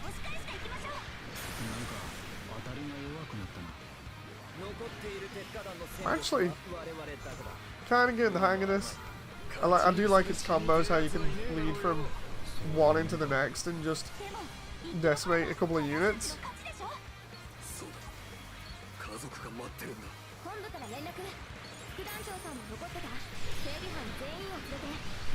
So if you use both of the abilities on the L1 and R1 triggers, then you actually do have kind of a neat, kind of aggressive combo going on. How much money did we get from those 10 minutes of fighting? Oh, that's actually pretty good. I mean, okay, I'm not gonna argue against that level for farming. Why do a lot of Gundams use Lancers? I'm not entirely sure, to be honest. So let's try. We'll go back to the. We got carried him there. We'll go back to the command for a moment. We'll try doing that mission again. I want to farm some money from it.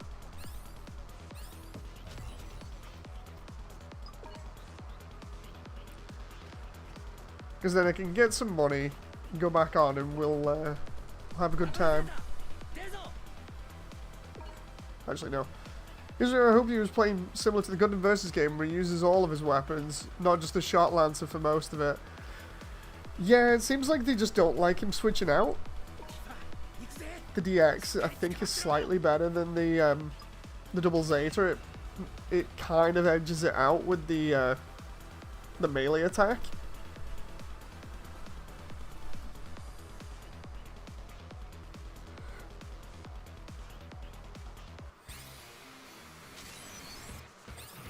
Okay.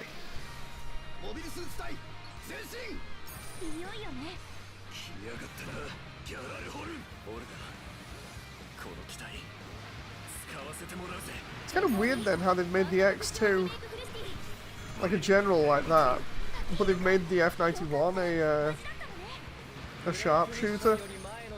I never considered the F91 to be a sharpshooter. I always kind of thought it would be a general.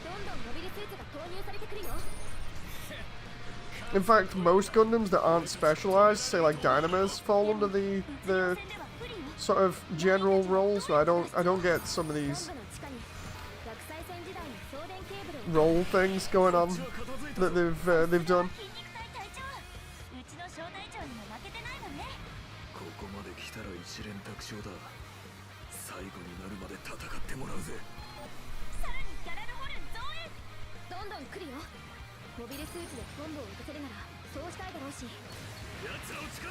Let's just go all in here.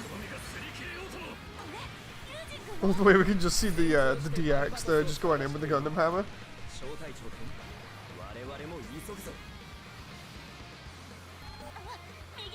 Definitely a good mission to farm by the looks of it.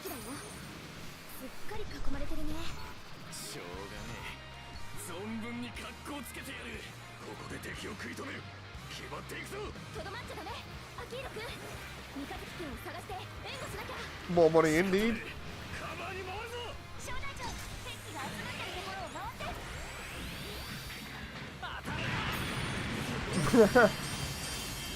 Just make sure we get red currency off them here.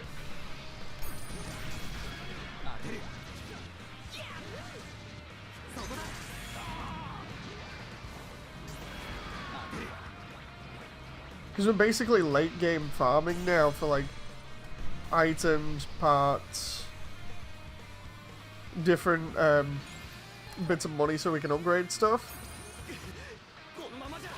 Oh. I love how by the end of this we're going to be able to try almost every single suit.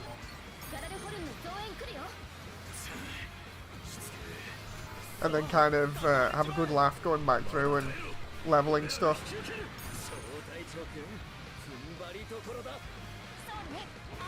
Hey, there's a Landman Roadie. Again.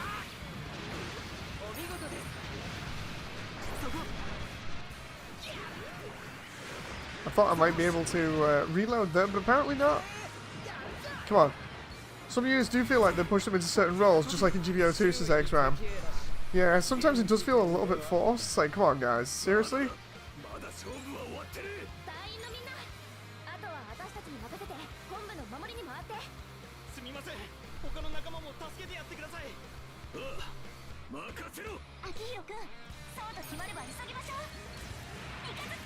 That moment we're just unloading on everybody here. And then Kira comes in to try and steal the kill at the end with the Dragoons there. I saw that. Oh.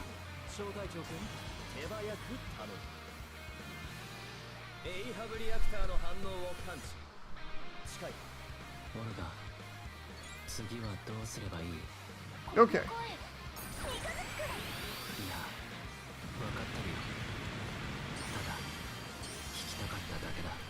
Just getting a load of money here. This mission is like really damn good because the amount of capital we're getting like between 400 and 900 per enemy we take out.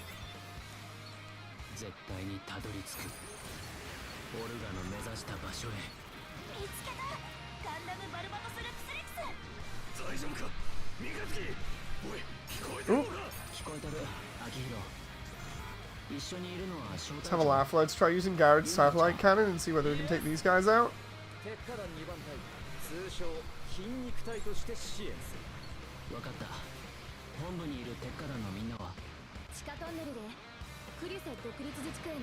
Anytime, Garrett.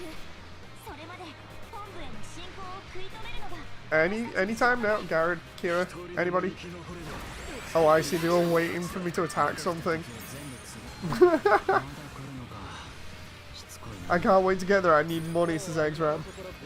Oh yeah, it's definitely going to be a very good level to just farm. Just farm and get some good stuff. And there's the bot again.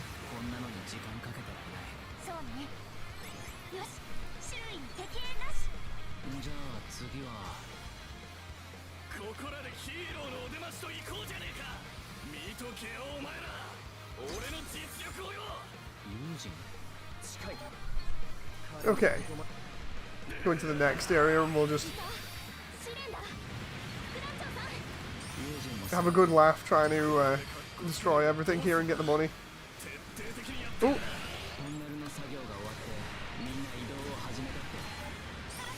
The amount of money that we can get in this level is just so nuts. There's the Shiden.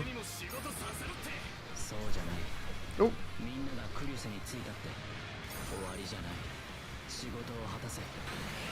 Reload.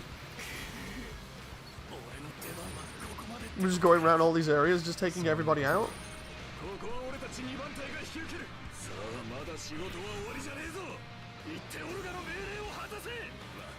I love the way it keeps spawning enemies in these areas as well, so you just keep yourself occupied.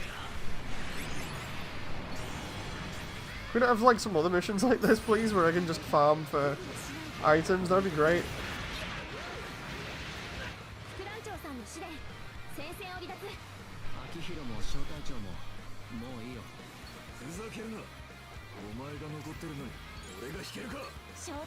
Okay. I heard the F91 and the Alex are good for farming money because of how the supers work. Yeah, Blitz mentioned it before. It's why I was mentioning the Command Gundam super as well, because just by strafing them you get a lot of currency.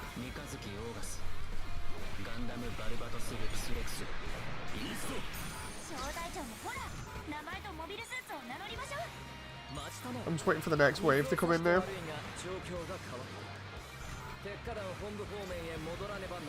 Return to HQ, okay.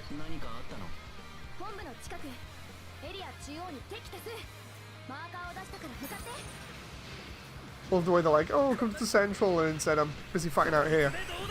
And the command Gundam for farming money, we can just do this, and that's immediately red currency from all of the ones that we hit. That gets us tons. You can just hear it going off and pinging and be like, so anyway, red currency. We're getting like 1,000 for each one of the suits we hit there.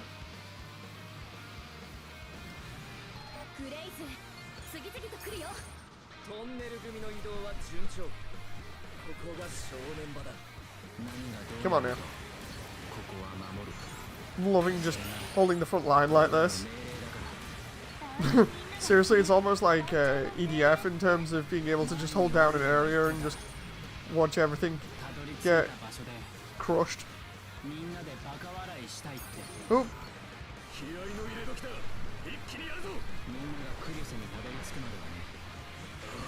Oh. Wait, can I get a reload? There we go. Reload. Just get everybody on the weak points here. We're doing really good right now. EDF games are fun. Have you seen the Hainu on the Nightingale yet? Says Dustin. I've seen the Hainu once in a loading screen, but not actually in game. I've just been busy farming the end game right now before I go ahead and actually do it.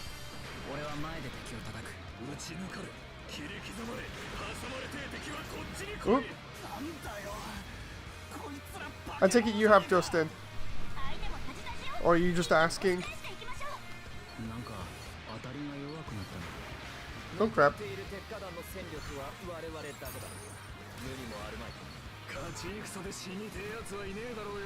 Oh yeah, I would really need a reload right now. Just asking. Yeah, I've seen the what I think was the Hainu in a loading screen. Oh. Because I know I've seen the new. Nope. Counter on that graze there. Oof. Oh, we didn't get the stuff at the end there. 9 minutes worth of gameplay and we got what, 100,000? That's actually that's so good. I know we mentioned this before, but you were on fire. Yeah, we just completely wrecked everything there. Right, so the only missions I really need to do, I'm just looking at the stuff here. That's for the Master Gundam. I'm just trying to see what I need to unlock still. I did say I was going to do the Unicorn one again, I remember that. Because we've upgraded the X2 as much as we could for the moment. The full armor is a sharpshooter with 180 range to begin with? Okay. Beam Gatling, triple, hyper. I imagine that's going to be a decent one. So I want to try focusing on that. I need to get full armor parts 3 and 2. So I need to find out where they are. I imagine full armor 3 there. Where's full armor 2? Let's find out. New Gundam. Okay. Oh. Kshatriya 1. Full armor 2. Okay, guess we're doing that then. It's the first one. Okay. Looks like we're doing the G Gundam stuff. Because I really want the full armor unicorn just for the sake of it. It's a sharpshooter, so of course, you know, gotta try sharpshooters out and see how good they are. And then get the best one and use that.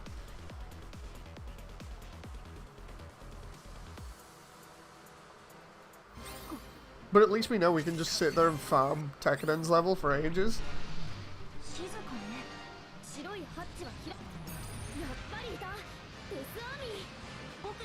Because this is such a close combat area, I think it might be beneficial getting the one of the Crossbones in here. Oh.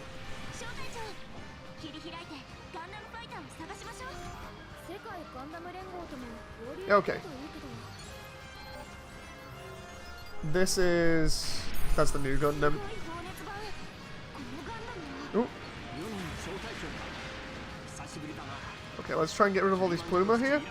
Because we need to go and take out all the generator parts anyway, so I just need to move through as quickly as possible. Try and speed run this. See if I can get these parts fast. So we go that way. Then, was it one of the side doors? I think we move this way and then go down there where those Dark Army troops are. Yeah, there's the next one.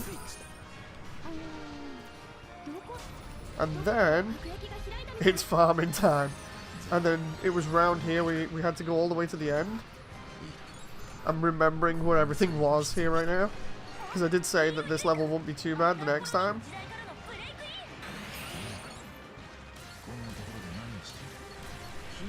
I also did say that this level wasn't too bad for farming units either, so we just spammed rounds downrange there. And it was, I believe, this way?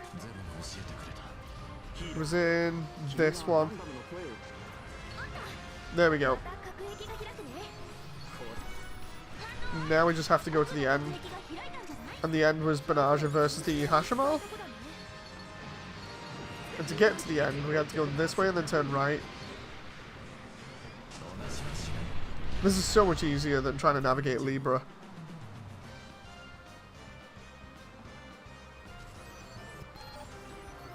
There's Banaja.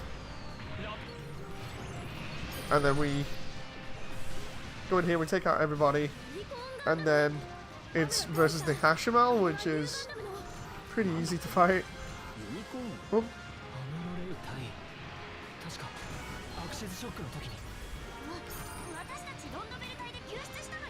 Oh, come on.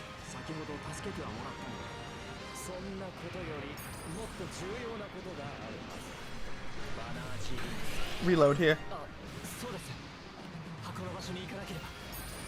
Come on now. We are so close to getting this. I hope you guys are enjoying this so far.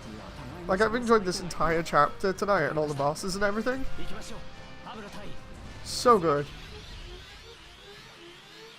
I just enjoy doing this kind of stuff. It's really fun just to just chill out on the game, you know, with you guys. It wasn't the Hashimal, it was the Sananju and Angelo first. There's Angelo. He's gone. He's gone. He is non-existent, basically.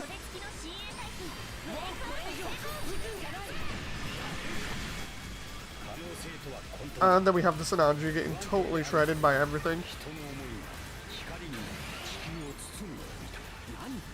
Come on now. We are... Dude, we are just wrecking like mad here right now. Oh. Oh, whoa, whoa, whoa. Really kind of bullying the Sananju right now. And I don't think Full Frontal likes it, but... Yes, it's a fun stream, says Exram. Thank you very much, Exram. I know I can't really shout my head off because of it being like really early in the morning, but I'm sure you guys can understand how excited I am and how happy I am with this. Especially because of the conversations we had before about, you know, all the different Gundam series and how much I like them. It's like, it's no surprise how passionate I am for this kind of stuff. It's just obviously I can't be screaming my head off like I have been in certain other videos. Oh.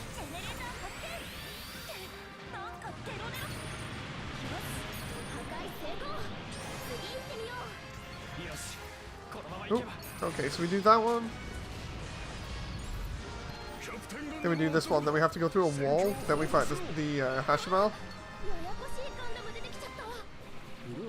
This is the wall. It's... I believe somewhere in this room. There it is.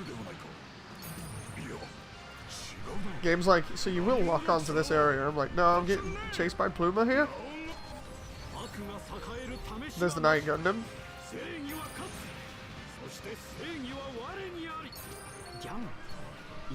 We just go through this way and then... Oh. around. So many Puma in here because of the Hashima. Oh. Right, let's get rid of some of these because I'm auto locking onto them and I really am getting annoyed by that. There's the I needed to go through that door then. Or the wall, sorry. Okay, now it's through here. Get rid of the reactor.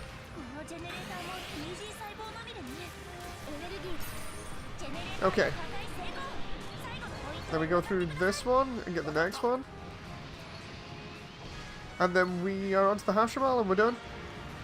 You're the Kool-Aid man. Oh, because I'm just smashing through walls.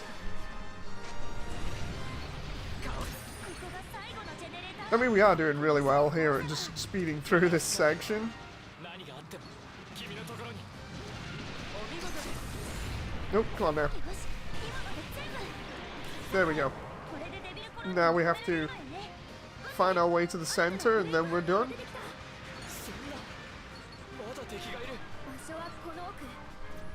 That moment where I'm just like skipping out on everybody else here. Like properly speedrunning the level. It's fine, it's no big deal.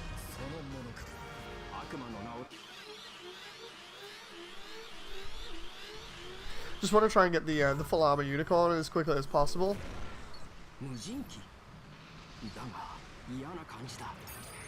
Oh, whoa, whoa. Here, Garrod, can you just shoot the damn thing? There we go. And then we'll just do this as well. I'm surprised the Devil Colony didn't get completely destroyed by that shot then from Kira and Garrod. You know, realistically. Ooh.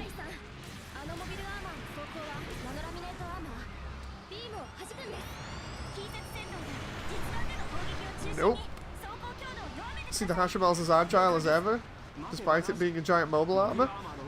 Oh. Oh, come on now. Oh boy. It's kind of nasty. Can I just... There we go, let's deal some more damage to it. Ooh.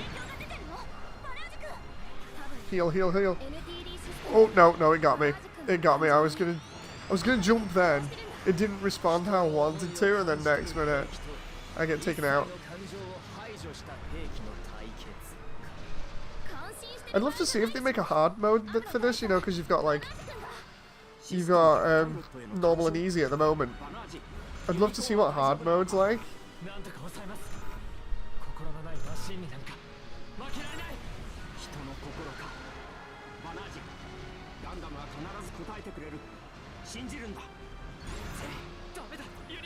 Come on, I just need a reload and stuff. Oh wow, Garrod and Kira are down. Now it's aiming for me because the rest of them are down. Oh, come on.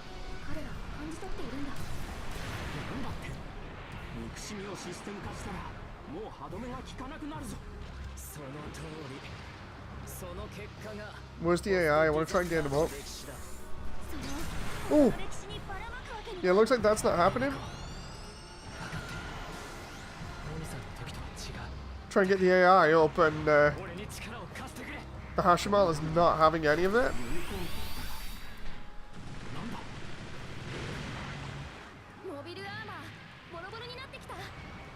Okay, can we try and get Banaja to aggro it if possible? Try and get it all the way over here and we won't shoot it.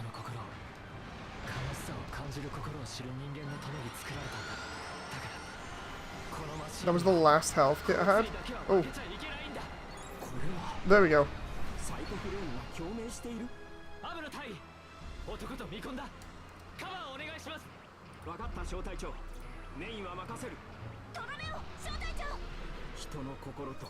Right, let's... I have to keep dealing with those bots immediately, it's kind of annoying. It's the same bot over and over and over again as well.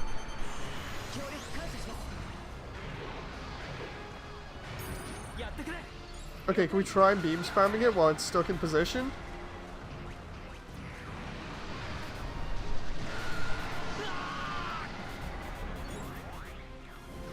Ooh. Just get it with the beam spam. There we go.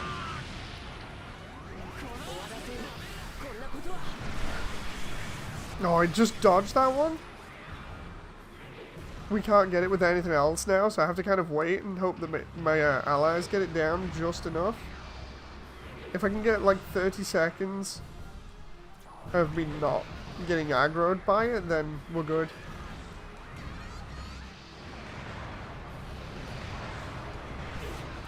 Come on now. 10 seconds.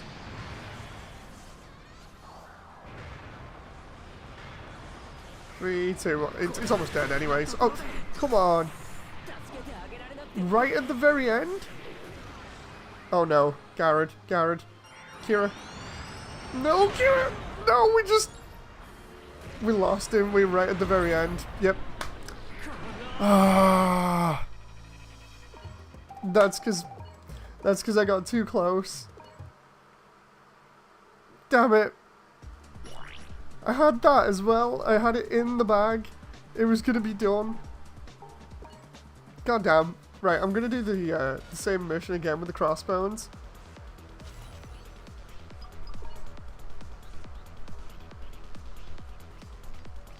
Let's take both the Crossbones here. And see if they have any interaction.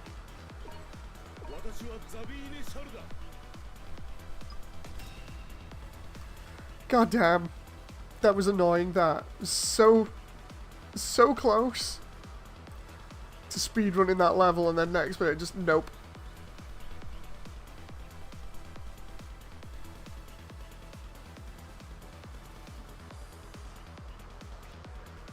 So frustrating.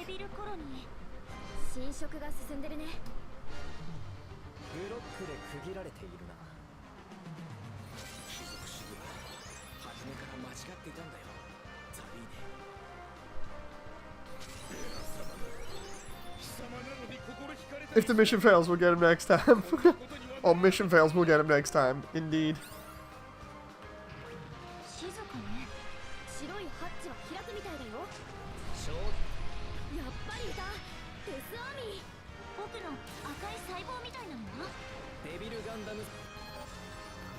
Right, there's the new. We can't get through there until these ones are done in this level. Okay.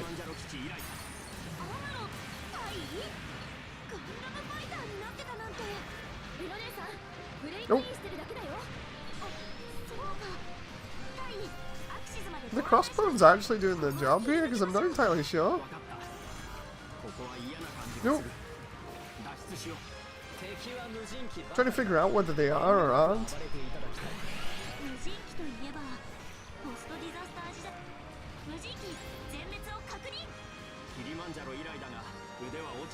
Come on, I just need to do the best that I can here, which was just keep going, moving throughout these areas. Isn't it this way? Trying to remember.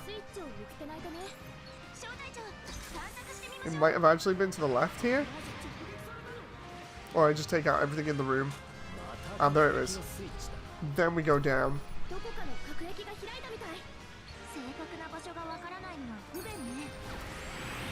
Let's take everything out here. I get paid for it anyway, so... Oop.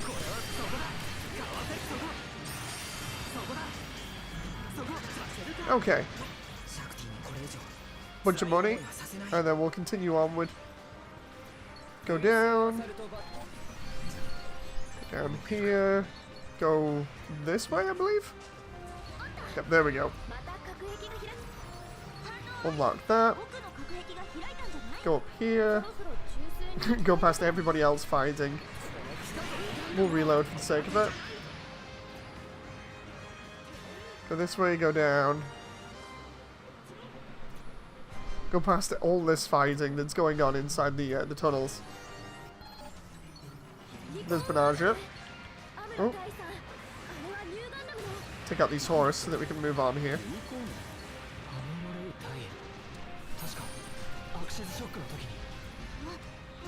You helped Domo and save Rain for money. No, in the second part, I helped Domo because he needs it.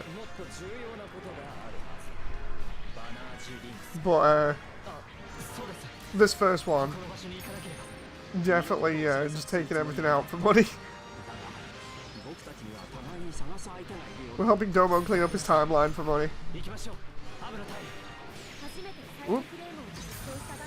Come on now. Now the question is, can we move on from that? Yep. Once you beat the Tauruses, you can move on. It's just because I was getting hit from behind. Here's Angelo and full frontal.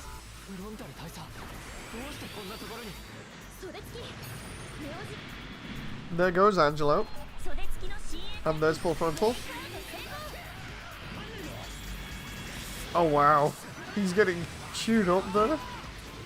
He really didn't like Zabine just shooting him with the beam cannon.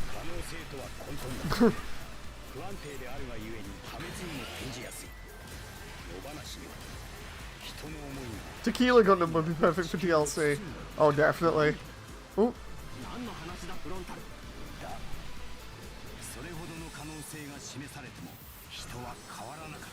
You know, it would have been funny if they'd have actually released the one that was like a cowboy from, what was it, Build Fighters Try? Oh crap. If they'd have released the modified version of it, it was like a cowboy from Build Fighters Try, that would have been so good. You know, as a HG.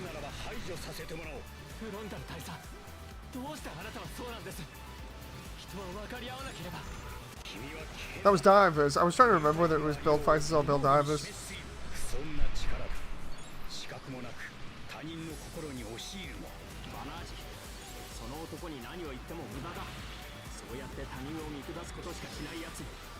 He just went straight through my guard there. Oh. Ah, come on.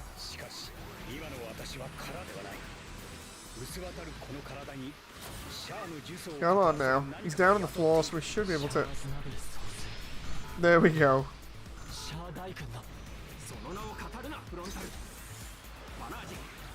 Finish him off? Oh. Somebody just get him.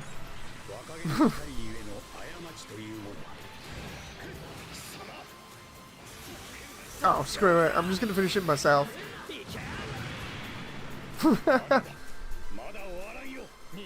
He fights the wolf tiger dude, right? Yes, he does. Oh, there we go. We get him with the badass cool guys don't look at explosions pose.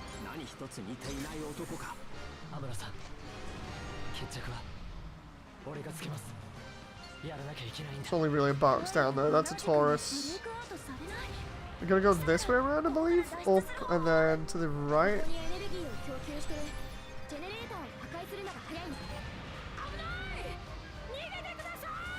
Wait a minute, Laurent's in here? Oh, so it's one of those type of missions. Okay, that's interesting. Oh, crap. What am I getting hit by? Oh, it's a Puma. No, didn't want to shoot that.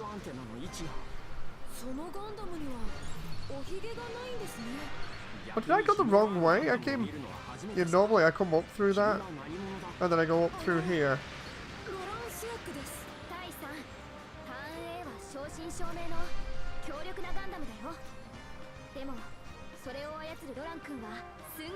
That moment when we meet up with Laurent in here.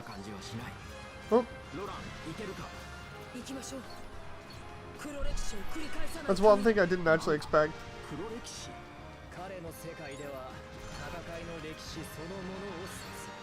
Okay, so we gotta go through here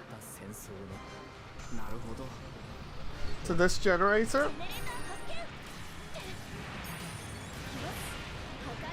And then once the generator's down, we can reload and go for the next one. Which I don't think I can go through there. I gotta go all the way around again.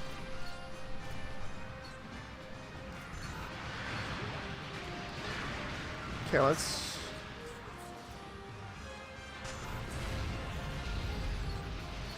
Wait, did I already... Yeah, I think I did. Oops.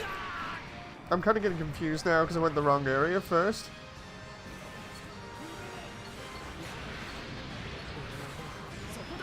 That, I'm kind of getting annoyed by all the enemies in this room, so let's just try and get some money out of them.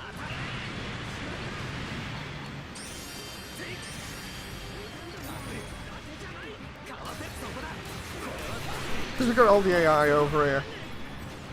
Might as well at least help them out. So we've got what? Zavine, Kincaid, Amuro, and Loran? I think.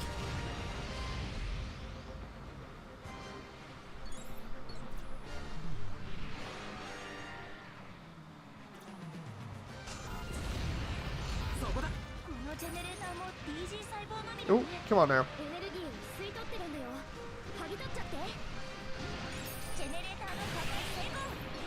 Okay, so that's one down. Wrong way. I'm looking at the map here rather than where I'm going. Okay, gotta go this way. Gotta go down, then right.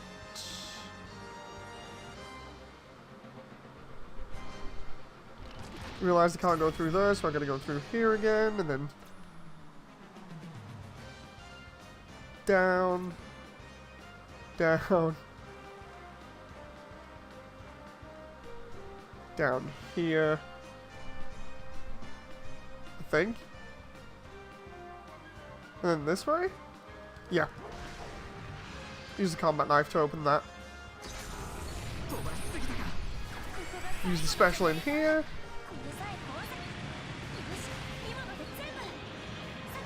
Now I've got to kill these tourists that I just hit. Oh, because otherwise I won't get the money from them.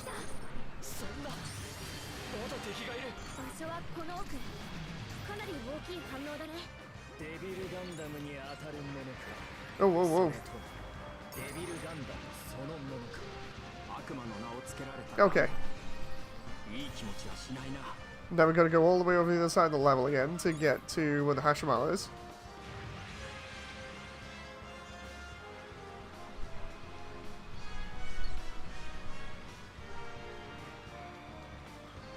This way, and then we should be good, and hopefully it should bring all the AI over here.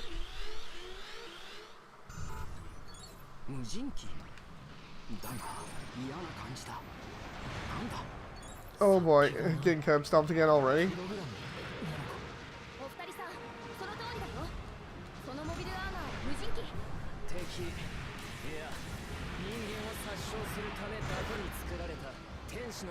Let's let somebody else take the aggro here for a moment.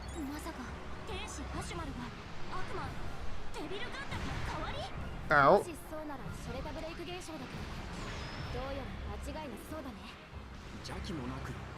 Well, I need to play this safe here this time because of how it went the last time. There we go. So who have we got in it? The unicorn? Oh crap. The two crossbones. And then that's it. And me.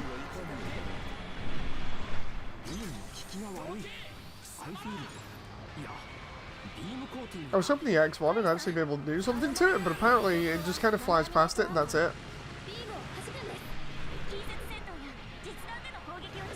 He's still having a go at Zavine, which is actually pretty good.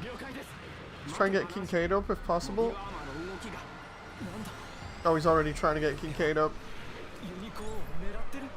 Which means to try and get his attention is probably going to be the best bet. There's the bot again.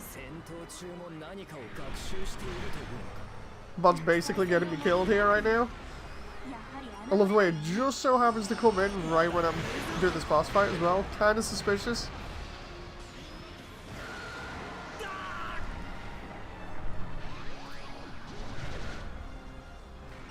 Let's heal up a little bit. Oh, whoa, whoa. Just aims for me anyway.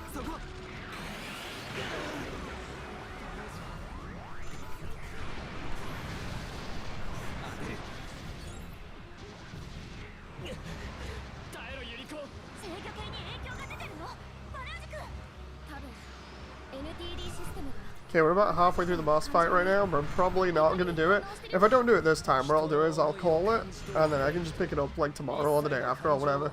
It's not too bad. It's not like it's a must-do kind of thing, especially because we've already beat it once. It'd just be nice. This bot, man, I know, right?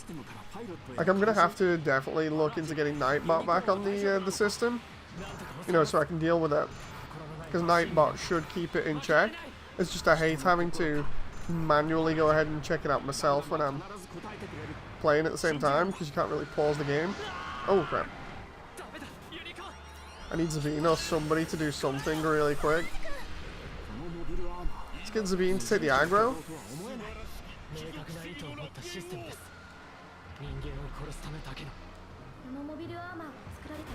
Then we'll try getting Kincaid to do it as well. If we can.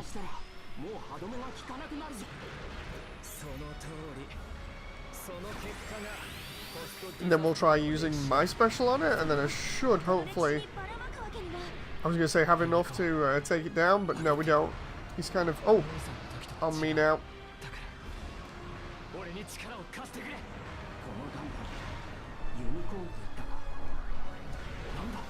Oh boy. Let's just try unloading into him, because we're down to like the last little bit of health. And both units are down, and if we go down, well then it's the end of the mission. We'll still get money from it. Just not as much as I would like. He's going to get me with that. Yep, there we go. It's fine. Oh. I still get money from it, so it's no big deal. There we go. So, to be honest, it doesn't really matter. The Hashimal, man, it's just, that mission is so crazy. Anyway, guys, thank you very much for watching. I hope you've enjoyed. Thank you for spending time with me. I appreciate the company. I've had a really good conversation with you guys tonight, and I've really enjoyed myself. So I'll see you on the next one. Thank you very much. Bye!